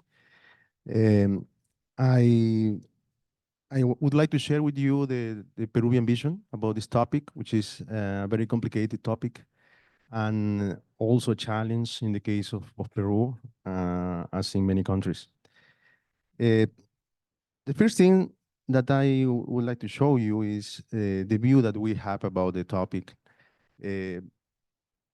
First of all, there is obviously a complete absolute trend in the digital environment, regarding the technological innovation, the increased competition in producing financial services to the users, and also the consumers. They have evolved in order to look for more digital products and services in the case of banking and financial system. So this is the general trend, and obviously this is good for them, for the users, for the consumers, but also has many risks. And we in the graphic that you are seeing, we try to divide these risks in 3 big groups. One of them, misconduct from the financial entities, maybe related to, for example, the developing of products and service that maybe try to exploit or to taking advantage of some, for example, some situation where the customer can be confused about the product to take a decision of consumption, or maybe developing infrastructure of systems that maybe they have not or they don't accomplish don't have a compliance with all the high level principles in the market or the regulation. The second group is cybercrime. It is something that is attacking of all of us and has many ways to catch the information from the users by phishing, by many ways, and in order to a delinquent situation. And the third group is the financial education gap. the lack of financial literacy, which is a reality in many countries, and especially in the case of Peru. And I'm going to show you some numbers that are a real situation of these problems, of these risks. And I think that everyone, I mean, every regulator have to concentrate in these three big kind of risks. No? In the case of digital environment, you can notice in this graphic that the percentage of adults with an account in Peru has increased steadily in the last 4 years. Also, citizens make digital payments more or less half of the citizens they perform digital payments. The average consumer ticket has decreased, and this is because they are replacing the use of cash for the use of wallets or banking apps, digital means. And as you see at the right of the screen, the mobile banking has increased and has left behind other channels. But the fraud-related complaints are still high. No, the general complaints are not growing, but the complaints related to fraud, they are higher. They are still high, and that's something that obviously will worry to us as regulators. No, and the cybercrime trends include phishing and its variants, SIM swapping, skimming, among others that have been mentioned in the previous panel. Gaps in financial education, financial literacy, and the lack of security knowledge is another reality. As you can see here, as a result of a financial capability study that we performed in 2022, we noticed that only, in general, only 13% of the population has an adequate financial education for taking decisions. And it is worst in the case of female and in the case of rural areas. So with that kind of financial education, it's impossible to take a good financial decision or to prevent frauds. So we at the Superintendency of Banking, Insurance, and Private Pension Funds in Peru, we have been deploying actions in these three matters. No? In the case of misconduct and cybercrimes, to tackle these risks, we have made some improvements in the financial regulation, especially related to cybersecurity. For example, we have developed a rule of requiring a strong authentication of clients for each digital transaction. I'm going to mention a little bit in a couple of slides. We have make improvements in detection and response from the supervisory side also. And finally, we have an intense activity to produce financial awareness in the population. Regarding regulation, as I mentioned, our regulation obligates to the financial entities to make a strong authentication in the majority of transactions. But obviously they can go for an exception. But in that case, the responsibility, the liability is for the company, for the financial entity. No? If they use a strong authentication, in that case, it is a case-by-case situation to assess. Also, we have made some improvements in card security. For example, we obligate to the financial entities to facilitate options maybe in the app or maybe calling to the financial institution to activate or deactivate the possibility of making payments in internet, buying out abroad the city, or and among others measures to give to the user the possibility of managing itself the security of their transactions. And recently, we have proposed another adjustment in regulation regarding credit cards and debit cards. In the case of market conduct supervisory model, we are in the process of improving it through the implementation of some subtech tools.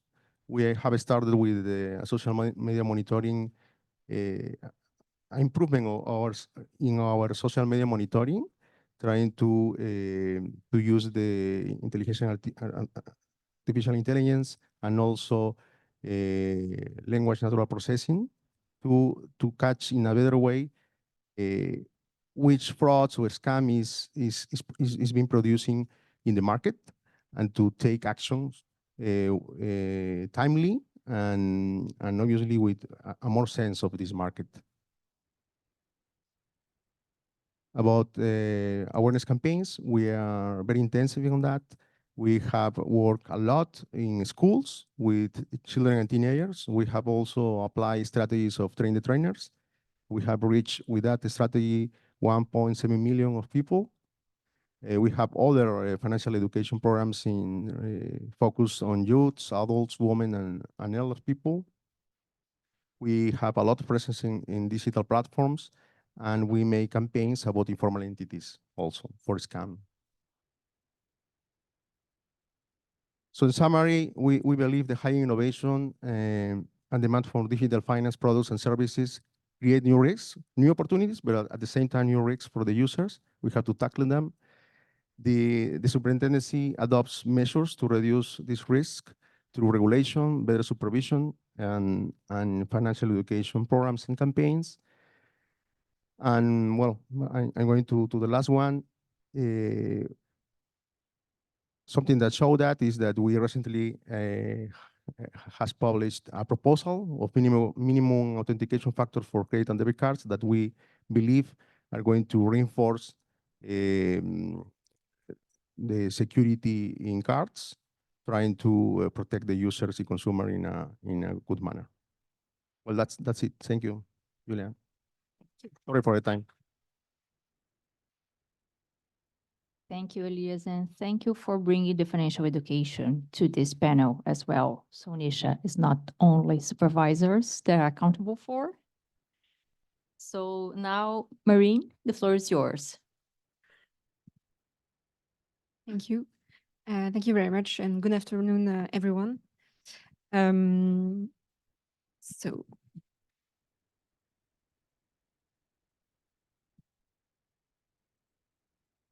Yes, okay.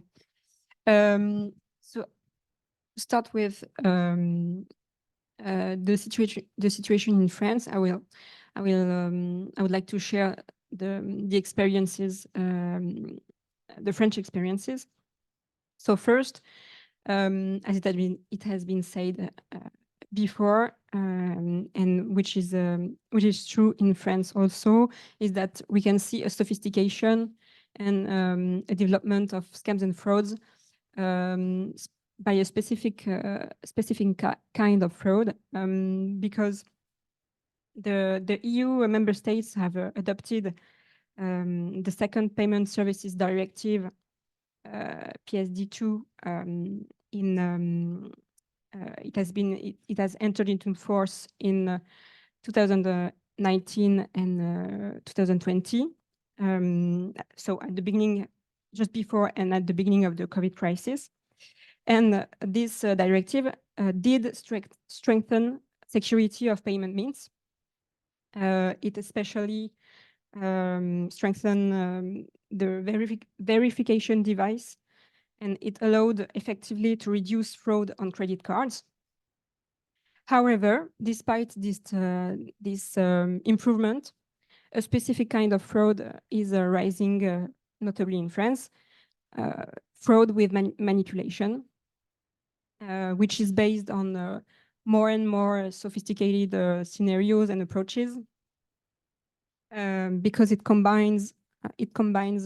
often combines several channels, starting with a phone call of a fake bank advisor, which is followed by a fake courier that comes at home to extort the victim's means of payment. And so it has risen of 27% in 2022 compared to 2021. And for the first semester of 2023, it amounted to 204 million euro only on the first semester of 2023.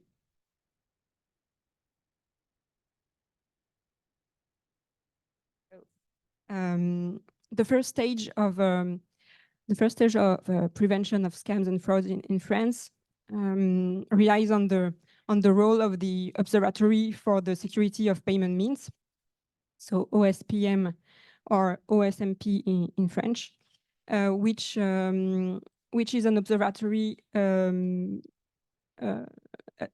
associated to the central bank. And it publishes annual reports with recommendations, with an assessment of scams and frauds on means of payment. And it also makes recommendation. And in its last reports, it focuses specifically on fraud with manipulation. So the basic recommendation, you can see them on the screen, but the most important is that these reports are relayed by the press communiqué of the Banque de France, which are themselves used in the press, in the newspaper, let's say the generalist newspaper and the economic newspaper. And it's the Banque de France Central Bank also always insists on the fact that your bank advisor never needs your logins or banking data to cancel an operation, a suspicious operation, and so will never ask this information on phone call. So this is the stage, the basic stage of prevention. But for those who don't consult the central bank website or who don't read at all newspapers, we had to think of other channels to reach them. And so the Resolution and Prudential Control Authority in France, the ACPR, has developed several channels to reach and to target especially the youngest. The first thing was yes, the creation of Instagram and Facebook accounts is a very recent thing. They has been created in September 2023, sorry. And the ACPR chose to specifically promote and sponsor publication on Instagram in order to target the youngest people. Yes, so specifically on Instagram, the ACPR could assess that over the last 3 months, there were more than 70,000 views on the Instagram account. And another channel that is very used is the ABI's website, which deals with insurance, bank, and also preventions of scams. And over the last 12 months, it has accumulated more than 1.3 million visitors and 2 million views of its contents. And something that doesn't appear on the slide is also some partnership of the ACPR with a media that is called Brut, which is a very popular media in France that elaborates very short videos for the social media. and are a very good way to reach young people. So to conclude, I would say that this multi-channel approach is really the key to reach the highest number of people. And so we should also focus. We should really invest on these channels. I didn't mention the YouTube account of the SCPR, but it also has a lot of a rising amount of visitors and views, and it's a good way to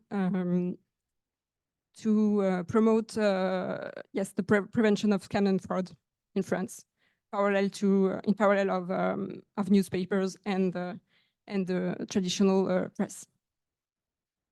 Thank you very much.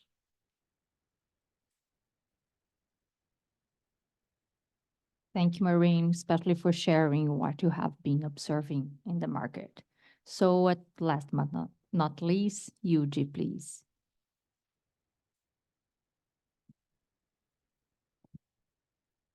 Hi, thank you very much, everyone. So it is my great honor and pleasure to be here to present Japan's approaches to tackle financial scams and frauds.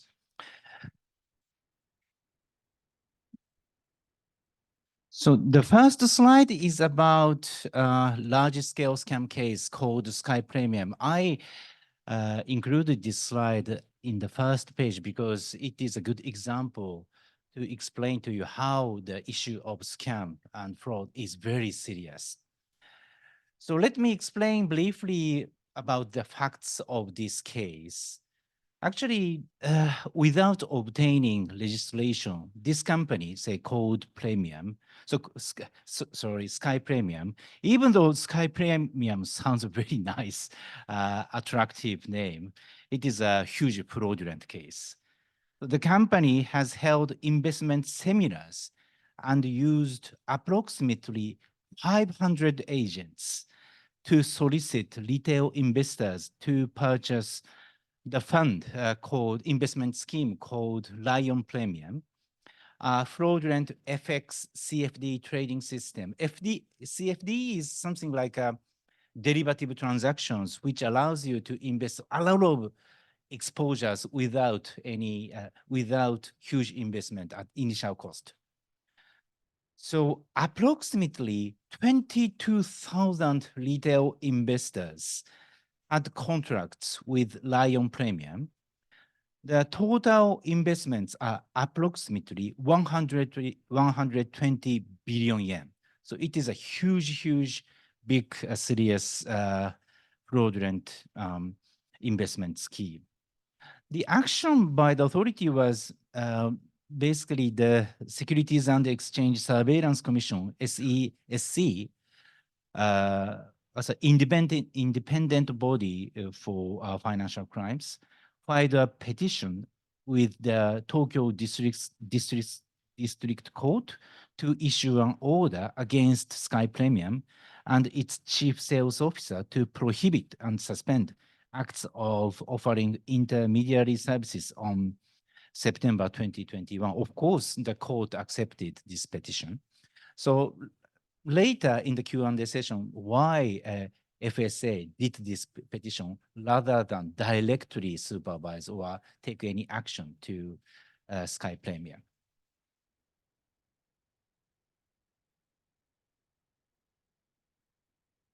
What I want to emphasize is, so at first sight, this scheme is very complicated.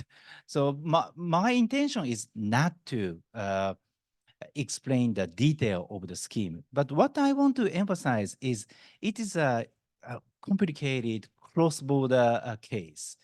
Actually, the Sky Premium International, fraudulent company, has been incorporated in Singapore, but it employed 500 agents and solicited many Japanese retail investors. So in that sense, victims are mainly Japanese.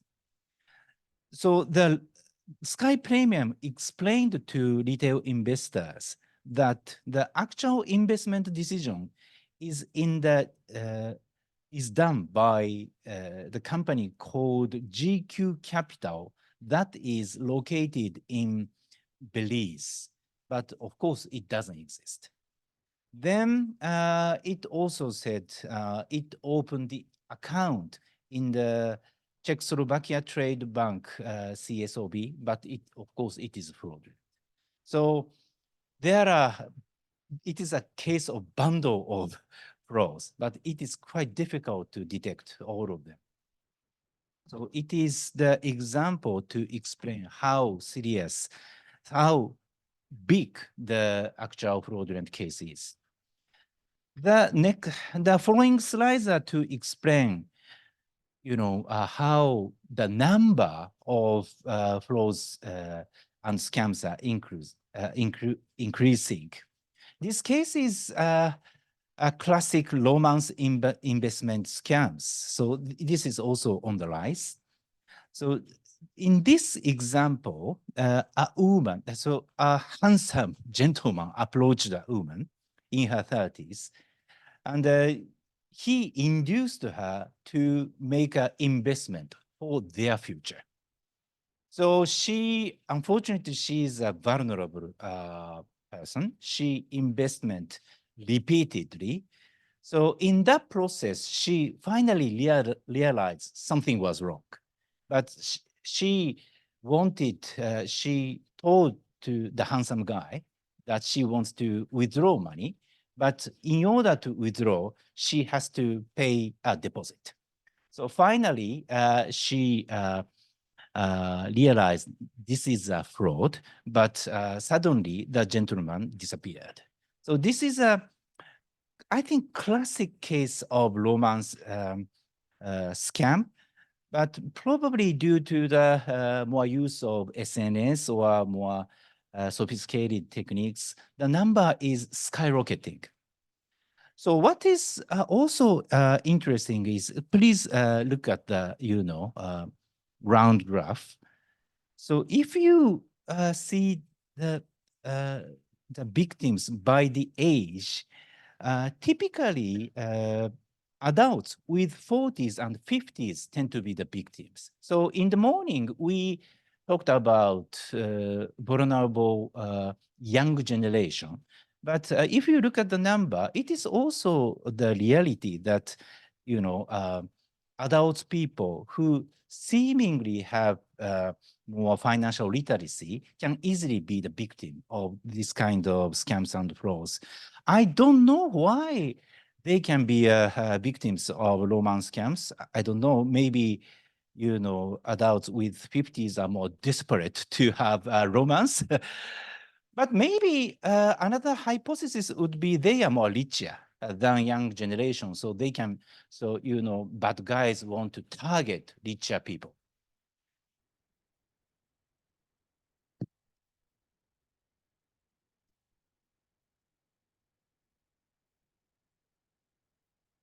Sorry.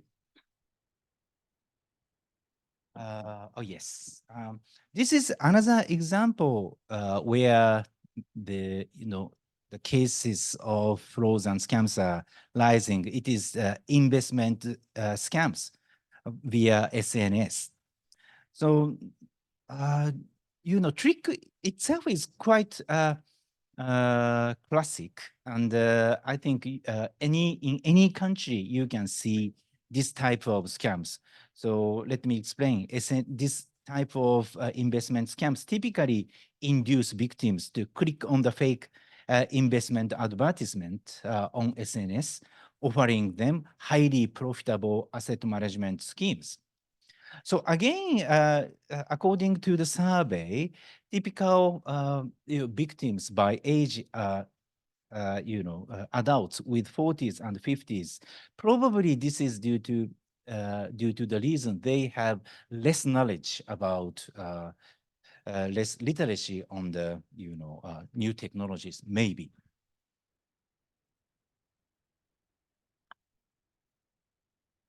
Okay, as time is up, I want to let me touch upon only one final thing. This is IOSCO Investor Alerts portal. So if it is used properly, it is a very, I think, a powerful tool for, investors all over the world to raise awareness about the, scams and frauds. The idea is very easy, straightforward. Individual regulators all over the world can upload fraud and scam cases. So we can share each other about cases. So let me now go on to the final page. Sorry. So what are the lessons? Actually, the fact is scams and frauds are more serious in size and number. This is probably due to the more use of SNS. There are more, serious, case for Japan is as more sophisticated AI, the language barrier is becoming more lower and lower. So traditionally, translation from Western language to Japanese was quite difficult. Therefore, investors can easily realize that something was wrong in this solicitation. But now with sophisticated AI technique, such kind of detection was more difficult. So as regarding actions, of course, enforcement and financial education and domestic and cross-border cooperations are especially extremely important, which I can maybe touch upon in the Q&A session. Thank you very much.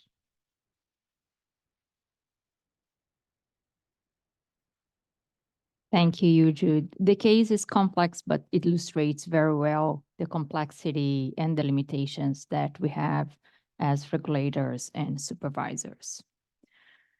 Now, let's move to the next section of this panel. There is interaction in the discussions about some specific topics, and meanwhile, the audience thinks about maybe some questions. I'd like to discuss a few points with our panelists, so thank you very much. We heard a lot in the previous panels and this in your presentation about coordination, collaboration, and partnership. You brought many different examples. So from the perspective of policymakers, regulators, and supervisors, what types of collaborations or partnerships are more effectively, and how you are taking part in such collaborations in your own jurisdictions? So who wants to start? Thank you, Veronique. We're doing some collaboration for the educational part with they're going with us to meet some group of people to explain and give them some information, because for the AMF, we have some elements that are from, related to our mission, but some of them, we don't have the power to do anything. And it's the police department who can do something with that. So we need them. And for other part of the examination, sometimes we have some file where we have to be very cautious because we don't want to contaminate the proof. How can I say? So we need to work together to be sure that the information that we will collect will be useful for the police department if they need to do something. So we have to collaborate very well together for that part. Yeah. Thank you, Veronique. I can go next. So I had mentioned that we had a couple of work streams underway in Australia, and I think that is really important to have the whole ecosystem joined up. And some of our reports have pointed out that wherever we have gaps in that, whether it's regulation, our police services, other entities, that the people wanting to perpetrate scams and frauds will find that gap, because it takes us longer to deal with it because we haven't got the joined up approach. But some of the work that we're doing, we are engaging with telecommunications providers as well as across government. So across government, then we're looking at telecommunications providers. We've even got cryptocurrency firms involved digital platforms. And as I mentioned, we've engaged a foreign it's a cybersecurity firm to help take down websites. But I think the cryptocurrency piece is an interesting one. We've touched on it a couple of times, but we just found there were so many instances where money was going out the door from a client's account and it was being converted into cryptocurrency and then swooped off through other conversion platforms and the like. So to have the cryptocurrency firms involved was quite an important component. I do see it from their perspective. If they're a legitimate business, they want to make sure they're not a key party to scams because it damages their whole industry as well. Oh, sorry. Can I just make one final point? Because I forgot to mention it before. With that whole of ecosystem approach, our government is right now consulting on a code framework. So we do have pieces of legislation that join up here and there, but a code framework that multiple industries could sign up to make sure that we're covering all the bases. And the code would be one of the points to implement because it can be updated more quickly than legislation. Industry's got a part to play in it, and it can be all-encompassing because our legislation is cut up into different sectors. So I think that's a really interesting approach. Our government's progressing that and seeking feedback at the moment. Thank you. Thank you, Julia. Yeah, more or less what my colleagues mentioned before.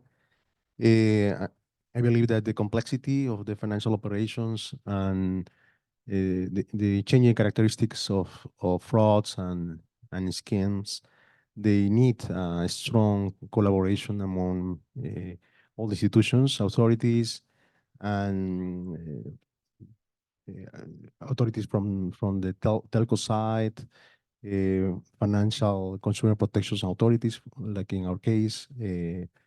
They are institutions that which we talk a lot, and thinking on something more organized. Since 2019, we established market conduct coordination table integrated by us, the National Consumer Protection Authority from Peru, the Ministry of Economy and Finance, as well as the Security Market Superintendency. And in this coordination table, we try to assess the major risk to the consumers, and we have developed a specific group, a special group, to evaluate, to assess the frictions in the market regarding frauds and scams. And this is an interesting group, and because we share information, vision from each one of the members, and this help us to get a better understanding of the problem. Sometimes, for example, in the case of SBS is not only the market conduct supervisor, but also the prudential one.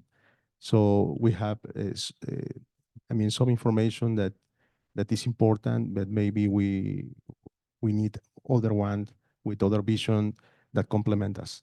And that's what we have found in this kind of table.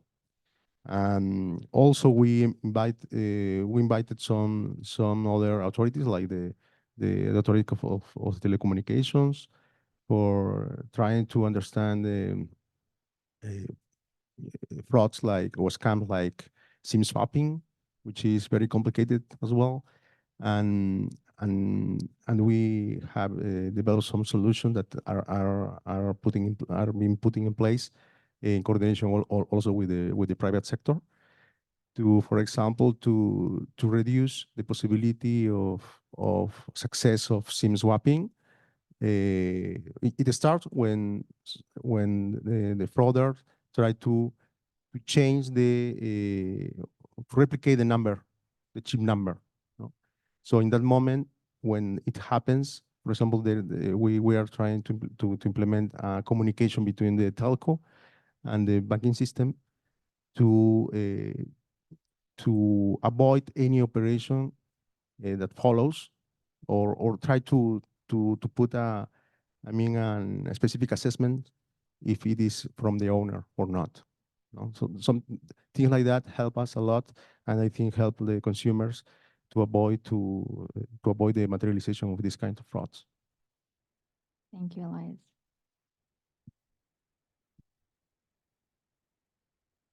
As for collaboration and partnerships on this subject, I would like to, I mentioned during my presentation the OSMP, the Observatory for Security of Means of Payment, but there's also another group, the Observatory of Banking Inclusion in France, and both observatory gather users, representative of users, such as consumer associations, professionals, and public authorities. And I think these fora can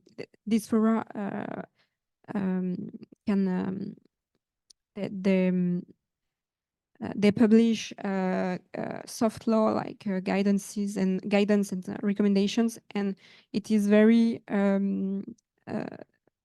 their advice is very consulted by consumer association, for example, and I think it can help.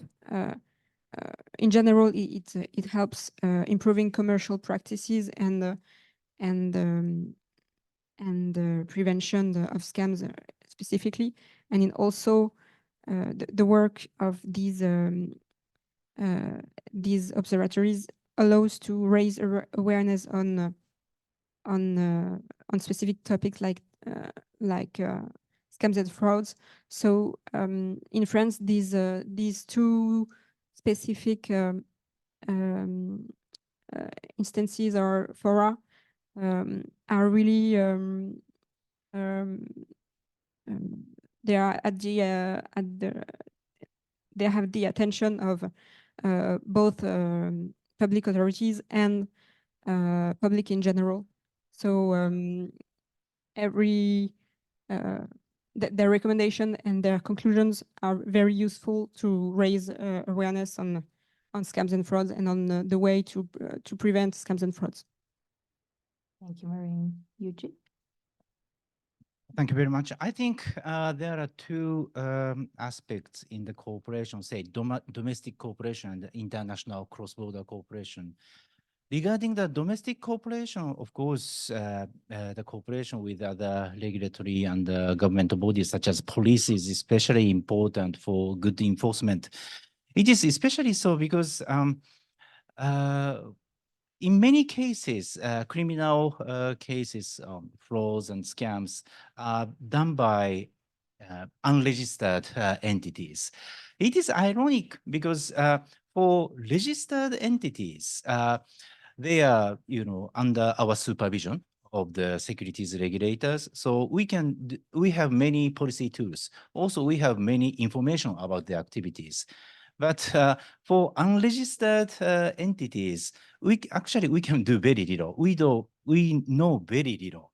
So therefore, we have to file a petition to the court, and it is the role of the court to stop the business by these, unregistered business. So therefore, the cooperation with police and good understanding, mutual understanding between the court and governments like us extremely important. In terms of international corporations, I think it is becoming very important issue. So the case of Sky Premier is a good example.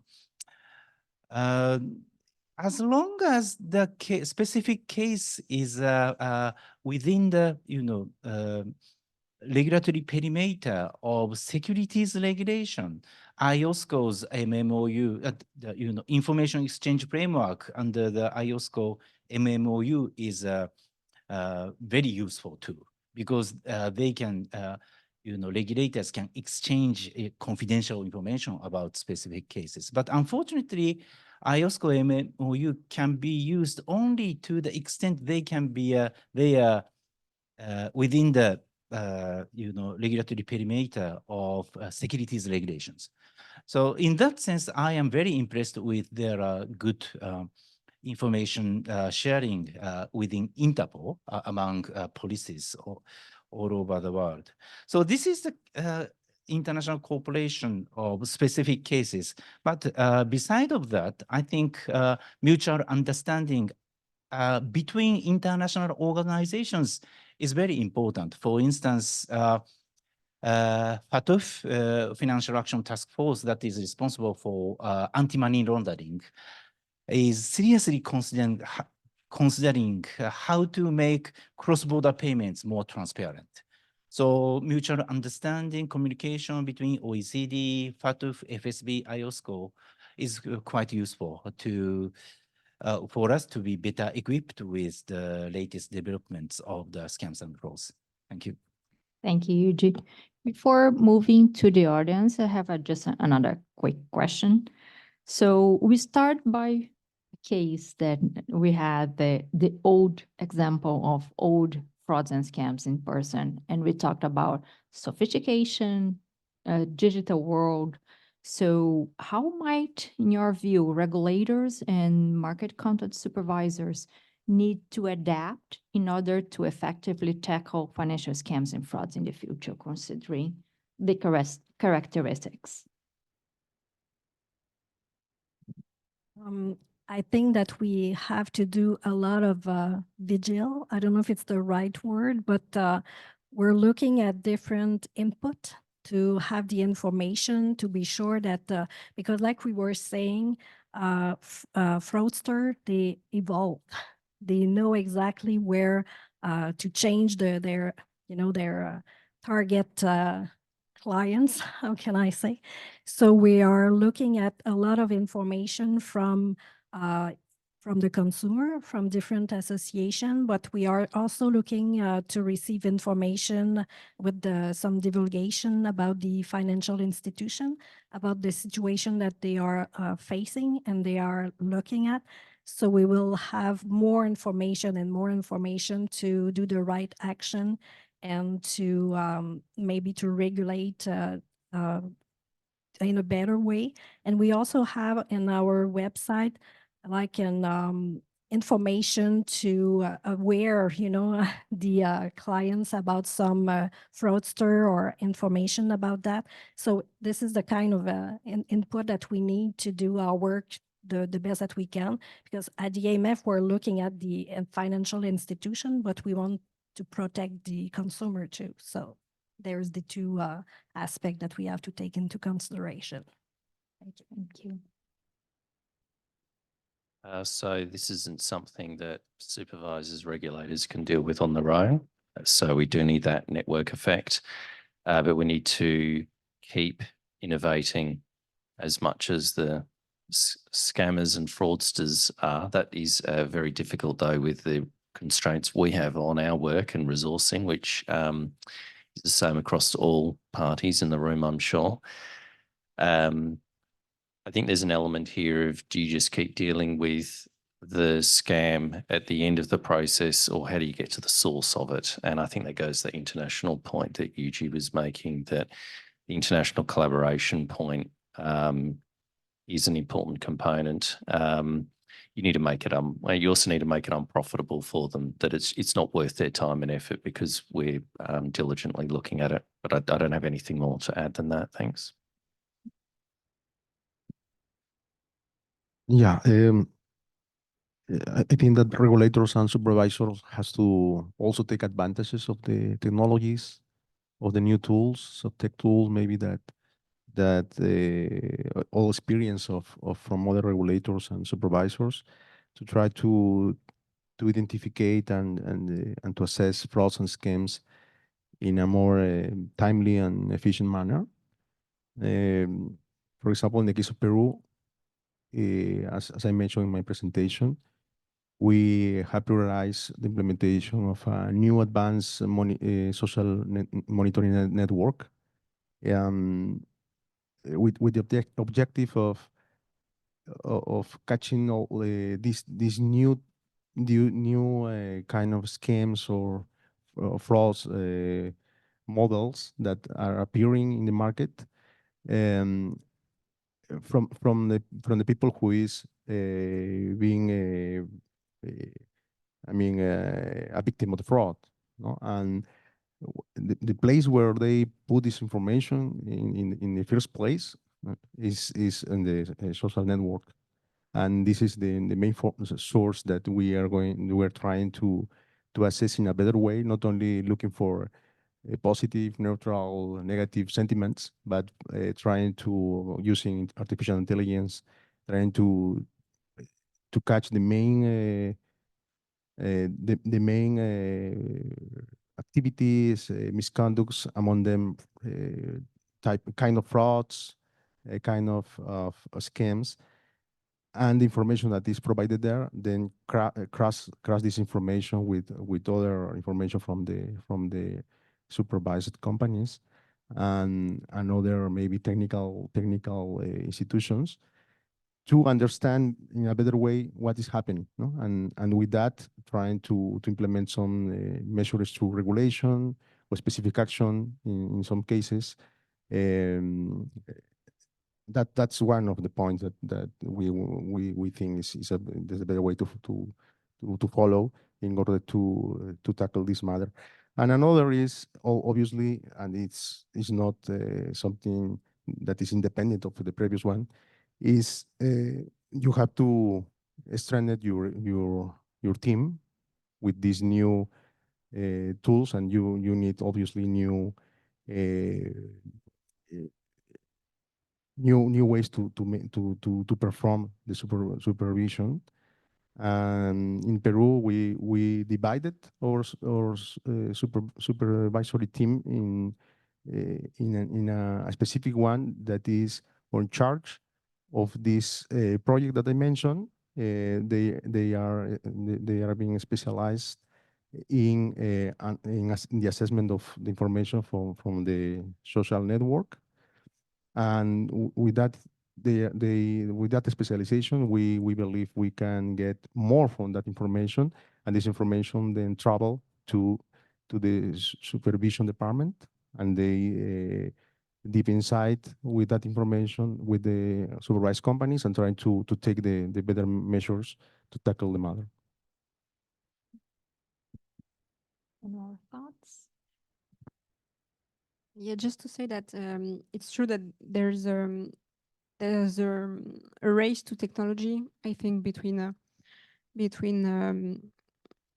regulators and supervisors on the one hand and fraudsters on the other hand. And the difficulty is that solutions that are implemented to prevent frauds can actually also strengthen the digital divide among people. And I think what is at stake is a double objective, is to keep anticipating market evolutions and innovations, including scams evolutions, and at the same time being able to find solutions that stay simple and affordable and available for everyone. So that's why financial literacy is, I think, the way to bridge the gap between the two, these two contradictory objectives. Yeah. So to me the problem of a digital divide is really needs to be taken into account. For example, the strong authentication with the PSD2 directive is a solution that is effective, but it's not simple for everyone. So it's really, to me, it's really not a trade-off, but a difficulty to have in mind to find solution against fraud and scam. Thank you. Thank you, Chair. Yeah, of course, as the number of scams and frauds are increasing, of course, we have to adapt. So traditionally, my organization has spent few resources on scams and frauds, but as we are realizing this is becoming more serious issues, we have, I think the capacity building of ourselves is the top priority. So we have to know much about specific typical cases of scams and frauds, and we have to also learn much about new technologies such as AI, especially how, for instance, crypto assets can be used for scams and frauds.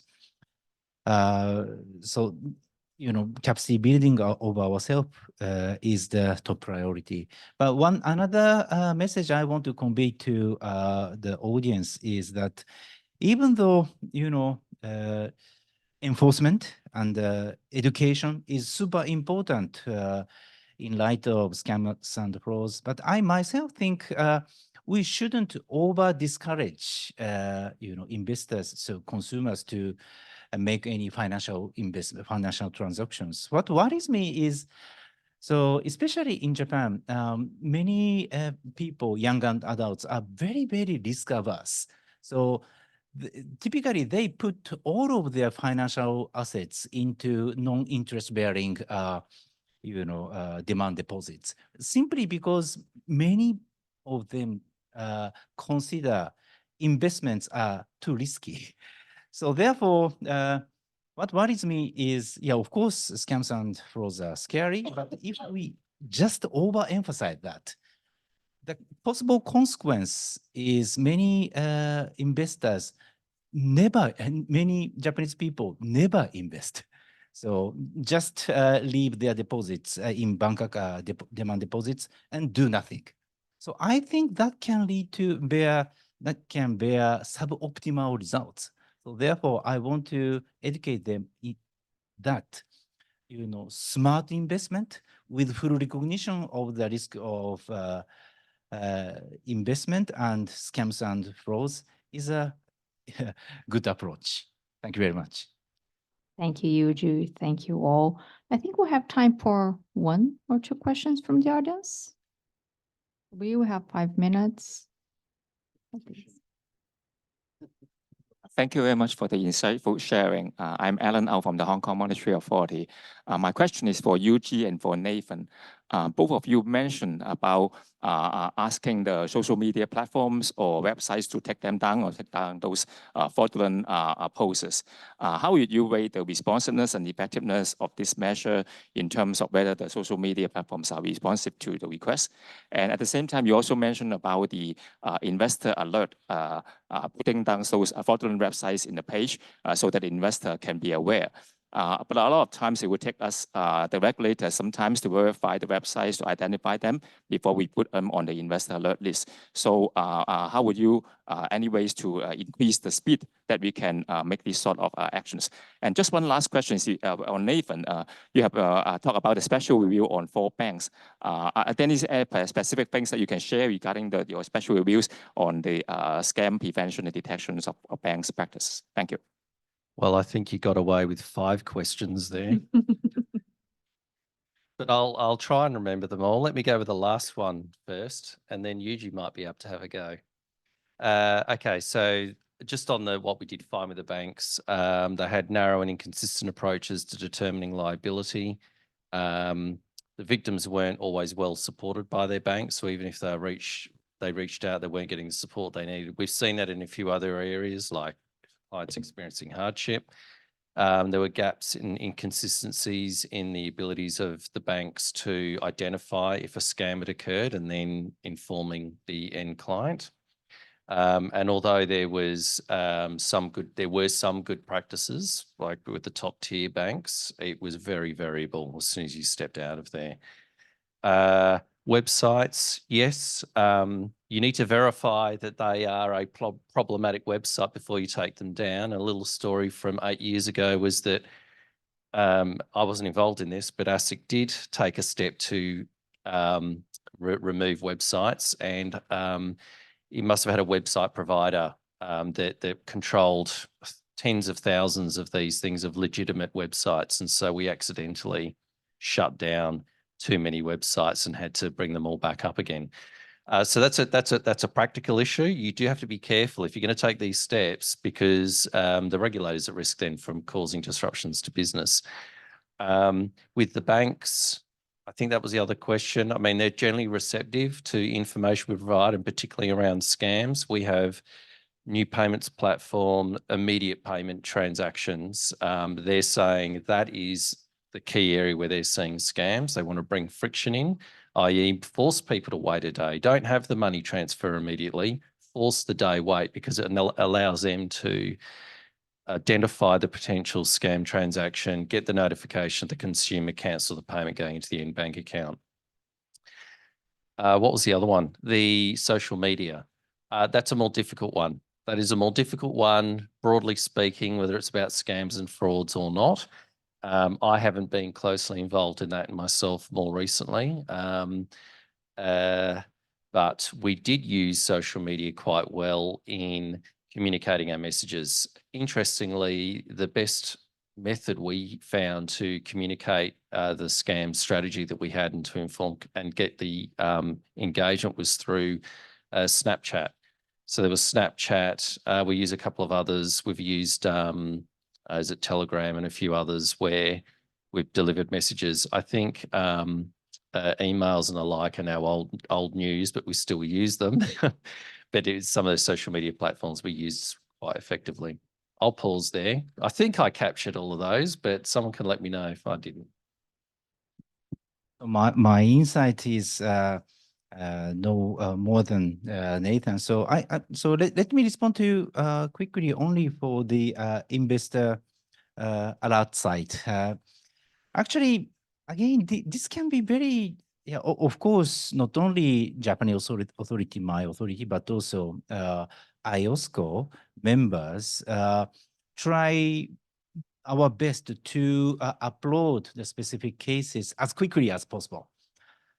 However, honestly, so far, even though regulators upload the fraudulent cases as quickly as possible, many potential investors, financial consumers, don't recognize that. So honestly, they are not fully utilized yet.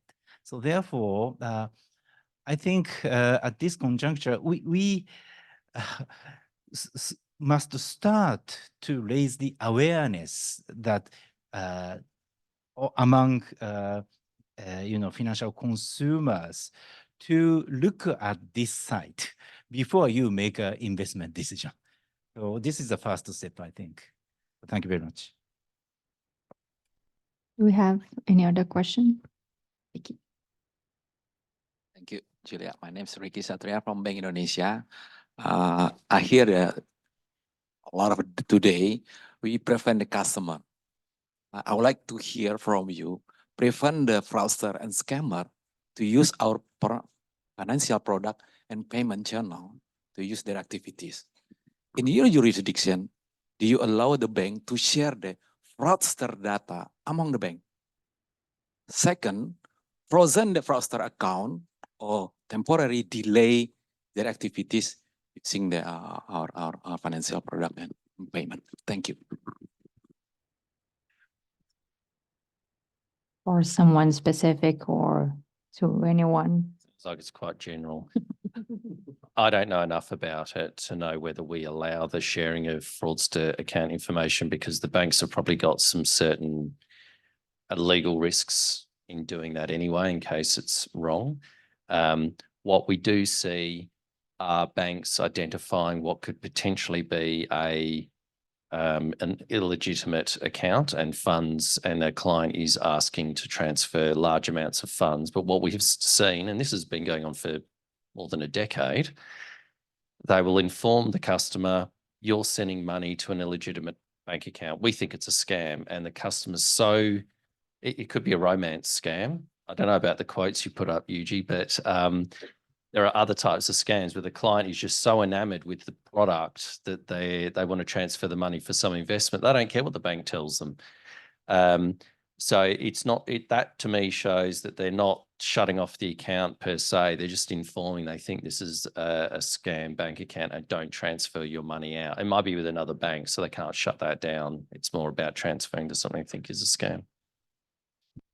To the best of my knowledge, so there are several different cases. As long as scams and frauds are related to any AML, anti-money laundering, I think banks can share the information because recently, some years ago, Japanese government made a law to make the sharing of the information possible because anti-money laundering is a very serious issue. So the information sharing among banks is critical.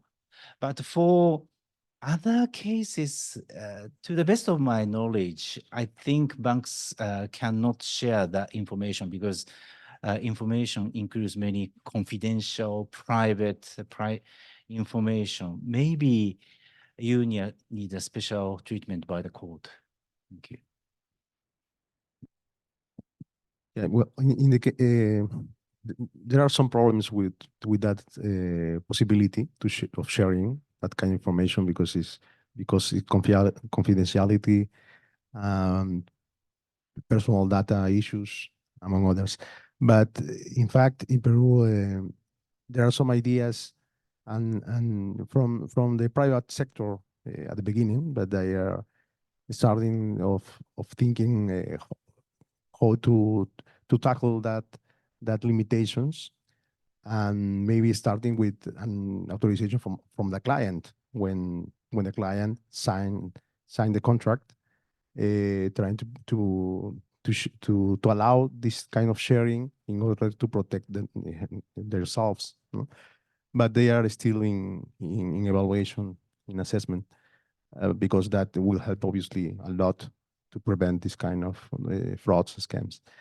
But regarding the communication to the client, when there is a high probability of a fraud or a scam, in Peru, the notification is an obligation for the issuers of credit cards and everyone who perform transactions, and this has to be communicated to the client instantly when the transaction is done, and also they have to establish a monitoring of operation system for monitoring the operation, and they have to alert to the client also in case of a probability of a fraud, and block the card, for example, something that is usual, that exists. Thank you. May I use my hat of supervisor a little bit? Yes, in Brazil, we are advancing in sharing this information. We have the AML issues, but we also have the consent of the client. So we are moving forward that there are some areas that we still need to discuss, but we have a database, a centralized database that all the financial service providers are obliged to put information regarding even attempt or fraud that have been made, and there are limitations on the information that is shared. Thank you. So I think that we can close this seminar. For this panel, I don't know about you, but for me, it became very clear that from the first, second, and third panel that scams and frauds are very complex problem, and not only all delegations, jurisdictions, and countries are facing it, but also they are happening between and across all delegations. So regulators, policymakers, and supervisors have an important role on that, but it's not enough. It's not enough because we have limited mandates, because we do not have all the information we need to prevent and to combat, and maybe we have gaps in knowledge, and that's normal. So I think coordination, partnership, and collaboration are the three words for addressing these challenges. Thank you very much.